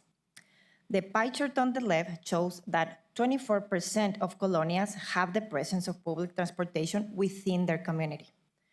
In contrast, 76% of the majority of the colonias, which are 29, do not appear to have local public transportation options available for their residents. The bar graph in the middle further breaks down this information by geographic region, the north, the central, and the south. Overall, public transportation services were more commonly observed in the south, while limited access was most pronounced in the colonias in the north and in the central area. These findings suggest that most colonias may face transportation-related barriers to accessing healthcare services and other essential resources, particularly for residents without personal vehicles. Additionally, it was observed by the data collectors that where bus stops exist, most of these had only 1 or 2 options, often marked with a small signpost, as you can see in the picture, with no benches or shelters. Some stops were located in the outskirts of the colonias, near schools or main roads. Sunland Park was the exception, with multiple bus stops, and some of which offer benches and covered waiting areas. So overall, even when public transportation might be available, the poor signage and lack of benches and covered areas for waiting are problematic, posing additional challenges, especially for individuals who might be ill and are looking to have access to healthcare services. So to summarize, our project has gathered two local data sets for the 38 colonias of Doña Ana County. One based on publicly available surveillance data, and the other observational data gathered with the windshield survey. We share the types of variables with you that we so far collected and show you an example of how environmental and social determinants can impact healthcare access in the colonias. Our aim moving forward is to integrate these data sets to construct a more holistic and comprehensive understanding of social determinants of health in these communities in order to continue working toward advancing health equity in the county. So as we continue this work, we would like to welcome your feedback, and we would like value hearing your priority areas so our data might help inform future efforts to advance health equity in the colonias of Doña Ana County. Thank you so much for your time, and we will be happy to answer any questions. Thank you, Commissioners. Questions? So, Mr. Chair, I want to say thank you for doing the work. I know that the board was very excited about when we first got this presentation, over a year ago when we started this project. And I think it was really exciting because we were moving from, approving the strategic plan, talking about social determinants of health, engaging with you all to do the windshield survey, going into the colonias, doing the work. And I remember a lot of the conversations that we were having was, early on was about lighting and safety, and those conversations have led to changes within the county already. So that's really exciting. The part of this presentation that kind of really makes me worry a little bit is, the North and the South have always been those areas that struggle with living in a food desert, not having access to health care. I know that our FQHCs have worked to help bridge that gap over time. We now have the urgent care in Anthony. We'll soon have La Clinica in Vado and the Del Cerro area, which will be nice. And we're starting to bridge those gaps. Mm-hmm. But the issue is that they close at 6 o'clock at night. So if you have children that are in after-school activities or anything like that, you are stuck with deciding whether you go to El Paso for care or you drive up to Cruces for care. And Commissioner Sanchez, I know that this is something that you and I have talked about as we represent both the North and the South part of the county. There's never enough money, there's never enough time, there's never enough people, there's never enough investment in these areas. But being able to kind of look at the data and present it to La Clinica and MMC and saying, hey, we have this data, help us bridge this gap, I think it's going to go really far. So Jamie, I hope you and your team are ready because, now that we have it, we need to do something about it. We need to have those conversations, right? And HHS has always done a really great job at, diabetes in the community centers and having those meetings and having that awareness. But now we have a lot of other things that we need to start talking about. And I think it kind of having the behavioral health, and I know Commissioner Kimball's on here, now that we have the CTC fully operational and funded and all these things, now we get to start tackling a lot of these other issues with current county assets that we have very similar to the CTC center, the community centers, HHS, and stuff like that. So I'm really excited. I'm excited to see this come out. I'm excited to get the data. So I'm hoping to see great things over the next couple years with a lot of this data. So again, thank you to you and your team. Thank you, Jamie, to you and your team in getting this done. And I hope that this really keeps going. Thank you, Commissioner. Thank you. Commissioner Chaparro. Thank you, Mr. Chair. Really quick, mil gracias, Doctora Salinas. This information is so valuable, and I think it really brings to mind, not just for the commission, but to the public, especially my district. I think of the people I represent, a very affluent neighborhood, and then you travel 2 miles to the east, and there's no health, no food, roads that are almost impassable sometimes when it rains or there's a lot of dust, and I worry about how kids get to school. And now you've added another worry about how kids can access health care. But I agree with Commissioner Sheldon on this. With this information, we'll be able to move forward to addressing those concerns in our colonias, because they're out there. They're not going to disappear. So, mil gracias de nuevo. Thank you, Commissioner Chaparro. Commissioner Kimball, did you have any questions or comments? I would just like to say what this brings to light again.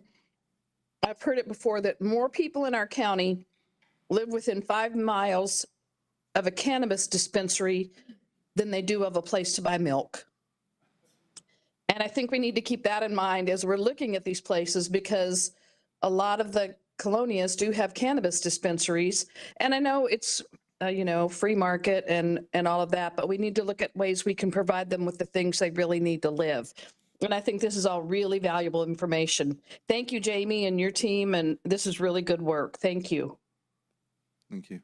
Thank you, Commissioner Kimball. And I just want to add, and I look at Jamie, I think one of the questions will be is, obviously taking this initial assessment and trying to figure out how we maybe try to tackle that. That's always the next challenge. And I think as we've started to kind of take a look at I know this isn't follow under Parks and Rec, but, I think a key piece of this is how do we use our assets to maybe help address some of these things, like, where we see, it may not be emergency room visits, but, is there a way in which we can provide additional access to healthcare? I know we've talked about telehealth and trying to do some of these other things, but, working with that, I think the public transportation piece is another big piece, because while we've continued to grow our bus service, you bring up key points with not just access in the colonias, but even then just with the existing sites having,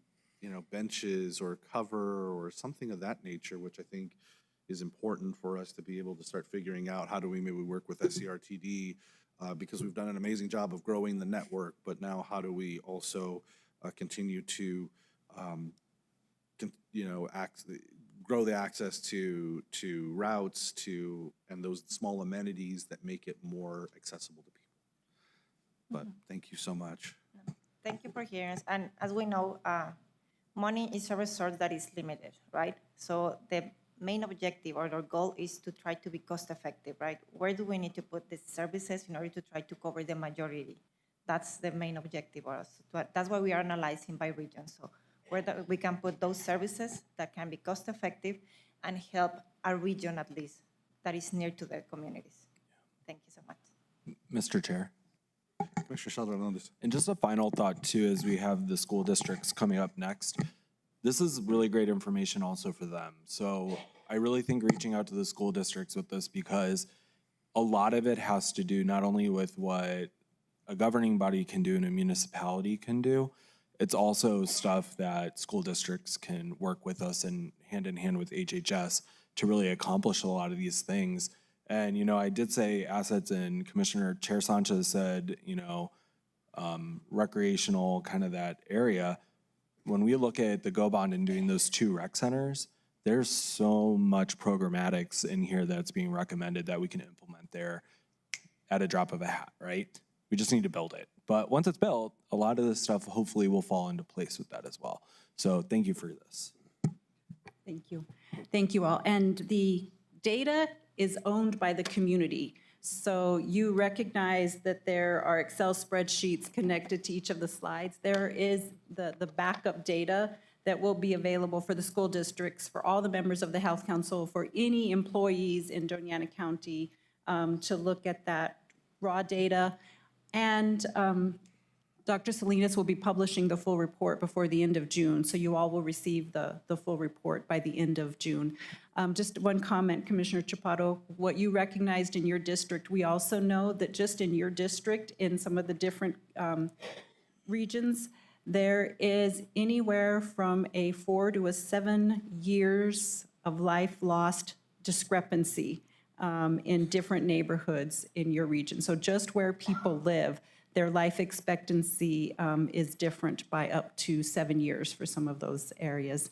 And Commissioner Sanchez, we know that public transportation, what you talked about, I just want to add to that. So we also know that people taking public transportation are oftentimes people more vulnerable to a lot of other chronic illnesses. And if you're standing in the sun, waiting for a bus, you've just increased your likelihood of heart stroke, of skin cancer, of all of those things. So it just like that inequity kind of starts to snowball. And that's what we want to use this data for, is to address where we have those inequities and help us just bring people up so there's some equitable access to a variety of services that improve your health outcomes. It was an exciting project. I can't thank you enough. The work that you did, Dr. Palacios at NMSU, who really helped guide your work, and then the team of students from the university and Burrell. Yes, yes, yes. Claudia Matas in our department was fantastic help with that. So shout out to her. Thank you all very much. Awesome, thank you. All right. Next item is agenda item number 19. It's presentation by the school districts on the use of spaceport GRT funds. I'll turn it over to Ms. Asma Dawood. Good afternoon, Commissioners. So we have the presentations from 3 school districts for the GRT that they have received from the spaceport funding. So the first that we have is the Hatch Valley.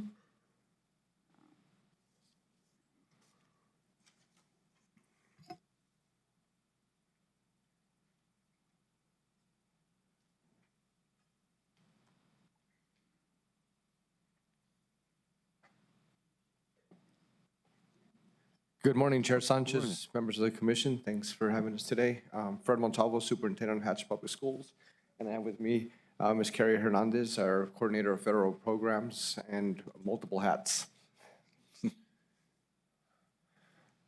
So this is still morning, I think, right? This morning we have a presentation for you on how Hatch Valley Public Schools uses spaceport funding, and it kind of falls right in line with the previous conversation about the opportunities that we have to bring to Hatch, considering that we're farther away.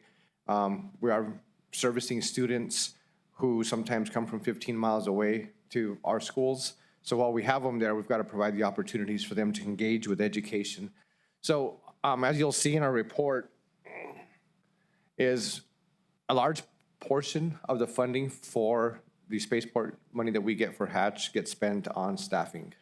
Now, I realize as a superintendent, that's not the ideal way to spend funding, but we also have to think about the fact that we don't have a whole lot of funds to fund special projects, special programs, and provide those opportunities for kids to learn while they're at school. So allowing students to have access to one more teacher to allow us to do and provide the courses while they're there at school is really important for us. Some of our students, once they go home, they have no way to get back. And so if we provide these programs as after-school programs or before school, transportation's not there. And we just saw that in the previous presentation. So by spending this funds on an extra teacher, it allows us to provide extra courses through our science programs, through our STEM programs for students to be engaged. So the first 3 slides kind of talk about our budget and how it's been spent over the past couple of years. Please take note, I've only been in Hatch for 2.5 months, so this is new data to me as well, as I've learned how this has been done in the past. But the past couple of years, this is what the funding has been allocated for. I'll work through this process. I don't want to bore you with numbers. We were talking plenty of numbers today. But looking at what it really does for our kids, right, is our Science Olympiad is huge. And that is one of the courses that our teacher does teach, is provide the opportunities for Science Olympiad. Here's some pictures of our students being successful. If you notice that young man, he's got, by the end of the day, he had 5 medals around his neck for Science Olympiad. Now, if we didn't have the spaceport funding and we didn't allocate it properly, he might be one of those students that doesn't have access to transportation. or the ability to participate in these activities. Here's some of our students, and this is a video link. This is actually produced by our students who highlights all of the cool things we have going on in Hatch. So if we can please get that video to play, I'm not sure how that works for you all.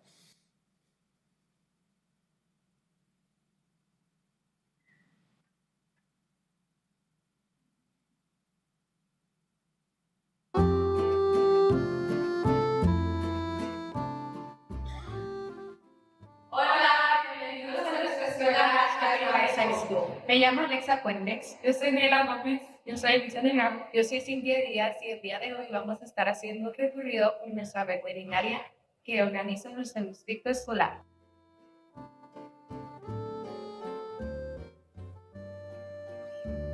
Los estándares del Estado de Nuevo México se integran en el trabajo de clínica veterinaria y grooming mediante ciencias, cuidado de la salud e higiene animal, matemáticas, medición de dosis y uso de productos, lenguaje, comunicación y registro de información, preparación laboral, responsabilidad, seguridad y ética profesional.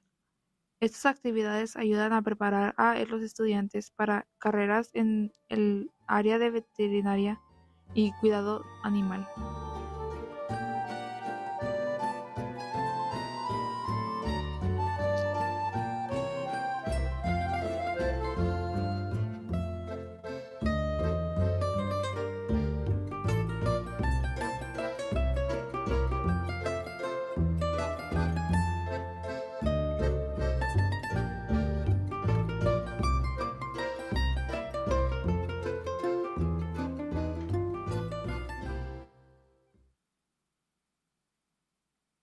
¿Los estudiantes están solamente aquí para trabajar o hay algo más que estén aprendiendo? ¿Cómo ha sido esta experiencia para ellos? Por el momento, solo tenemos a un estudiante trabajando en la veterinaria. Por ese motivo me he propuesto tener a más estudiantes de Hatch entrando a trabajar con nuestras mascotas, siendo la razón por la cual estamos aquí. El objetivo de haber construido este lugar fue para poder ofrecerle una nueva oportunidad a nuestros estudiantes en una área de trabajo que puede interesarles. Hasta ahora, ¿qué te ha parecido la experiencia de trabajar con los animales? Trabajar con ellos, cortarles el pelo y así calarlos juntos a un profesional me ha permitido comprender y tener una idea más clara de lo que significa ser veterinaria. ¿Cuál ha sido tu experiencia más divertida en la clínica veterinaria? Me gusta mucho hacer cortes de pelo con forma de osito de peluche, son muy divertidos. ¿Cómo consigues que los estudiantes presten toda su atención mientras trabajan con los animales? Con esto me refiero a las distracciones y dificultades que se pueden enfrentar en la veterinaria. ¿Cómo ha sido la experiencia para ellos? Yo creo que eso es cuando los estudiantes se vuelven más interesados. Cuando tienen a animales involucrados, los niños suelen emocionarse y poner aún más atención y en verdad aprender el tema que se les está enseñando. De igual manera en la cual los niños nos han impresionado. Cada que vienen son muy educados y respetuosos con nuestro equipo. Y eso dice mucho de ellos y de lo que pasa dentro de nuestras clases y sobre todo nuestro personal de educación. En verdad estamos agradecidos de lo lejos que ha llegado nuestras escuelas. Y el día de hoy estamos en el centro de veterinaria de nuestra escuela Hatch Valley High School. Hoy vamos a aprender sobre qué pueden comer los animales o las mascotas. ¿Pueden comer lo mismo que nosotros? No, cereal no. Hay unas cereal no, muy bien. Hay unas cosas que sí pueden comer que son igual que nosotros, ¿no? Pollo, pueden comer pollo, muy bien. Zanahoria. Wendy puede, pero muy poquito. ¿Zanahoria? Sí. ¿Uvas? No. ¿Mentos? ¿Chicle? No. También pueden comer más sandía. Sí. ¿Sandía? ¿Y plátano? Sí. ¿Qué tal el chocolate? No. El mío sí, yo le doy chocolate y se me hace. ¿Y por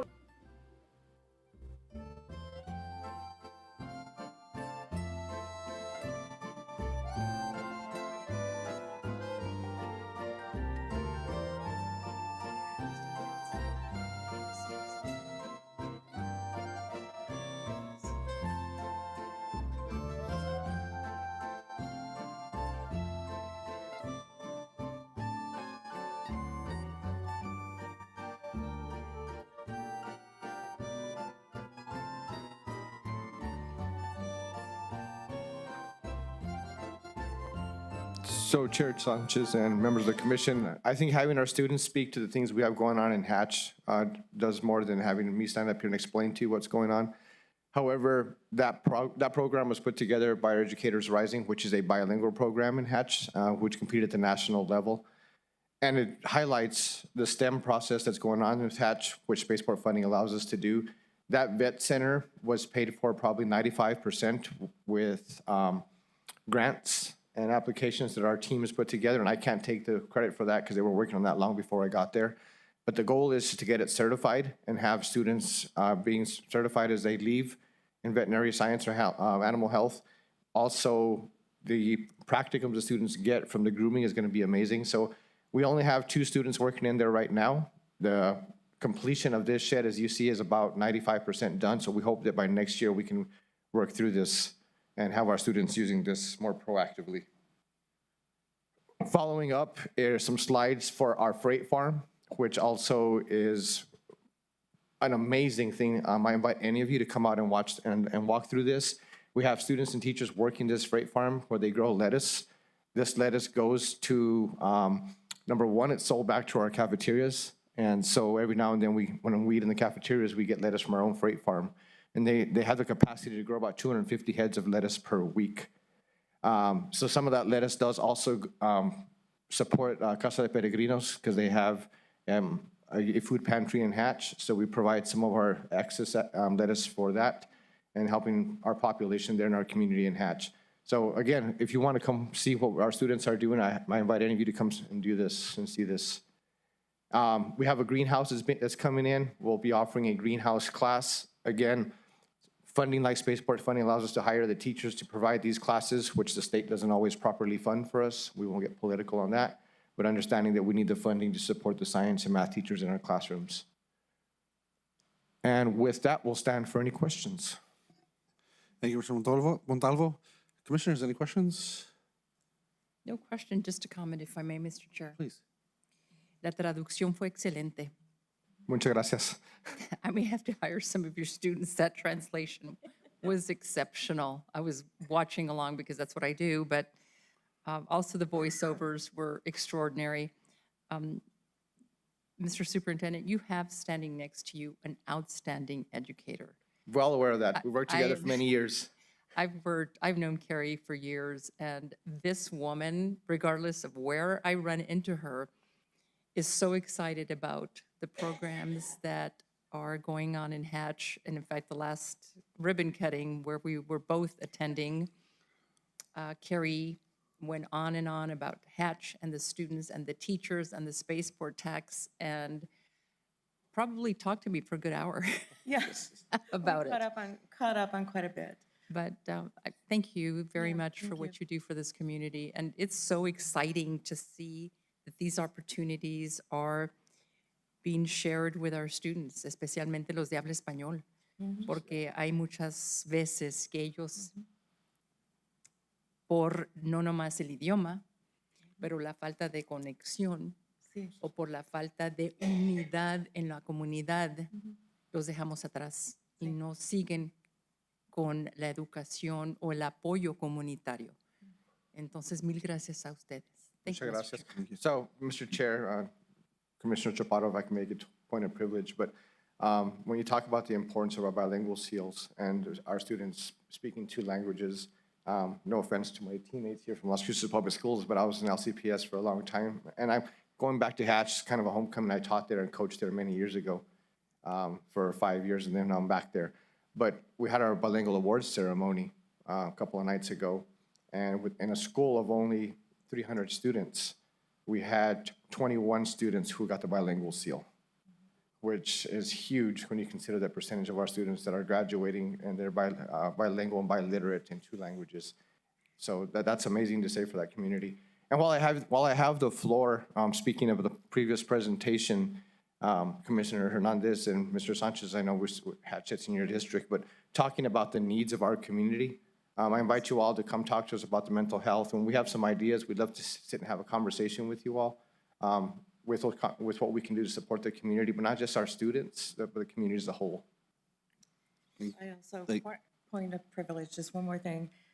Following up on this, we don't have the formal health care pathway, but I've been working with Dr. Michael and different ones through the veterinary science, and we're seeing that through any first responder program, stuff like that, we're able to get the kids where they need to be. So just know, and Science Olympiad, Principal Holguin wanted to let us know that 80% of the 300 seniors are women, and they're becoming involved in engineering and math. So thank you. Thank you so much. And I wanted to say thank you for the partnership that I know Hatch Valley Public Schools has in the community. I know, and I think the county has worked with like Casa de Peregrinos, and I know you guys have worked hard to get them help with that facility there. And you know, you kind of talked about the container farm that you guys have been doing. So I appreciate so much of what you're doing for the community and working within, you know, kind of being the focal point there in Hatch, but recognizing you're supporting the whole Hatch Valley. I did, and I don't know if there's ever an opportunity, is you know, you were talking on the program for veterinary medicine.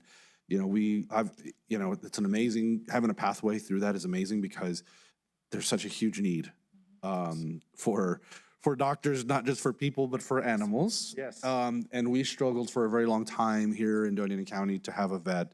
And we still need we have another position we need to fill at the Animal Service Center for the Mesilla Valley.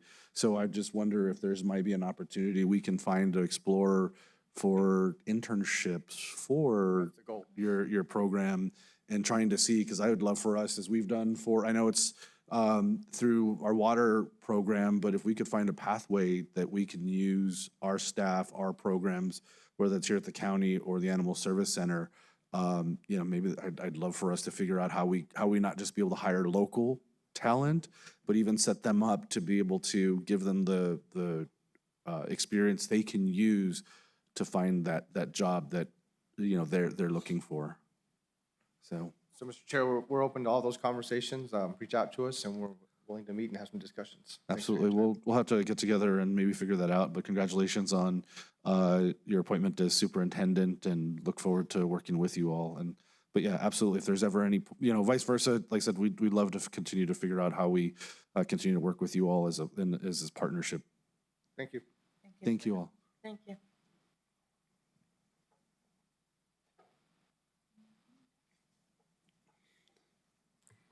Next, we would have the presentation from Gadsden, and they would be presenting it virtually. Thank you, Ms. Daywood. I'm here. Good afternoon, Chair Sanchez and members of the commission. My name is Maria Hernandez, and I am the Chief Academic Officer for Gadsden Independent School District. And with me, I also have our Chief Financial Officer, Ms. Ludi Martinez, and one of our directors for finance, Ms. Erica Villarreal. We'd like to go ahead and start. So our spaceport funding, I'd like to show you this 5-year budget on our actuals. Now, I want to direct myself to that last year where you see that huge spike. As you are aware, our funding at the New Mexico PED level, we've been cut significantly, especially in our federal programs. So what this happened last school year, we had science adoption for instructional materials. And traditionally, we always compensate for the gap through our operational funding. But since it was science, we used some of the spaceport money to allow us to purchase the materials. Our district is a dual language district, so Gadsden High School will have their first graduating class. So for us, instructional materials are quite expensive since we have to purchase in both languages. So that's one of the pieces. And then we had to move 2 staff members into the spaceport fund in order to sustain some of our programs at our new middle school. Gadsden Middle School is being rebuilt, and Project Lead the Way is a big piece that we're working on in regards to STEM-related coursework for exploratory courses for our students, so that when they reach high school, they have a better idea of what they're going to be participating in coursework, so that they are not switching classes in high school, and we can have completers in our CTE programs. Next slide, please. So in this area, you'll see the 5-year expenditures by function, right? And so each of our functions, we are very good at determining where the money is going. Currently, we only have 6 of our positions in the Spaceport Fund. You'll see that $1 million expenditure in 2026. That's what was allotted for the instructional materials, as I spoke earlier about in our science. And then every other area, depends on what we're focusing on. The next slide is actually a better indication. Next slide, please, so that I can review that a little better. So in this actual area, these are the top 10 actual expenditures, right? And so I want to talk a little bit about some of these pieces. And so the Spaceport money in our district is used very strategically for our students. We really want to make sure that our teachers are well prepared in making sure that our students have access to some of the most advanced coursework, and our teachers are trained in what we're trying to get our students to focus on as they enter the workforce. So as you can see here, we talk about, of course, the expenditures for staff, but we also talk about the software for students, or students travel. We also provide when you see the additional compensation, a lot of our teachers are paid because, for example, if you have esports, they offer those after school programs. We do a lot of STEAM type of activities after school. We support the stipends for MESA. We also support travel for our students. And so we're really trying to make sure that as we know that building capacity and staff can only benefit our students as they become more experienced in areas that have to do with science and engineering. Do you have anything to add, Ms. Ludim? No, Ms. Hernandez, you seem to have covered it all. So any questions in regards, I think from, you can see that huge spike from 2025 to 2026. And a lot of that was our instructional materials. Let's see, we also have professional development and software and student travel. But next slide, please. So these are the actual expenditures. Yes, so those are just the actual expenditures year to date. So that way you can kind of get an idea of what it is that we purchase. And you can see there's a lot of, there's salaries and benefits with that, but then there's also indirect cost and support for instruction. Okay. Do you have any question? Yeah, really quickly, Mr. Chair, if I may. Yeah, Commissioner Saldo Hernandez, please. So I just have a question really quick. So there was that, you have a large number for 2026. So do you have spaceport money reserves, or how do you do 458, 473, 554, and then all of a sudden you have 2.2 million? I'm just trying to figure out if you guys are just, where that number came from. We do have, at this time, we did have reserves. And so we use those reserves to pay for that, for the instructional materials. Okay, so you have reserves from the spaceport allocation from years prior. Oh, good for you all. Okay, cool. Thank you for that. Commissioner Hernandez, if I may jump in, this is Maria Hernandez. So this is always a situation for us in regards to the funding provided to the districts for instructional materials. I don't know if you all are aware, we're the 4th largest district. So we are always underfunded for instructional materials. So this school year, the adoption is for math, and more than likely we will need to go into the spaceport reserve again, just because we are so underfunded, right? Let's say the state gives us like 1.9 million, but we end up spending 3 million, 5 million. And because we are a dual language campus, the Spanish piece is also, in our dual credit. And then there's just a lot of instructional material pieces that we have to pay for. Okay, awesome. And then a large part of this, is that for the new high school, or is this just a general expense?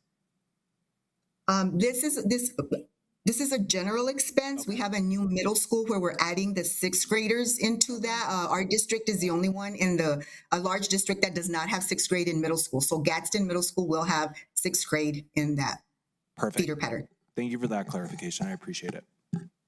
Thank you.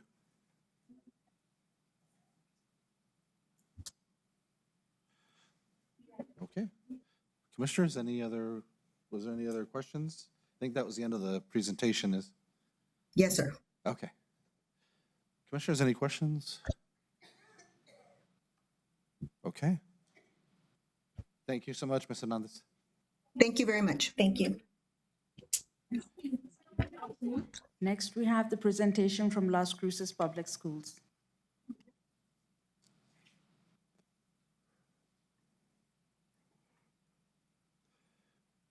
Superintendent Reese, good morning, or yes, or good afternoon. Is now. it good afternoon already? Good afternoon, Chair Sanchez, Commissioners, Mr. Andrews. It's great to be here. I appreciate the time. And before I turn it over to the team, I just wanted to, well, first of all, highlight and thank you to our colleagues over in Gadsden and Hatch to really show the importance, right, of these resources.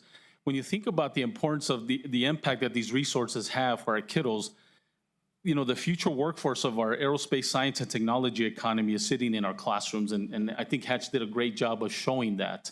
And I just wanted to highlight a couple of things specific to LCPS, and actually I'm sure also to Gadsden as well as Hatch, is just the impact that it has on increasing opportunities in science, technology, engineering, and math, the out-of-school type of time for our kiddos and that are sitting in our classrooms. Another quick highlight is, for example, our Challenger Center, a unique STEM learning opportunity that's not widely available across the state, and the hands-on type of opportunities that provides for our kiddos. So I just, again, wanted to highlight a couple of those things. And again, just thinking about the impact of our kiddos that are sitting in our classrooms. And, we always talk about wanting to keep our kids here and our graduates. This is a great opportunity, a great resource that provides that opportunity for our kids. So at this time, I'd like to turn it over to our team. Thank you. Thank you, sir. Good morning, Chair Sanchez, Commissioners. My name is Wendy Miller Tomlinson. I'm the Deputy Superintendent for Teaching and Learning for LCPS, and with me is my colleague, Dr. Stephanie Hofackett, who is our Director of STEM and the Challenger Learning Center, and we welcome this opportunity to speak to you about how spaceport funding elevates learning in the Las Cruces Public Schools. So the purpose of spaceport funding, again, is to really elevate STEM fields to prepare students for post-secondary education. It is aimed at secondary students in grades 6-12. And one of the things we really focus on is connections to other programs and opportunities that we have in LCPS, such as work-based learning, career programs, our pathways to graduation for students. And we really also want to elevate not only STEM learning, but economic development in our county and our region as well. So our strategic focus for spaceport funding, again, is to strengthen STEM instruction district-wide. And this is everything from science and mathematics, technology, engineering, but also medical pathways. Our colleagues in Hatch did a great job talking about veterinary medicine. We do have medical pathways in all of our high schools, and we're looking at reintegrating a district-wide program where students can earn certifications in medical fields such as certified nursing assistants, phlebotomy, things like that. So again, the previous presentation about healthcare in the county, we also need to grow our professionals to fill those jobs as we think about the healthcare infrastructure in our county. Hatch also did a great job of highlighting the importance of language. And so one of our dreams, or one of the things that we've worked on, is having some bilingual medical pathways as well, so that students can also serve Spanish-speaking communities in our area.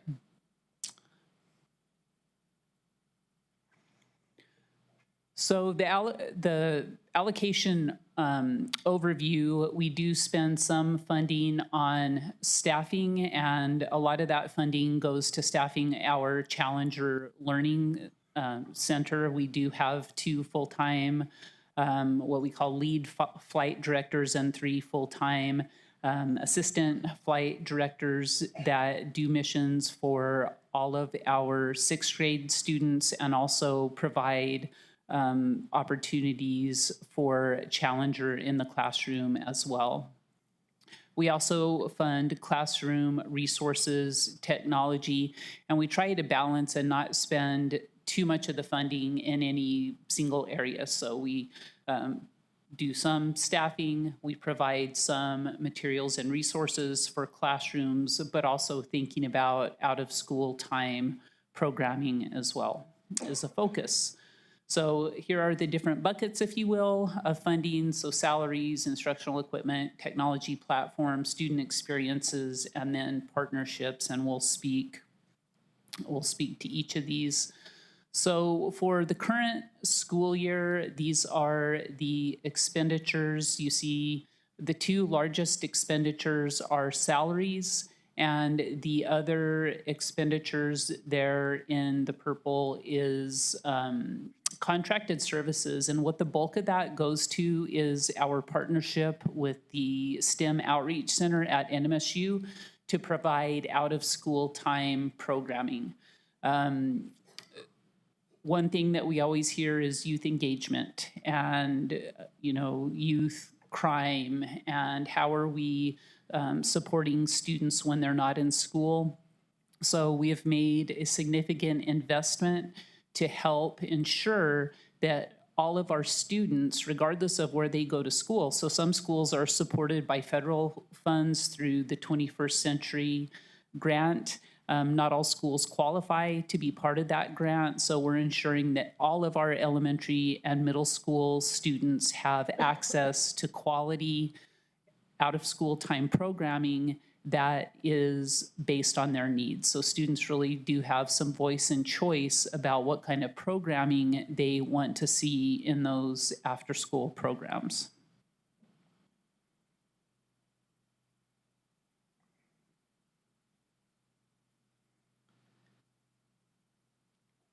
Whoops. So there was another graph there that showed the breakdown for last year. I clicked the button too many times, sorry about that. So instructional resources, so I'm really proud of the fact that we have robust programming available in our classrooms. So kids do have access to things like 3D printing, 3D pens that are a lot of fun for younger learners. They're learning about 3D printing, but they're also practicing fine motor control, for example, robotics, engineering tools, lab science materials.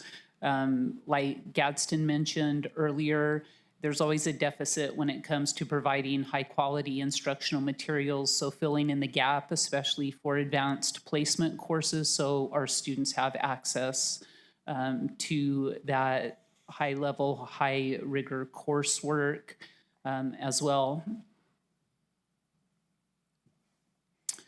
One of the things that we're really proud of in Las Cruces Public Schools is that we had or have the first K-12 computer science pathway in the state. So we offer computer science at all levels from K through 12.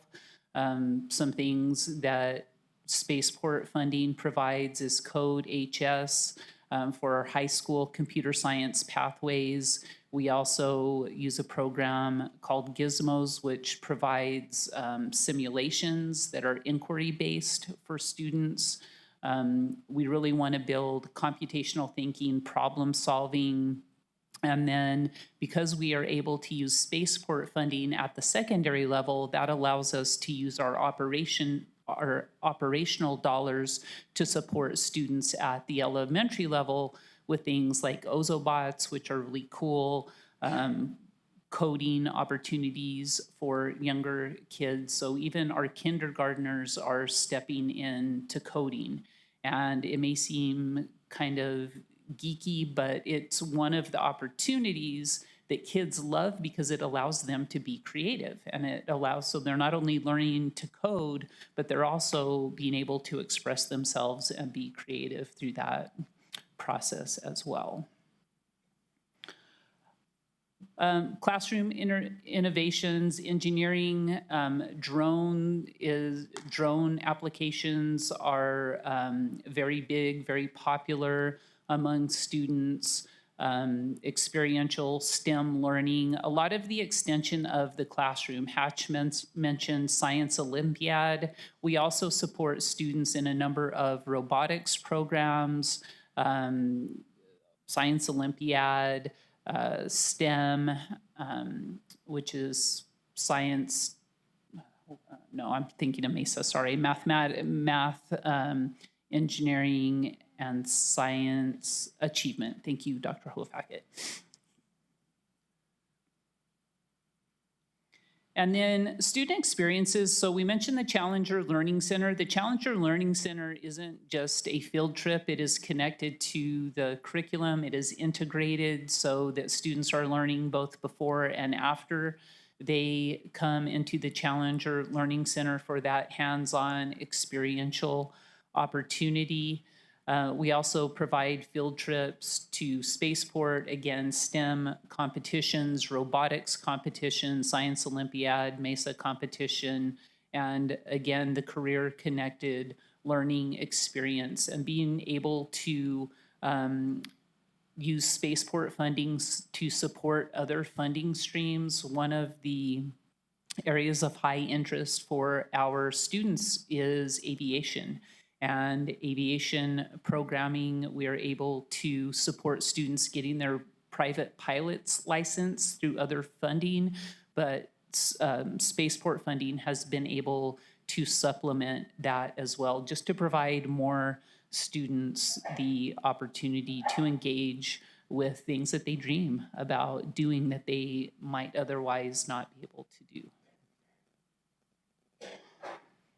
I mentioned before our strategic partnership with the NMSU STEM Outreach Center that provides our out-of-school time programs for our elementary and middle school students. Next year, we're also looking at adding Rio Grande Prep to provide out-of-school time programming at that high school, just because they don't have as many extracurricular athletics, things like that there.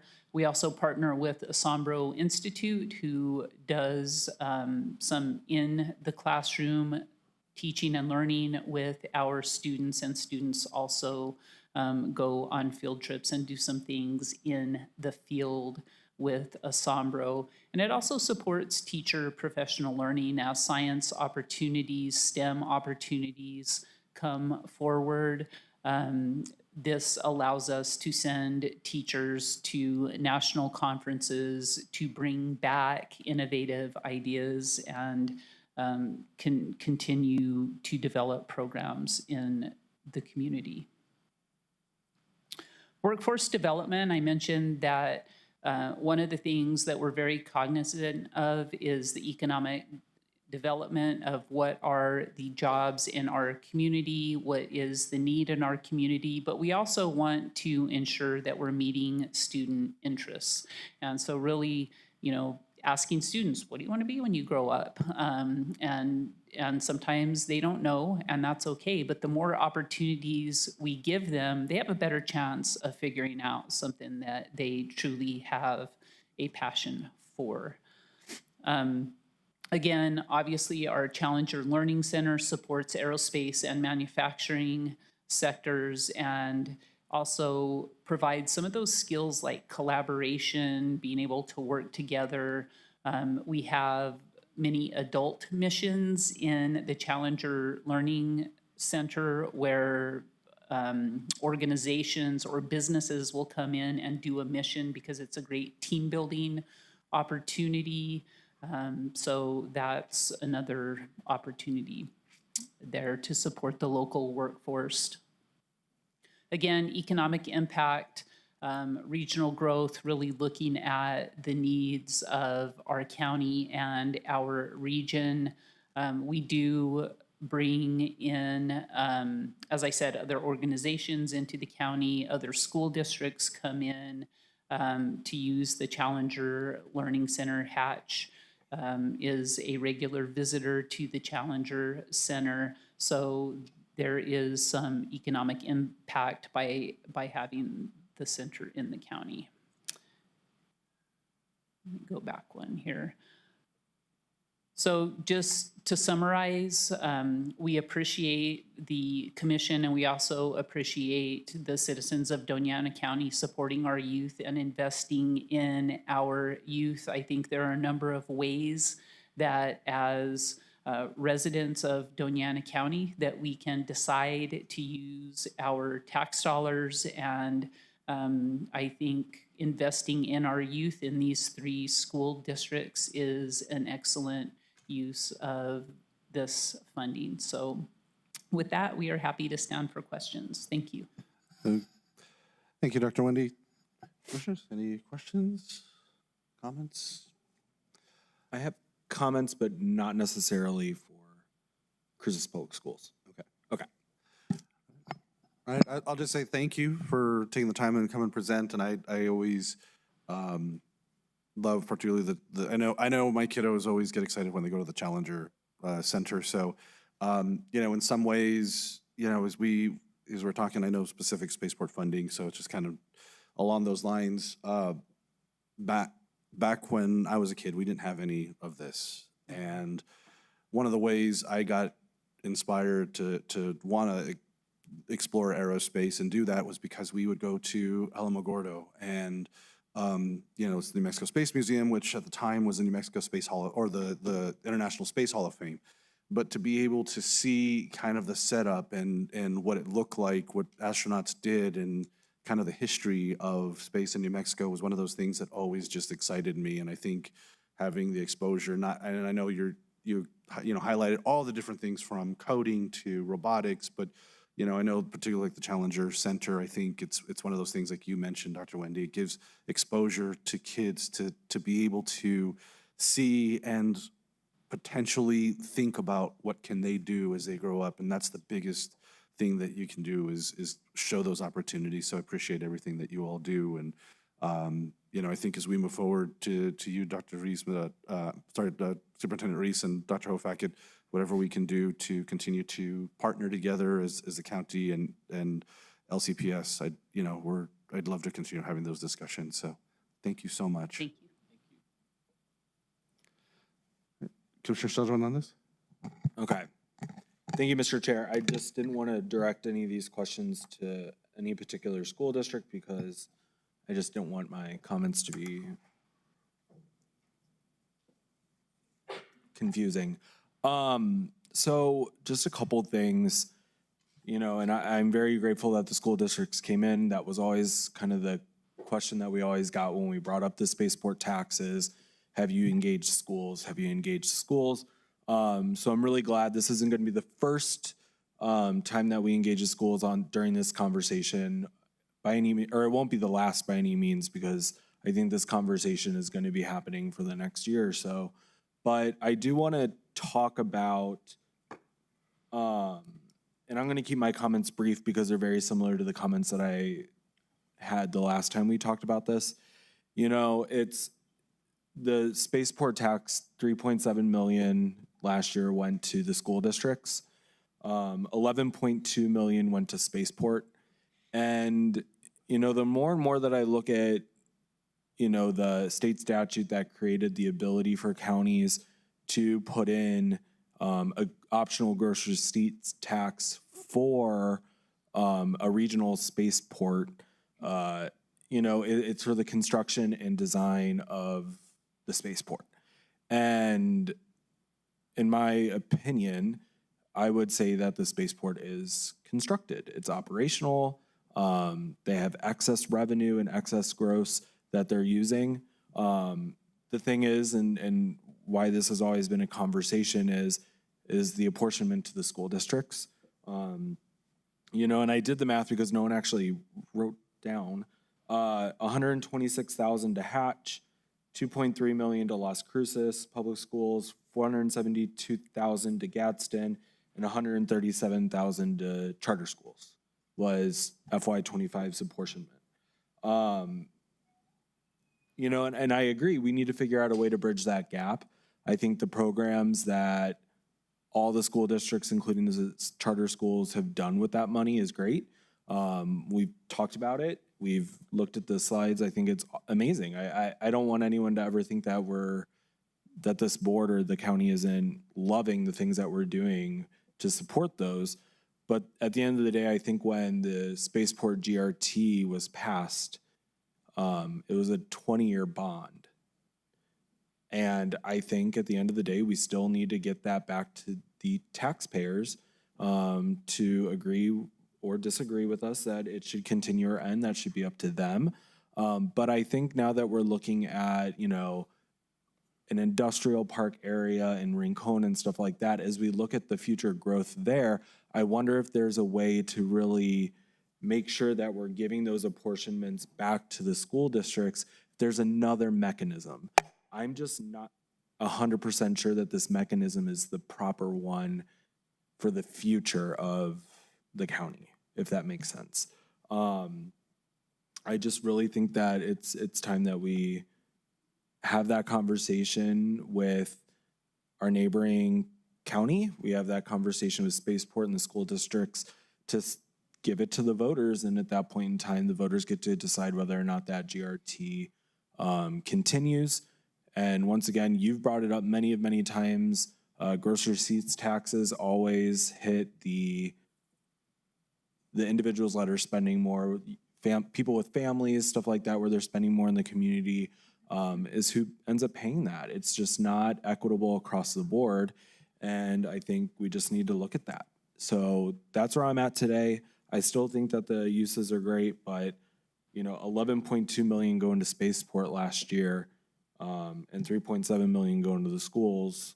We just got to look at it. I think we need to give the taxpayers their voice and let them figure out what they want to do with it. Thank you, Mr. Chair. Any other comments? All right.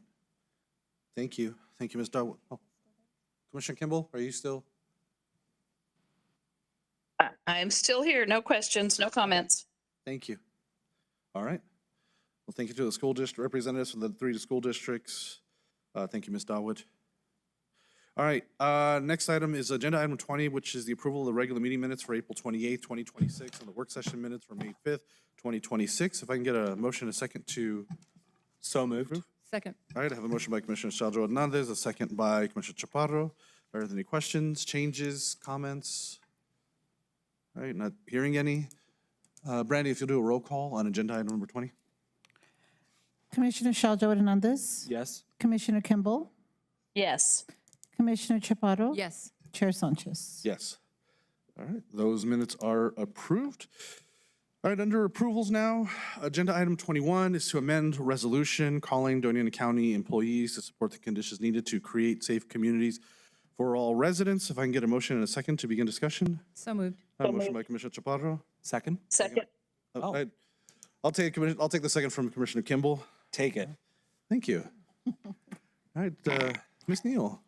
Mr. Chair, Commissioners, this is an amended resolution because there was a resolution that was passed in 2014 by our commissioners at that time that was called a resolution calling for Doña County employees to support the conditions needed to create safe communities for all residents.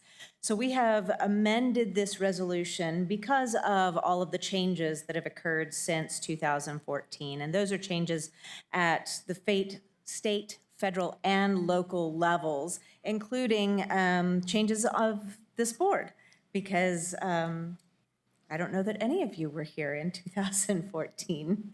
So this resolution is really about creating safe environment for people to interact with Doña County and with our employees. We want to ensure that everyone is being treated equally and fairly. It also has components to it that direct our employees that they are not to assist with immigration enforcement when they are actively working for Doña County in their positions. And that's, just to be clear, that is not our job.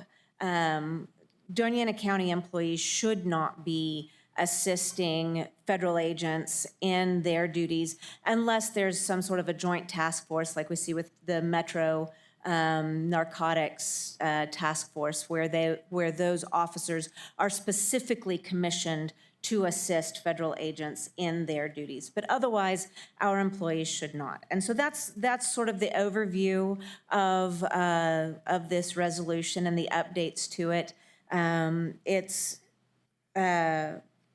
It encourages our schools and private businesses to participate, to come up with their own similar sorts of rules for their businesses, but slightly different than what the state and city of Albuquerque are doing. It doesn't require them to. That would require a level of enforcement on our part that would really be impossible. But we have asked them to please look at this and come up with similar rules so that all of our residents can be assured that they can have access to the businesses, to the health care, that sort of thing that they need. Thank you, Ms. Neal. And I just wanted to say, I know I had been requesting this to be, bless you, to come forward, because I know it was already a resolution from 2014. I wanted to make sure we reiterated that to our residents, because we are here as a county to serve our residents. This is not about checking immigration status. This is not, it is truly about making sure that that our residents know that we're here to serve them. They can raise concerns about issues they are seeing. And I go back to during COVID times where a lot of residents, if they were non-essential, stayed home from work. I know there was a lot that were unemployed, but there were a lot of folks that received stimulus checks to help financially. And a lot of the folks that were not, there are a ton of folks here in Doña County that were not eligible, and they worked through the pandemic. They were almost forced to work through the pandemic, and they were afraid to raise up concerns of health issues, of other things because of retribution. And I want to make clear, my hope is for us to be able to reiterate our current status or what we do and what we don't do. It is not our, as Ms. Neal stated, it's not our role for immigration enforcement. And we need to I was wanting to make sure that we show that Doña County is a safe space for all residents. It just happened, I know there was a lawsuit that the federal government filed. I know there was kind of the elephant in the room, so I want to address that. And you know, what I see is this federal government just trying to bully local governments. And, you know, the timing of it just happened to be coincidental, but I think it's a perfect time for us to be able to join the city of Albuquerque, the city of Las Cruces, and some of our other neighbors to be able to state that the federal government won't bully us into doing this. And I think Doña County also stood up with Sheriff Kim Stewart and rejected Stone Garden funding, several years ago. And so I think it's just very clear this is not we're not going to be the ones doing, it's not our purview to do immigration enforcement, and we need to ensure that our residents know that. And I'll finish with one thing is, one of the concerns I had was bringing attention to our community centers and our community members by doing this. But hearing directly from our community members to state that we already have, many of our communities already have targets on their backs because of their, where we at, right on here in the borderlands, right next to El Paso, with the people in Chaparral, people in Santa Teresa and Sunland Park and so on. We already know, we've seen ICE come through our neighborhoods. And again, I just want to reiterate, our role or not, our role is not for immigration enforcement. It is here to serve the people of Doña County. So, thank you. Commissioner Chaparro. Thank you.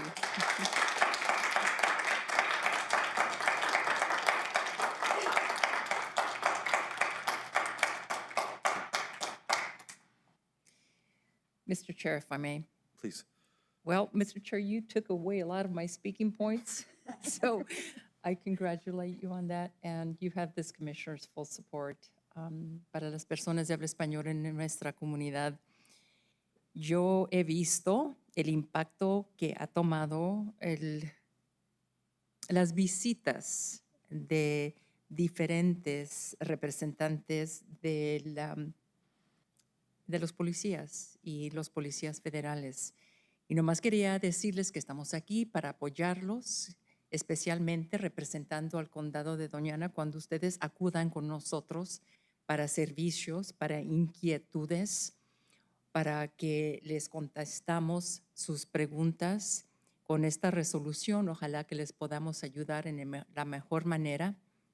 Thank you, Mr. Chair. Thank you, Commissioner Chaparro. Mr. Chair.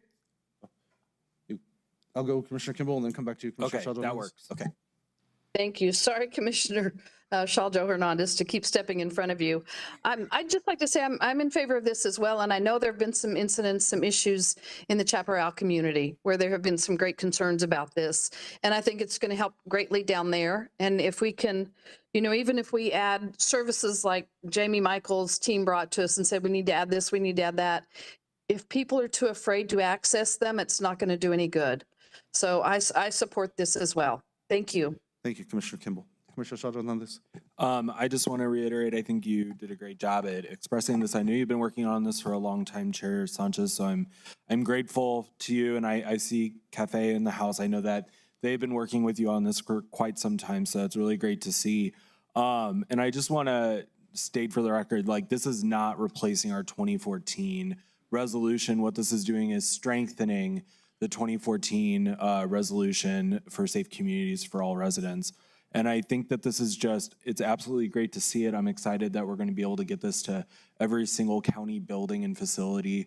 And I think it's just great. I really am very supportive. I'm excited to hear that the rest of the board is supportive. You know, and it's to allow residents to feel free and get the help that they need and all the resources that we have.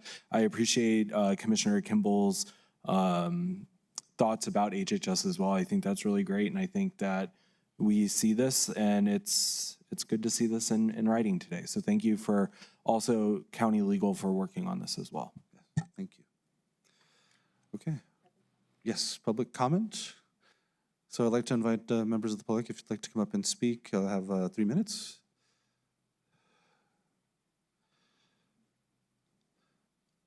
Good afternoon. Good afternoon, Chair Sanchez and commissioners. My name is Tatiana Prieto, and I'm with the American Civil Liberties Union of New Mexico. And I'm also a very proud, lifelong Doña County native, where I grew up in the North Valley. Here, I was raised to reflect the core values of our community of inclusivity, respect, unity, and standing up for my neighbors. That is why I, along with the ACLU, strongly urge the passage of the updated and strengthened Safer Communities for All resolution. It comes at a crucial time as we continue to see more harmful policies that instill fear in our communities and tear families apart. It will proactively support public safety efforts by ensuring that local resources are used for helping our communities instead of wasting them for unnecessary, costly, and dangerous political theater. Research shows that counties with welcoming community policies are safer because the safest communities are those where all residents can access the services they need and interact with county authorities without fear. We are in strong support of this updated resolution and thank the Commission for their support as well. Thank you. Thank you. Representative Silva, good afternoon. Good afternoon. Sarah Silva, House Representative for House District 53, representing Chaparral and East Mesa, Las Cruces. So first, I want to thank you for your support and the hard work on this resolution. Chair Sanchez, you and I spoke a few months ago about all the things that were happening in Chaparral. And later, Commissioner Kimball and I also had a discussion about this. Again, for supporting not only other parts of the county, but the part that I represent in Chaparral.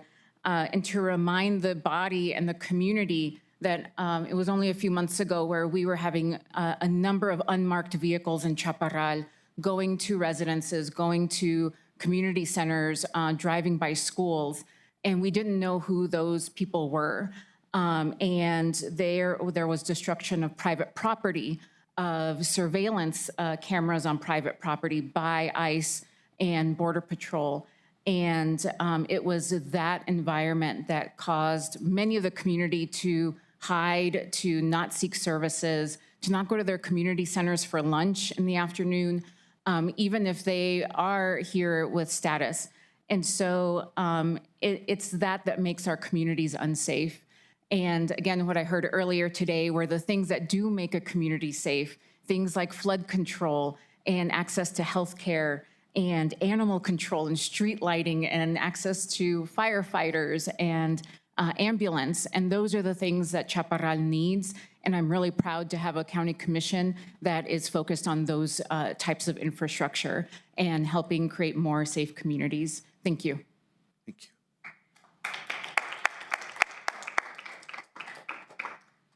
Good afternoon. Good afternoon. My name is Sister Isabel Galve de Chaparral. I was here before asking exactly for this thing that you are approving now. So I am very grateful, and I am extremely proud to find in myself the faces of the people of Chaparral that has been affected for the negative impact of this unwanted visit of people from outside of the community. And you mentioned, Mr. Chairman, the experience of many years ago of Stone Garden that brought to our community 28 kids with no parents. And we community face the reality of that. So the fact that it's not accepted in our county makes me very proud. And I know that in Chaparral, people is afraid, but the people is strong too. And we are able to say no and to support the families, the kids, the old people that is directly affected by because they are afraid and they count with us. So thank you to help us community to be more safe and to be more supportive, inclusive, and respectful of the dignity of each person independently of the papers. Thank you very much.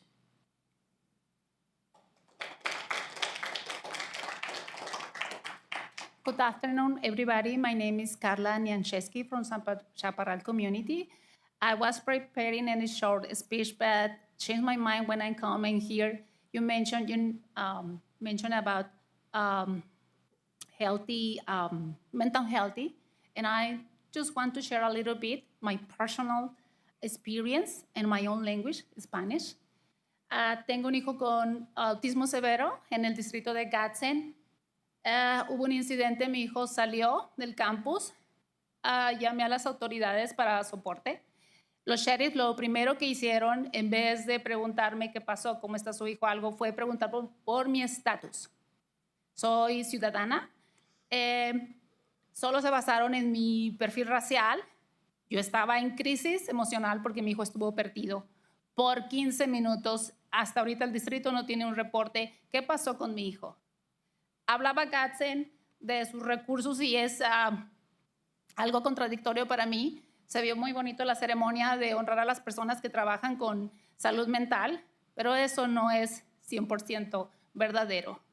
Yo les pido a nombre de toda nuestra comunidad que por favor nos sigan apoyando, nos hagan mucho respaldo en eso, porque somos acosados por nuestro perfil racial, porque en una emergencia que era una real emergencia de un niño que no sabe ni hablar ni cruzar una calle, el soporte de las autoridades de nuestro condado se enfocaron más en algo que no es su trabajo, que no era una emergencia, solo por el estilo que luzco como una hispana y soy 100% hispana, gracias a Dios, muy orgullosa. Pero en nuestra comunidad no todos tenemos el privilegio y la bendición de tener un estatus. Y hay mucha gente escondida que sufre porque tienen hijos como el mío y cuando salen corriendo ya no van a llamar a las autoridades. Cuando sus hijos están en peligro, que no se pueden defender, es lo que está pasando. Estamos sufriendo las consecuencias. Gadsden no ha dado ese apoyo y les puedo dar información muy personal acerca de eso para comprobarles que esto es una emergencia. Y les doy las gracias de antemano por todo el apoyo y por escucharnos. Gracias. Gracias.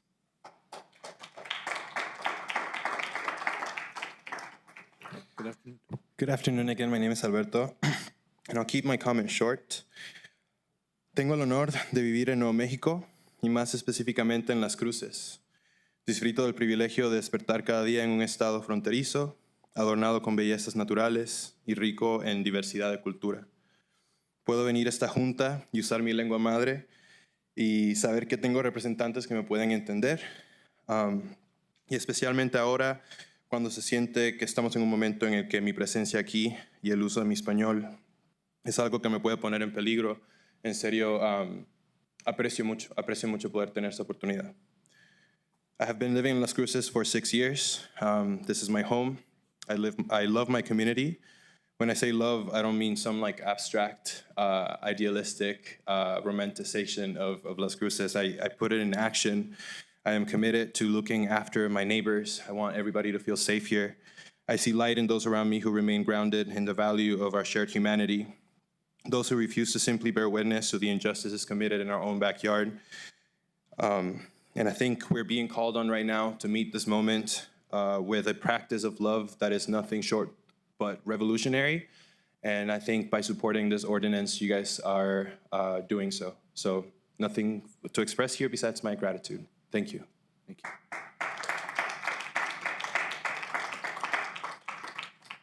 Good afternoon.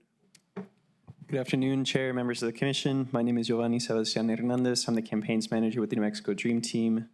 The New Mexico Dream Team believes in 5 freedoms of all working-class immigrants and families across the world. Those freedoms are the freedom to transform, to work, thrive, and to stay. Each of these 5 freedoms is couched in the values of working-class immigrant people. Each policy that we engage in and support is based on the analysis of these freedoms. That is why we are so involved in the community organizing efforts to pass immigrant-friendly policies in Bernalillo County and the city of Albuquerque. I'm pleased at this commission's efforts in extending those protections to Doña. On behalf of our members and with immense gratitude to NM Cafe for working with this board to bring this resolution to the table, I urge its support. I also want to say that safe communities don't begin and end with immigration enforcement. The freedom to stay means having a county government that is nimble and responsive to its community's needs for clean water and air. The freedom to stay means having necessary and adequate life-sustaining natural gifts like water and air, and also means not being pushed from home and pulled to others due to human or board-induced climate issues. In the spirit of that resolution that says, and I quote, "Whereas a safe community is a place where people can go about their daily activities without fear or undue risk of harm or injury," I will ask you to consider those notions also. I also say that for a community to thrive, there must also be, this must also include a public hearing in Santa Teresa regarding Project Jupiter, water use, and emissions, not just next month, but throughout this whole process. Communities thrive when we're able to learn from each other and engage with our elected officials, and we learn from each other, and you have more to learn from us. The New Mexico Dream Team invites you to meet that moment by helping us understand the 1,500-page IRB that was approved. And we're asking for a simple thing: assign, direct, compel county staff to go through the IRB and translate it without jargon so that community members can easily access the clawbacks and commitments that y'all got us into. I would like to extend the invitation for members of this board and for members of the public to attend the People's Forum that is organized by community members who care about their land and water, and the actions of this board, which will be May 24th, 1 to 4 p.m. at the Roadrunner Room at Brannigan Library. These issues that are things like water, access to water, being able to stay in the land that we live in, are important to all people, including immigrants. many of whom were displaced from their communities and their home countries due to climate disasters, and we can expect that to continue as a trend for the near future. Thank you very much. Thank you.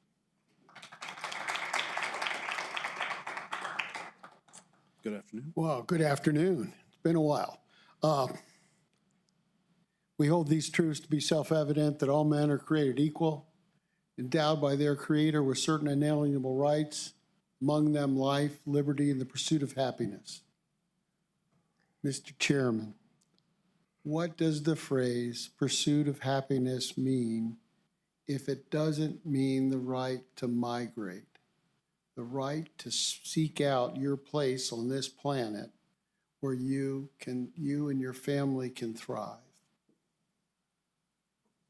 Immigrants have the right to go any place in this world that they think they will be better off. Natural rights are not given to us by our government.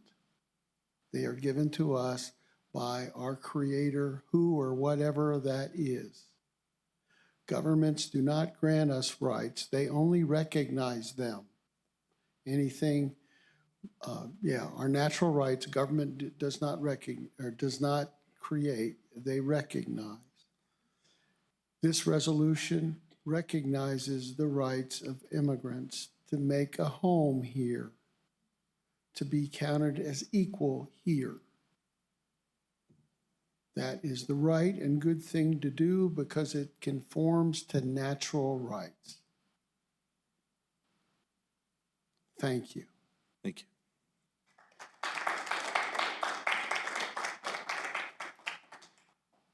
Good afternoon. Good afternoon, Commissioners. I'm Sister Mariana Zanza. I have been a resident of Chaparral for the last 4 years. I'm a member of the community of the sisters who have been there for 25 years, the Assumption Sisters. And since coming to Chaparral, I've been so impressed by the strength of the community, the care of neighbor to neighbor, the working together of all the different churches and denominations, the services provided to all the people of our community. And so I want to express and add my thanks to those who have said how grateful we are for your support and for this resolution that seeks to protect all the people of Chaparral, no matter what their immigration status is. There has been so much fear in the community since January of 2025.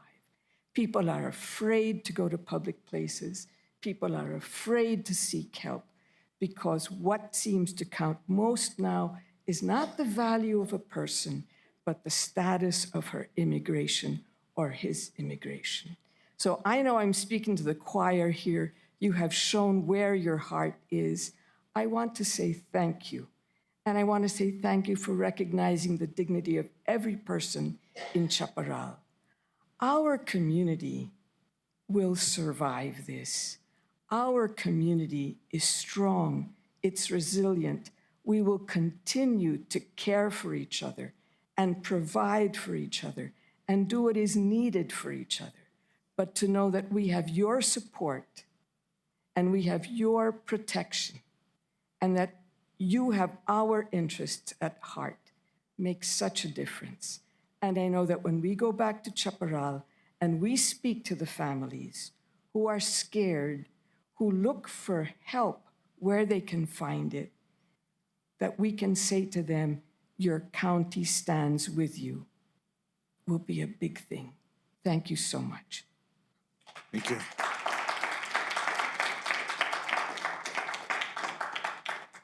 Is there any other public input? I thank you for participating and hanging on with us for this long. I did, if the commission will give me a little bit of leeway here, I did have a group of student advocates that had reached out and said they weren't going to be able to participate today because they were at school. They did send a short video with their members. These are members from New Gen Hope. I did want to include that today, and so Billy, if you're able to pull that up.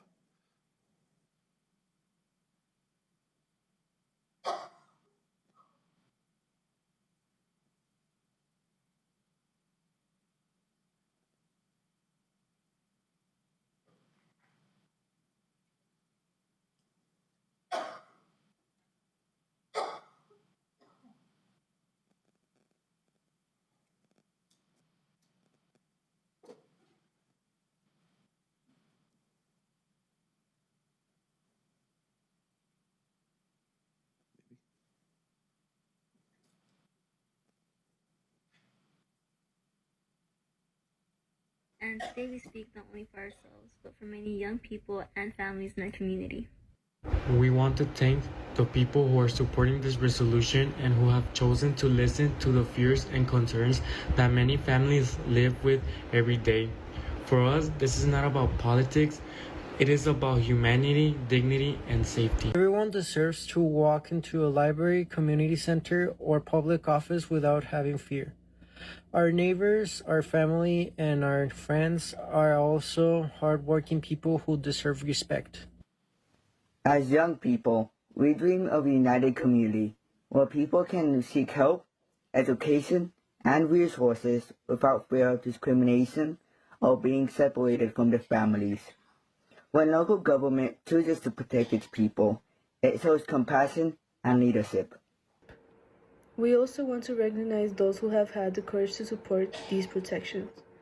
Thank you for understanding that creating safe spaces strengthens trust between community and the county. We believe in respect, in dialogue, and working for a better future for everyone, no matter where you come from or what language you speak. We hope you will continue supporting policies that protect human dignity and make every resident feel valued and welcomed. Thank you for being Nugent Hope. We may be young, but our voices matter. Thank you for listening and supporting. I'm Angie, a youth leader from New Gen Hope, and today we speak not only for ourselves, but for many young people and families in our community. We want to thank the people who are supporting this resolution and who have chosen to listen to the fears and concerns that many families live with every day. For us, this is not about politics. It is about humanity, dignity, and safety. Everyone deserves to walk to a library, community center. Thank you, Billy.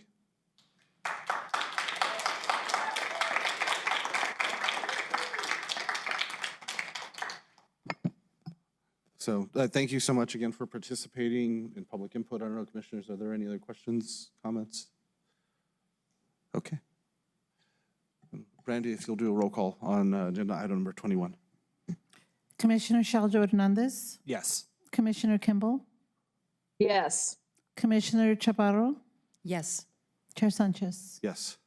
Thank you. That item does have a resolution number.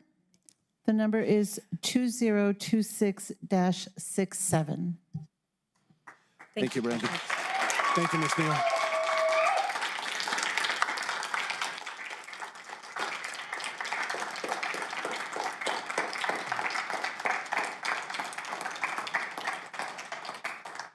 Thank you all so much. Jim, before you leave, I want to say thank you and to Carrie on all the help on getting this resolution completed and reviewed, so thank you.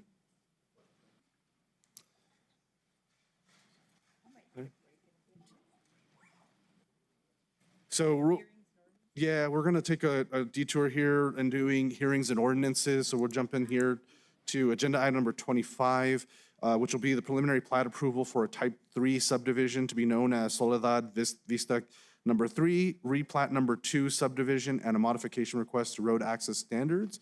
If I can get a motion in a second. All right, motion by Commissioner Chaparro. I'll second the motion. And Ms. Ainsworth. Thank you, Mr. Chair.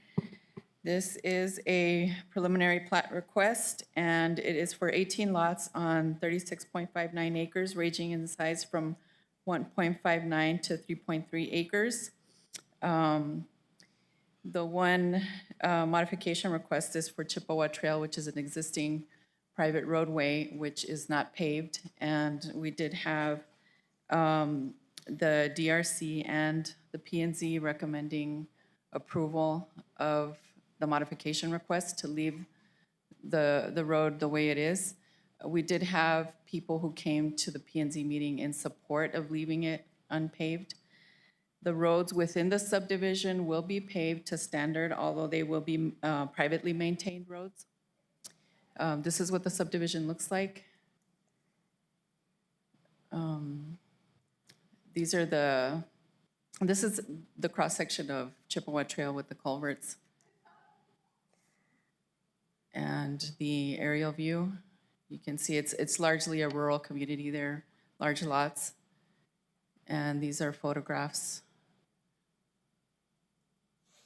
You can see the the paved roadways there, and this is what Chippewa Trail looks like.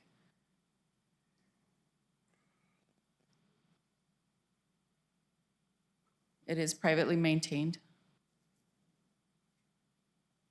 And this is a subject property. Okay, and so we did have, as I said, a recommendation for approval of both the preliminary plat and the modification request. I will stand for any questions. Thank you, Christina. Are there any questions from the board? Mr. Chair. Yes, Commissioner Chaparro. Christine, can we just go to the last slide, please? That it went by so quickly.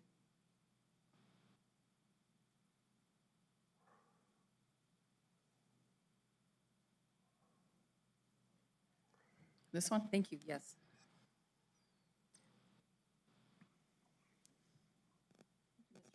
Thank you, Commissioner Chaparro. I don't know, board members, any questions? If there are not, I don't know if the applicant would like to speak at all, or if not. No?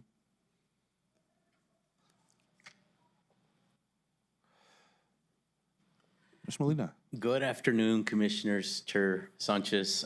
Thanks for the opportunity to be here. I really appreciate it. I do not have a formal presentation. I think staff typically does a really good job, but I will let you know that I'm here and available. Should there be any questions, please feel free to call me up, and I'd like to address any questions that you may have. Okay. Thank you. Thank you, sir. All right. I don't think there are any other questions, any public input. Is there, members? Okay. I'd like to invite members of the public if you'd like to come speak.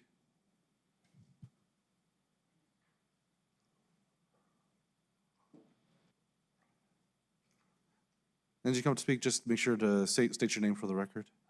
Okay. List. My name is Sandy Duncan.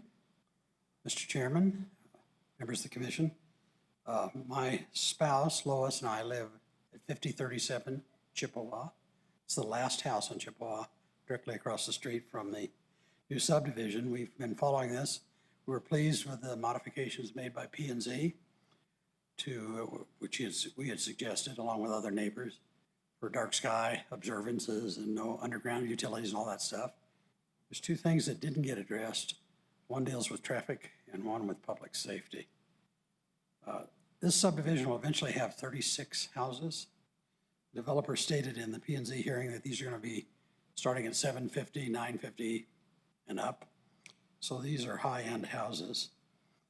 We believe that the residents who live there are not going to be two-car families. There's going to be lots of other cars, vehicles, cars for children who drive and so forth. And there's only one point of ingress and egress, and that's on Chippewa Trail. When this is fully developed, there's going to be a lot more traffic on Chippewa Trail.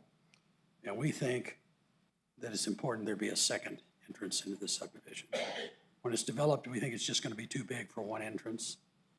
And so what I'm asking for, I think other neighbors have suggested in the past, is a second entrance onto Achenbach. There was a map here that showed if you have that showing where the lots are, we're suggesting it be between lots 10 and 11. It's the shortest lateral distance. There it is down at the west end down there, out of the west circle. And that would become a road that would connect Achenbach with this subdivision. We think this would also cause the developer to need to improve Achenbach to the same standard it's using on Chippewa, 24-foot base material road that would improve that all the way to Soledad Canyon. So Achenbach's accessible in some points north and south, but there's arroyos in the middle that would need to be treated as well. We think it's important because the developer is not developing all of Chippewa just from their entrance north. Those who live at the south end still have arroyos that flood and stop the road. So we need a second point too, where we can get access to fire and safety, which would come down Achenbach to us because sometimes it's not accessible to come down Chippewa. So we'd like to suggest that these be made conditions of approval. That is the second entrance into the subdivision and the stabilizing and putting arroyos into Achenbach as well. Be happy to answer any questions you have. Board members, any questions?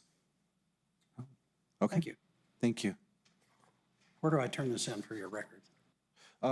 We can, here to Lucia. Thank you. Good afternoon. Good afternoon. Good afternoon. My name's Joe Mylander. I'm on Chippewa Trail as well. I've been there 25 years. Since '08, this developer's been trying to change the rules of this development. Initially, he wanted to put in 36 homes, and the ETZ back in '08 shut that down and said, no, you max is 2-acre lots, which is how it got to 18. We didn't hear much about it for a long time, and then in 2020, there was a redraw, and I don't know why subdivision 3 replat 4 comes before 2, but this is what came out at that point. And the entire subdivision was coming off of Achenbach.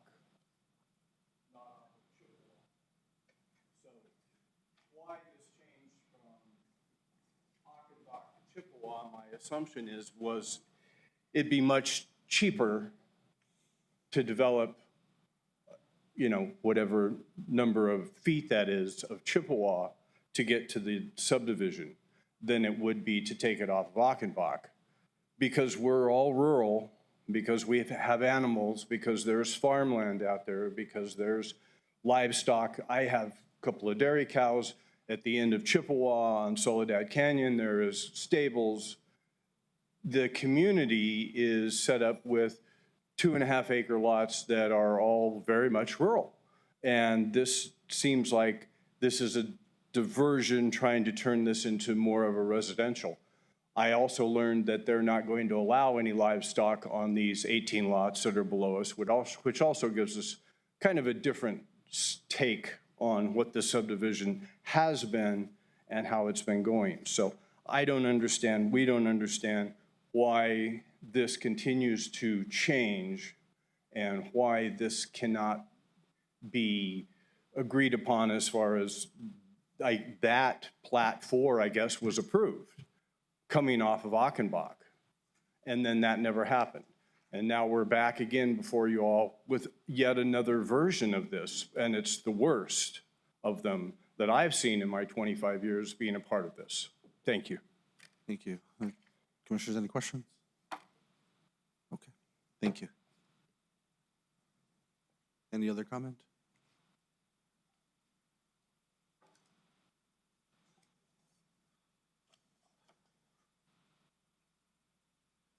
And Commissioner Kimball, I know you don't have access to what the handouts that were given to us. It's just kind of showing a specific, I guess, from a previous replat here, and just kind of what the design was at the time before this, I guess, what's before us now.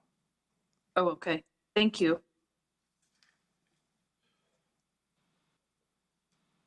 Okay. Commissioners, any questions on the application of the replat or?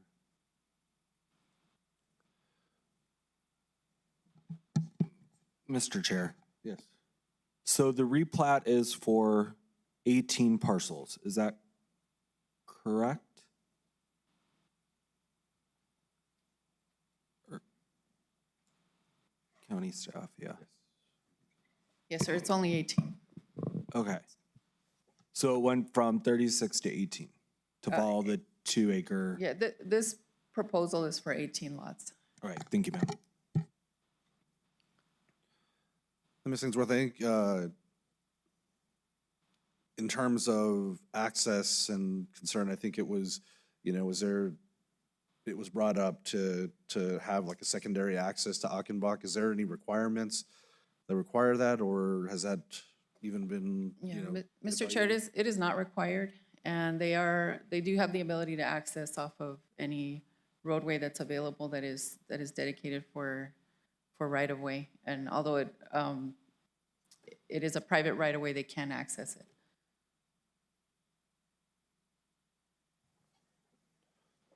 Okay, Mr. Chair, Yes, Commissioner Kimball. will these be on city water or on one of the water companies that's out there?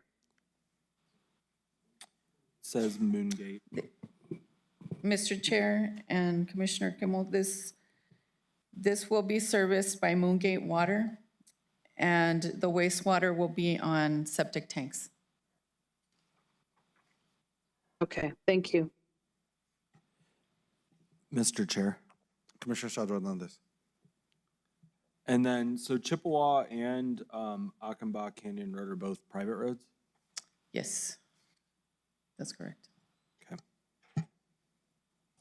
So can you talk a little bit about kind of the road concern with access, especially on a private road, and how the county kind of deals with that certain situation when a county road is not being used as an entry point or an exit point?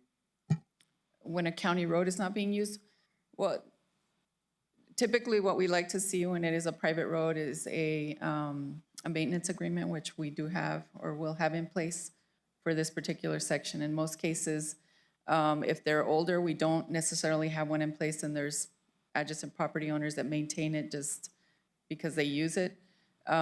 We like to have more formal agreements if we're processing any cases currently, which we have done over the last few years, and we will have a maintenance agreement for this particular roadway.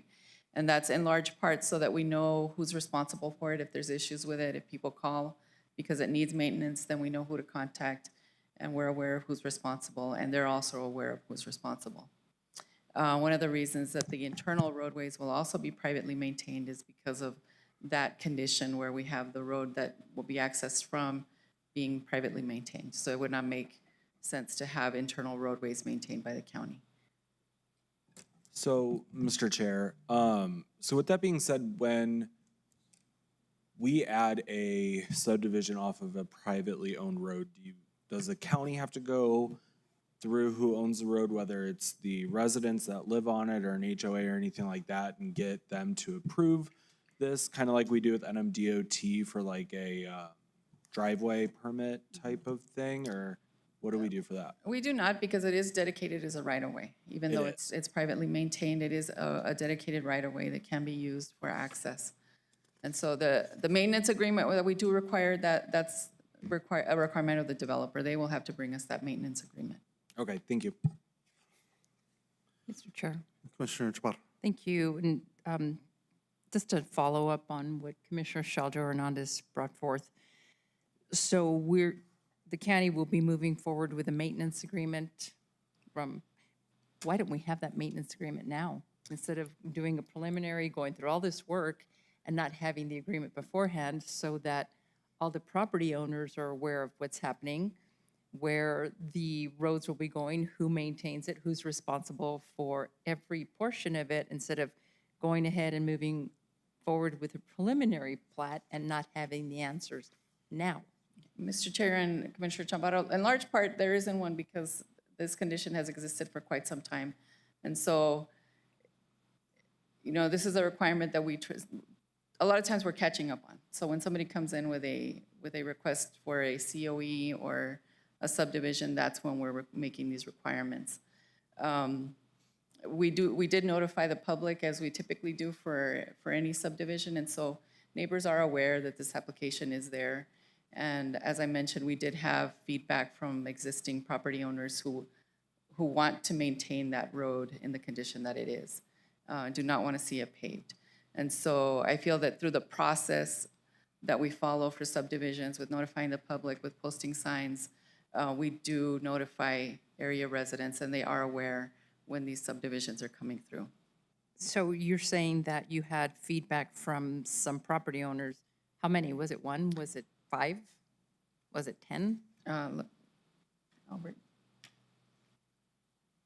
going to have to defer to Albert on this one. Good morning, commissioners.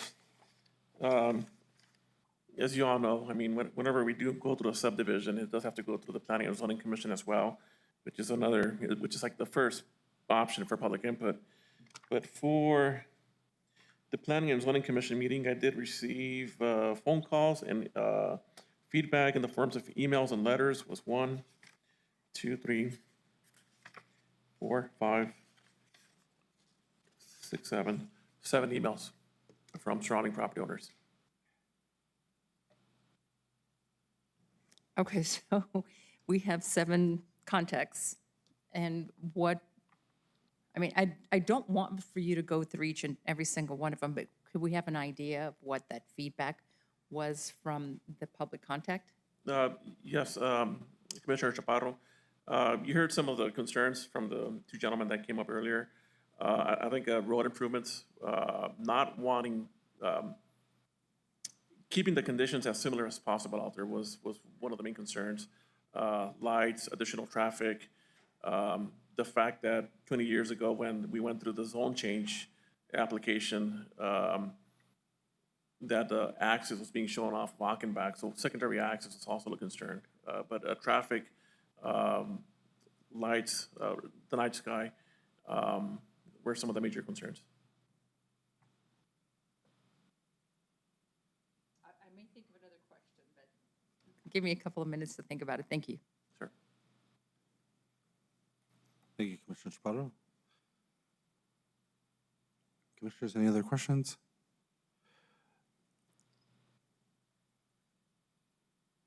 All right. Are we ready to take a vote, or do we want? Wait, Mr. Chair, Yes, Commissioner Kimball. I'm not quite sure how the process works, and maybe I should have studied it a little before. So if we say yes today, is that a complete go for the subdivision, or it has another step? When it says preliminary plat approval, does that mean they can run with it if we say yes today? Mr. Chair and Commissioner Kimball, yes, the preliminary plat approval is the developer's permission to begin construction of the subdivision. So they would, if they haven't done so already, they would submit construction drawings for the subdivision for approval to our Public Works Department. And once those plans are approved, then they can go out and start actually constructing the subdivision, creating the internal roads, grading the lots. Once all of that infrastructure is complete, then they would be coming back before the P&Z and this body as well for final plat approval. Okay, Mr. Chair and Christina, so if we say no, then what happens? Then they would not obviously be able to proceed. They may come back with a revised plat to present. They would have, the option to do that. However, they would not be able to proceed with this layout. Okay, thank you. And Mr. Chair and Christina, so there does not have to be secondary access? There does not. Okay, thank you. I did want to throw at least one other option. I know it looks like Commissioner Molina, I don't know if you want to speak, but before you do real quick, I just wanted to at least throw this out to the commission. If we need to, we can always deliberate in closed session. That's always an option as well. We want to. Sorry, Mr. Molina. Mr. Chair, I'd like more information if we can get it. Okay. Renee Molina for the record, and I'm representing the property owner and the consultant. I did want to come up and speak to that and providing you a little bit more information. So the project in itself is a total of 18 lots with the internal roadways being improved, paved with drainage structures. Chippewa Trail, which would provide access to the 18 lots, would also be improved, but only with base course. And what I mean by that is the current roadway section is that of a natural state. So there's a lot of rock on the roadway itself. What we're looking at doing is providing a vertical alignment that would be inducive to emergency access, where it currently is very difficult to get emergency access out there just because of the undulations, the arroyo crossings that are there.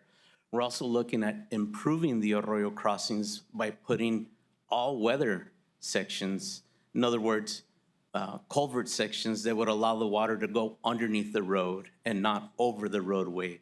and greatly reduce the maintenance requirements that are typically necessary with even a small rainstorm as it is now. So the developer is looking at doing improvements to Chippewa Trail, but not paving at the desire and request from adjoining property owners. We are also looking at providing water improvements to the subdivision in itself with fire hydrants as required at certain intervals and capacity to meet fire flow requirements as required by fire and emergency services. With that, I stand with any other questions or any other commentary. Okay. Any other questions? Mr. Chair. Yes, Commissioner Chaparro. Thank you. Mr. Molina, it's good to see you. It's been a while. Nice to see you. How many arroyos cross through that area? Because you mentioned arroyos, and I thought I only saw one, but I only saw one. So. Commissioner Chaparro, Chair Sanchez, that whole area has multiple arroyos going throughout there. They cross Dripping Springs Road and Soledad Canyon at multiple locations, specifically getting to this project on Chippewa Trail. We're looking at 3 arroyo crossings, one of which would not have a culvert because it's so minuscule and minimal, but 2 others would have substantial crossings that the client and the developers are looking at placing. Okay, just to follow up at that, I see Mr. Garza back there with the Flood Commission, and I know he knows this information like the back of his hand because I've gone out with him and he knows the water flows throughout the county. So have you spoken with Mr. Garza regarding the arroyo, the impact that would have to the community, if there's any issue or risk with flooding, so on and so forth? Commissioner Chaparro, Chair Sanchez, yes, in fact, the Flood Commission has reviewed the subdivision and provided a positive recommendation with one comment. The comment being that the culverts that are being placed, specifically one culvert crossing within the subdivision, that it hold the minimum cover requirements for that culvert. There were no other comments provided by the Flood Commission in regards to the axis or the drainage structures or drainage ways within the subdivision or the roadway leading towards the subdivision. Thank you, Mr. Molina, but I have Mr. Garza here, so, Mr. Chair. Yeah, please, that's fine. Have Mr. Garza come up and pick his brain a little bit. Good afternoon, Mr. Chair, Commissioner Chaparro. Renee's correct. We did review the subdivision.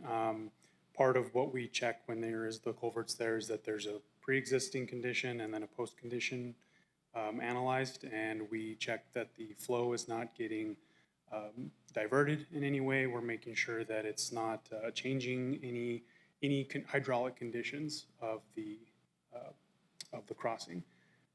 They are installing erosion protection and head walls on the culverts, so it's going to be in a better condition overall for maintenance. I agree with Renee in that sentiment.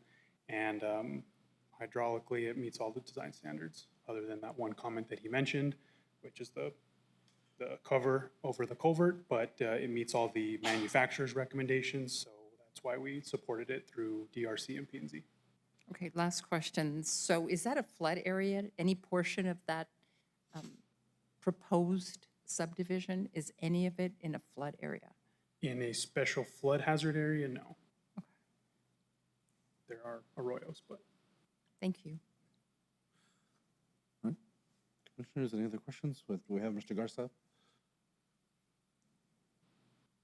Okay. Thank you, sir.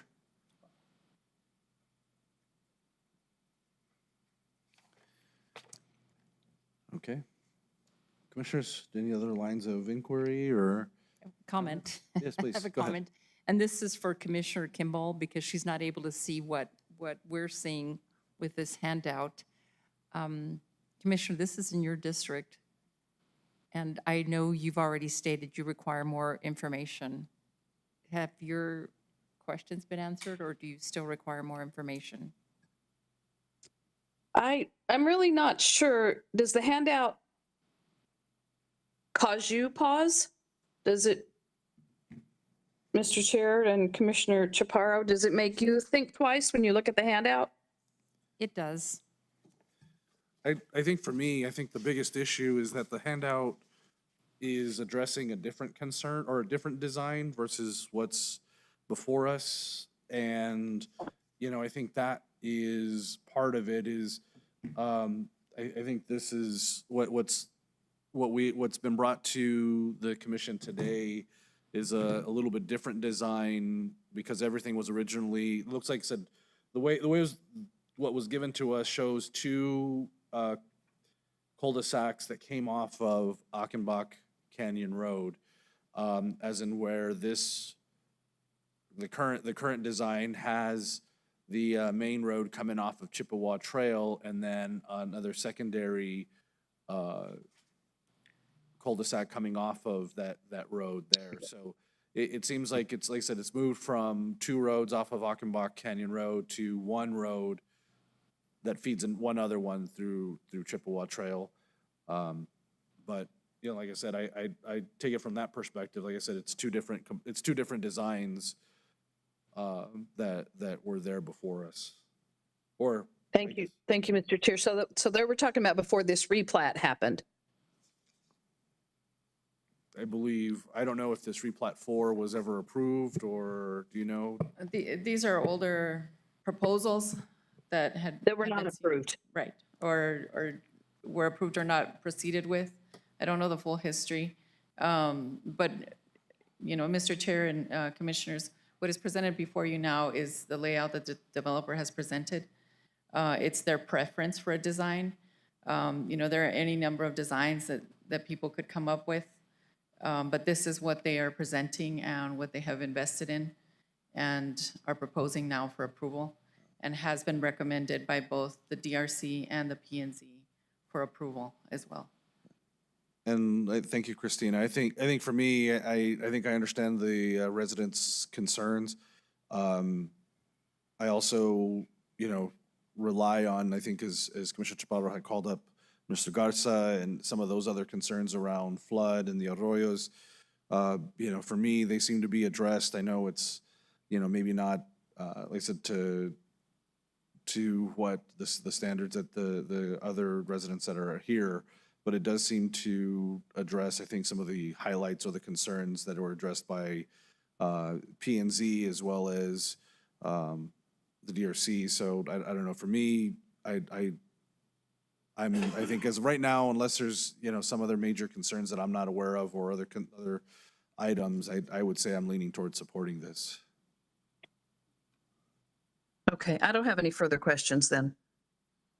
But like I said, if there is need for further deliberation, we can continue here in open session, or we can, you know, go into closed session if there is, unless we're ready to vote or. Mr. Chair, if it's up to me, I'm okay. We can go forward. We don't have to go closed session. Okay. I don't know, Commissioner Hernandez, Commissioner Chaparro, or, okay. I guess, Brandy, if that's it, then I'll call for a vote on this. Commissioner Sheljo Hernandez, Yes. Commissioner Kimball, Yes. Commissioner Chaparro, Yes. Chair Sanchez. Yes. All right, our next item is item 26, final plat approval for a type 2 subdivision to be known as Las Brisas Subdivision Phase 2. If I can get a motion and a second to begin discussion. So moved. Second. All right, I have a motion by Commissioner Sheljo Hernandez, a second by Commissioner Chaparro. Ms. Ainsworth. Okay, so this is a type 2 subdivision. While I'm waiting for the presentation to come up, this is phase 2, which would consist of 23 lots, and it would be for a multifamily subdivision where each lot would accommodate a quadruplex.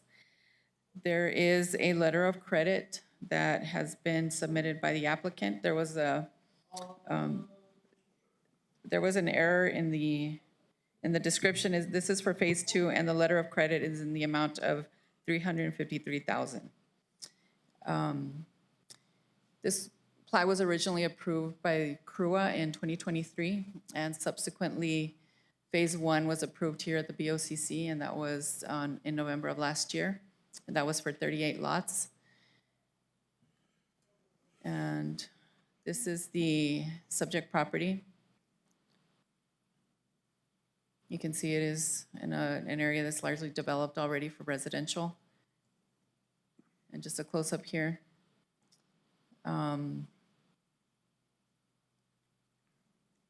So they have started, however, they have not completed the infrastructure, and that was the reason for the letter of credit.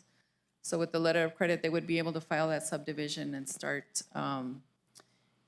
submitting for building permits. However, they would not receive any certificates of occupancy until all of the infrastructure has been completed and inspected by the county. And with that, I will stand for any questions. Commissioners, any questions?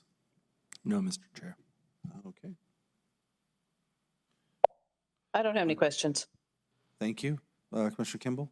I don't know, are there any comments, public input, or comments from the applicant? All right, not hearing or seeing any. All right, if there's no comments, questions, then Brandy, if you do a roll call vote on agenda item 26. Commissioner Sheldo Hernandez, Yes. Commissioner Kimball, Yes. Commissioner Chaparro, Yes. Chair Sanchez. Yes. All right, thank you, Brandy. Agenda item number 27 is preliminary plat approval for type 2 subdivision to be known as Sleeping Joseph Subdivision, Phase 1 and 2. If I can get a motion in a second, please. So moved. That motion by Commissioner Chaparro, I'll second the motion. Ms. Ainsworth. Okay, so this is a preliminary plat approval for a type 2 subdivision consisting of 53 lots on a total of 65 acres. Okay. Here is the subject property. And just a close-up, this is largely an agricultural area. This is what the subdivision layout would look like. They do have water services provided by the Lower Rio Grande, and wastewater would be on septic tanks. They do have access to the subdivision from Glen Groves Road. Internal roadways would be improved to standard and dedicated to the county. So here we are with pictures of the subject property. This is Glen Groves Road.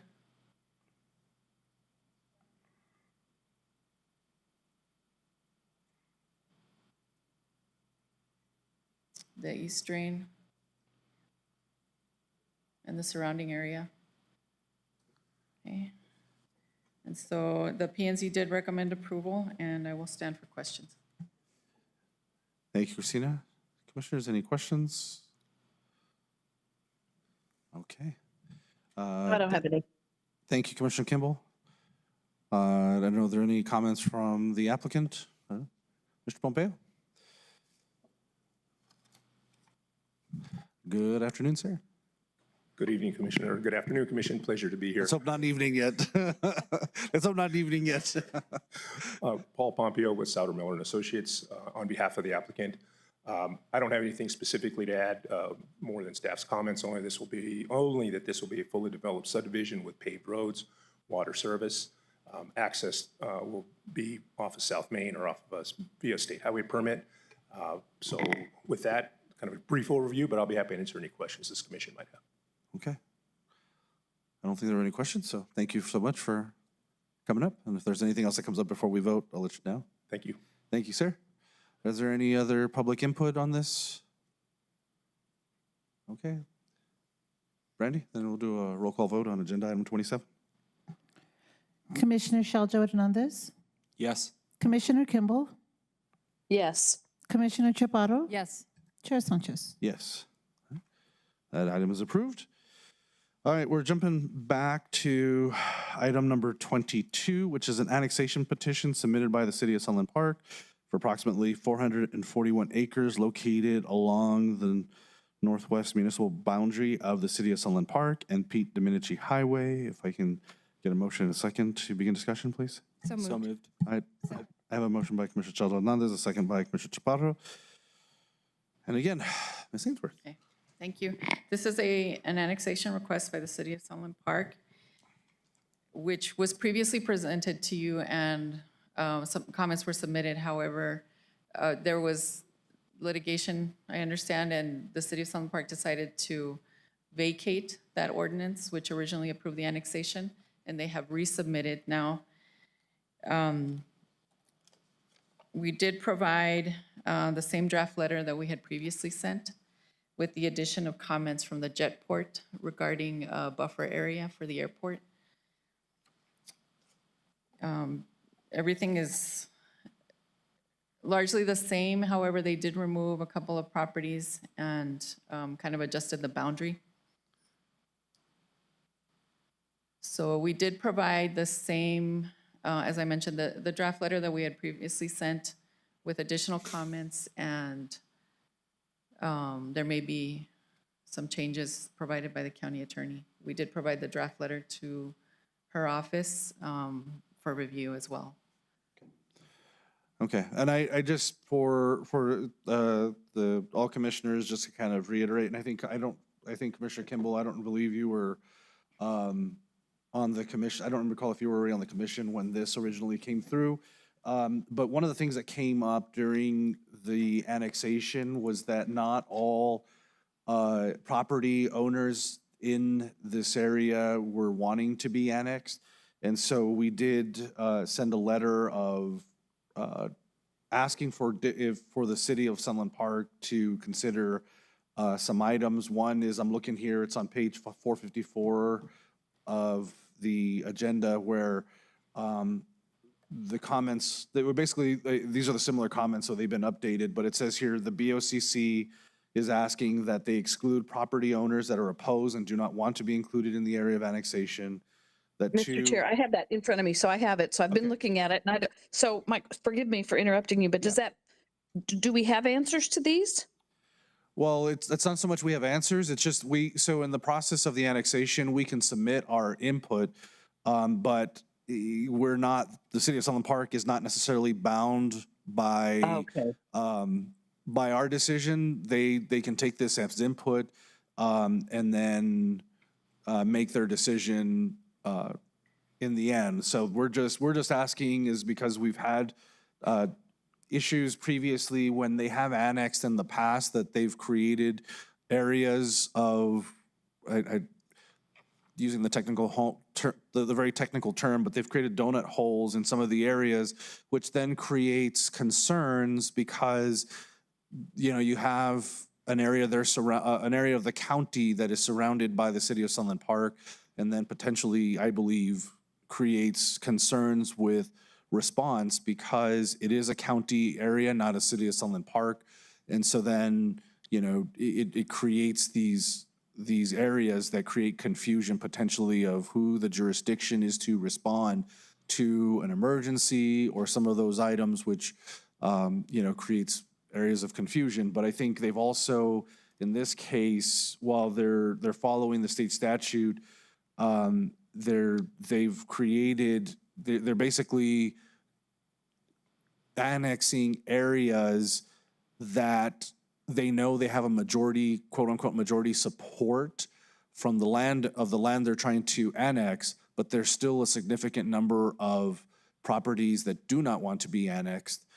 And so what they're essentially doing is creating a situation where those that are opposed to an annexation are outnumbered. And so then they can move forward with annexation. So that's why I think we've asked for them to exclude those property owners from those annexation areas, and then the other items as noted, because I think one of the things that we've seen is that we do have also the master planning efforts that we've had for the Jetport, where, you know, we're asking them as well to respect that as well. But, you know, again, this is just, it's a non-binding input that we're giving to them, and we've just asked for them to consider this as they move forward. But generally speaking, over the years that I've been on the commission, it's generally not been something they have not taken our input and with very much weight, as it appears. Thank you, Mr. Chair. So then my question about it is, if they do annex Pete Domenici Highway, then they have to maintain it, and it's not anybody else's road then? Can they afford that? It would still fall under, because it's a state highway, it would still fall state under highway. it would still fall under the jurisdiction of NMDOT, unless they had a separate agreement with NMDOT to maintain it. Okay. Thank you. Mr. Chair. Commissioner Saldra Hernandez. So I think my comments from the first time we heard this and my comments now are still the same. I think the letter remains the same. As far as what in my mind, you know, when you create a donut hole like that, it all comes down to services. And if you don't know where you're at and you're not getting that regular communication, then that's a scary thing. And I think in the letter we were going to put a conversation about, oh gosh, what was it? About industrial land and how there's already industrial land in the city of Sunland Park that can be used and built and all that great stuff, but yet we're just creating a donut hole of more industrial land all the way around, or all the way around the subdivision. So I just don't think it's fair. I don't think it's right, and I'm gonna say we have to do the same thing we did last time and put that into writing. Yeah. Thank you, Commissioner Saldra Hernandez. I'll just add one thing, and while NMDOT does maintain maintenance over the Pete Domenici Highway, by the city of Sunland Park annexing it, it basically creates an opportunity where, you know, I think for the Santa Teresa area at the moment, it is the only access point and could, you know, ultimately create issues in the future if they wanted to expand the highway, if NMDOT wanted to expand the highway. So it definitely complicates things as we move to the future, but I agree with Commissioner Saldra Hernandez that, you know, my comments on this still stay the same. I still have the same concerns, and really do wish there was some level of cooperation that we could have from the city of Sunland Park, because, like I said, I understand their want and their desire to continue to expand and grow their city, but doing it in a way that we can both benefit and it's beneficial to all of us. So, Mr. Chair, if I could ask one more question. Are they asking for our approval to do this and we can say no, or they're just letting us know? We can say no, but like I said, it's a non-binding. And so what we would do is just submit this letter for their input that we're not in support of this. But again, they are not bound by anything we do. They will make their own independent decision. And we are based on the current state statutes, we are at the mercy of their decision. And I don't know, Christina, did I misspeak when I? Mr. Chair, you said it correctly. The county does not have any decision-making authority over annexation in incorporated municipalities. They have an extraterritorial jurisdiction where they are allowed to annex property. And they can do so by presenting it to their own councils, and where they can either approve or deny it. And so in this case, or in all cases, they are required to send us their applications for comment by the BOCC. However, they are under no obligation to adhere to any of those comments or consider them. Thank you, Christina. Mr. Chair, if I may. Yes. As a reminder, we still have that lawsuit that was filed against the city of Sunland Park is still pending. There have been negotiations to dismiss that lawsuit, but if the city of Sunland Park were to annex this portion of land, the claims that the county brought against Sunland Park in that lawsuit are still viable claims, and they still remain.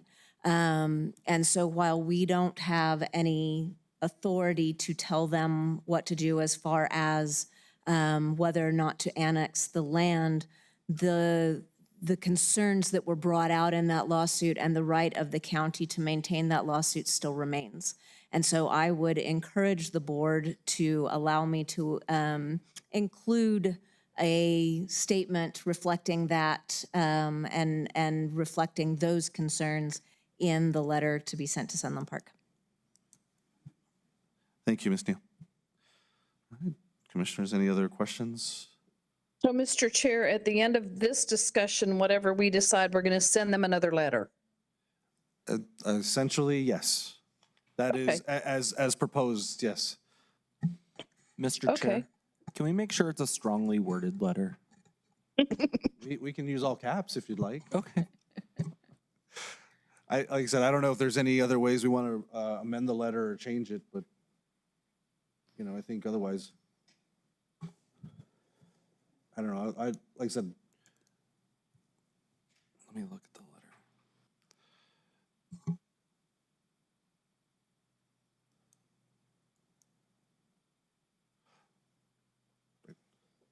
otherwise, I don't know, do we want to do that, or we can just, I know we're at a point here where I think we're out of questions and just need to make a decision to amend either that or have another motion at some point for an amendment, or? I think the letter is fine, Mr. Chair. I don't. Okay. All right. Mr. Chair, I think a letter's fine too, but if Carrie could add to it what she's talking about, that would be great. Okay. In all caps. In all caps.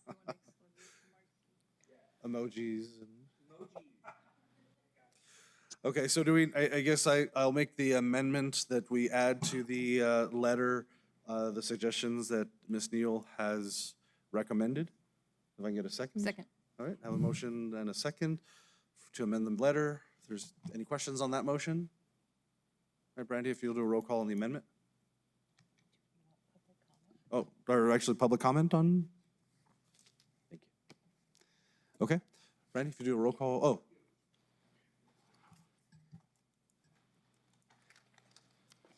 Commission Chair Jody Young, the Jetport manager. I just, for your sake, I will still be there at their meeting on the 27th again. Can't speak to all the annexation piece of it, but for mine is the development that they want to do. We as a county did a lot of work in the past years to make sure that we didn't put too many individuals underneath our flight pattern for a myriad of reasons. The FAA has lots of, land use agreements that we're supposed to do, and we're supposed to try, and I will be pleading with them again. And you will see in your packet there that airport influence area. The quicker I get that, again, it just states our claim to, we are flying in this area. It's not going to change no matter what you put under there.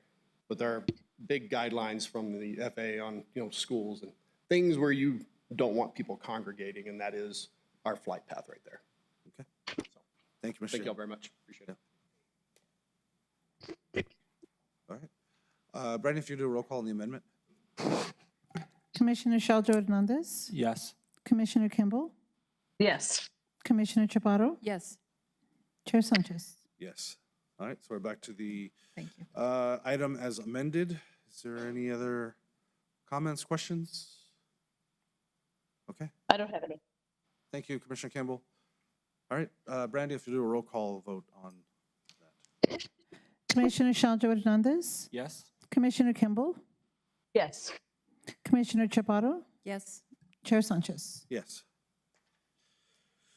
All right, let's see, agenda item number 23. It's a resolution amending number 2024-137 to revise the delegation of authority to the county commissioners for the issuance of proclamations. If I can get a motion in a second. So moved. I'll second the motion. All right, so Commissioner Chaparro, I don't know if you care to. Thank you, Mr. Chair. I appreciate the time. I'd been talking about this probably for a few months, and I had spoken to County Manager Andrews, and it's really heading home at this point, and especially with Commissioner Sheljo not being part of the commission next year. As elected officials, I believe that our constituents really would like proclamations signed by the commission instead of the county manager. And I was speaking to Susie Cordero earlier when I walked in, and I had received a call about having your signature on the proclamation, Chair. And so because we're elected officials and we represent our constituents, I believe it's more meaningful to have a proclamation signed by the entire county commission instead of the county manager. And Scott, you've done a fine job with that, and I appreciate it, but I do believe that our constituents would think it was more meaningful coming from the fine commissioners. Thank you. Thank you, Commissioner Chaparro. And I don't want to steal any of from, or hopefully I'm not speaking over you here with this, Commissioner Saldra, on this, but I think when we did this originally, it was a matter of just optimizing the agenda so that then, when we had the proclamations, it wasn't something we had to vote on and do the whole deal. So it just made it a little bit smoother through the meeting. It was just more of a time savings. But I think that was I think at the time that was the recommendation, but that's similar to what like the city of Las Cruces did. For me, I'm kind of indifferent because I can understand not wanting take the time to, it saves us a little bit of time from voting or not, or if we have other things, it just goes quickly. But otherwise, like I said, I'm indifferent either way. I think given whatever direction the board wants to go, I'm okay either way. I just know that I just wanted to at least put in context why it was changed. Mr. Chair. Yes, Commissioner. Same way, I don't mind either way. Maybe is there a way that we can just have the Board of County Commissioners' names on the proclamation and not have to take a rolling vote or anything like that? I mean, that works for me too. Either way, whatever's legal.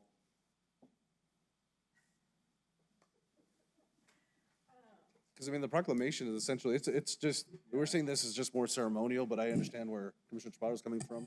If we can. We have no preference at all. We just. Like I said, if we're able to put our signatures on it without officially voting on it, I don't know if it would violate anything because it has our names and signatures on it. And Mr. Chair, I think it's a sentimental I get that. issue coming from the constituents, and I've been hearing it, and it's just coming forth now more often than not. So I And think. Mr. Chair? Yes, Commissioner Kimball. What, Susie, Commissioner Chaparro, are you saying you bring one in so your signature's on it or all of our signatures are on it? All of our signatures are on it, Commissioner Kimball. Okay, because I was thinking if it's just one of our signature on it, then we wouldn't have to vote on it. But you're right, if all the signatures, but we could put them on the consent agenda and then read them maybe? We'll just make it simple so we vote for them, like the consent agenda and then a proclamations agenda item, so we could vote for 3 of them at once and then read them out? Something like that? Mr. Chair, I think that's an excellent idea. Anything that speeds it up, I'm all for. I'm looking at Carrie though. Yeah, I think that's an excellent idea. I'm okay to do. Let me see. I was just looking at, I like that idea if we're able to do it that way, and then we can issue them out still under the same thing with us already being approved. And Mr. Chair, I don't know how much more time it'll save. It's 2:03 already. Yeah, I know. Our meetings are running longer and longer, and 5 minutes I don't think is going to make a difference to anyone that's listening or watching.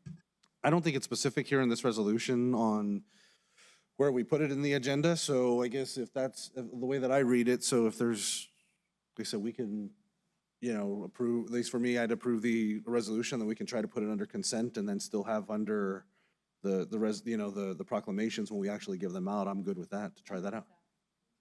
Okay. All right, any other questions, public input? Any other comments? All right, Brandy, if you'll do a roll call on agenda item number 23. Commissioner Shaljo Hernandez, Yes. Commissioner Kimball, Yes. Commissioner Chaparro, Yes. Chair Sanchez. Yes. That does have a resolution number. The number is 2026-68. Thank you. All right. We're now to follow-up commission input. Is there any other input? I just want to say one thing, Mr. Chair. Yes. So yesterday, I went with county staff over to White Sands Missile Range. America's range, by the way, and had a great conversation with both the Navy and the Army, as well as NASA out there. They were awesomely hospitable. We were able to take out our economic development team and have those conversations about kind of what they're contributing to the Doña and Las Cruces economy and how we can best support them and how they can best support us. They really did reach out to us with open arms and engage us.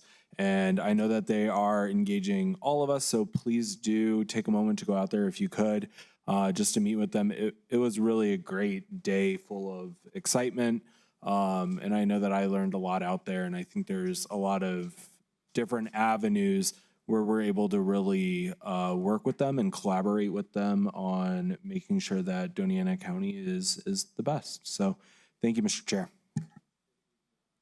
Thank you, Commissioner. All right. If there's no other commission input, we'll move on to correspondence.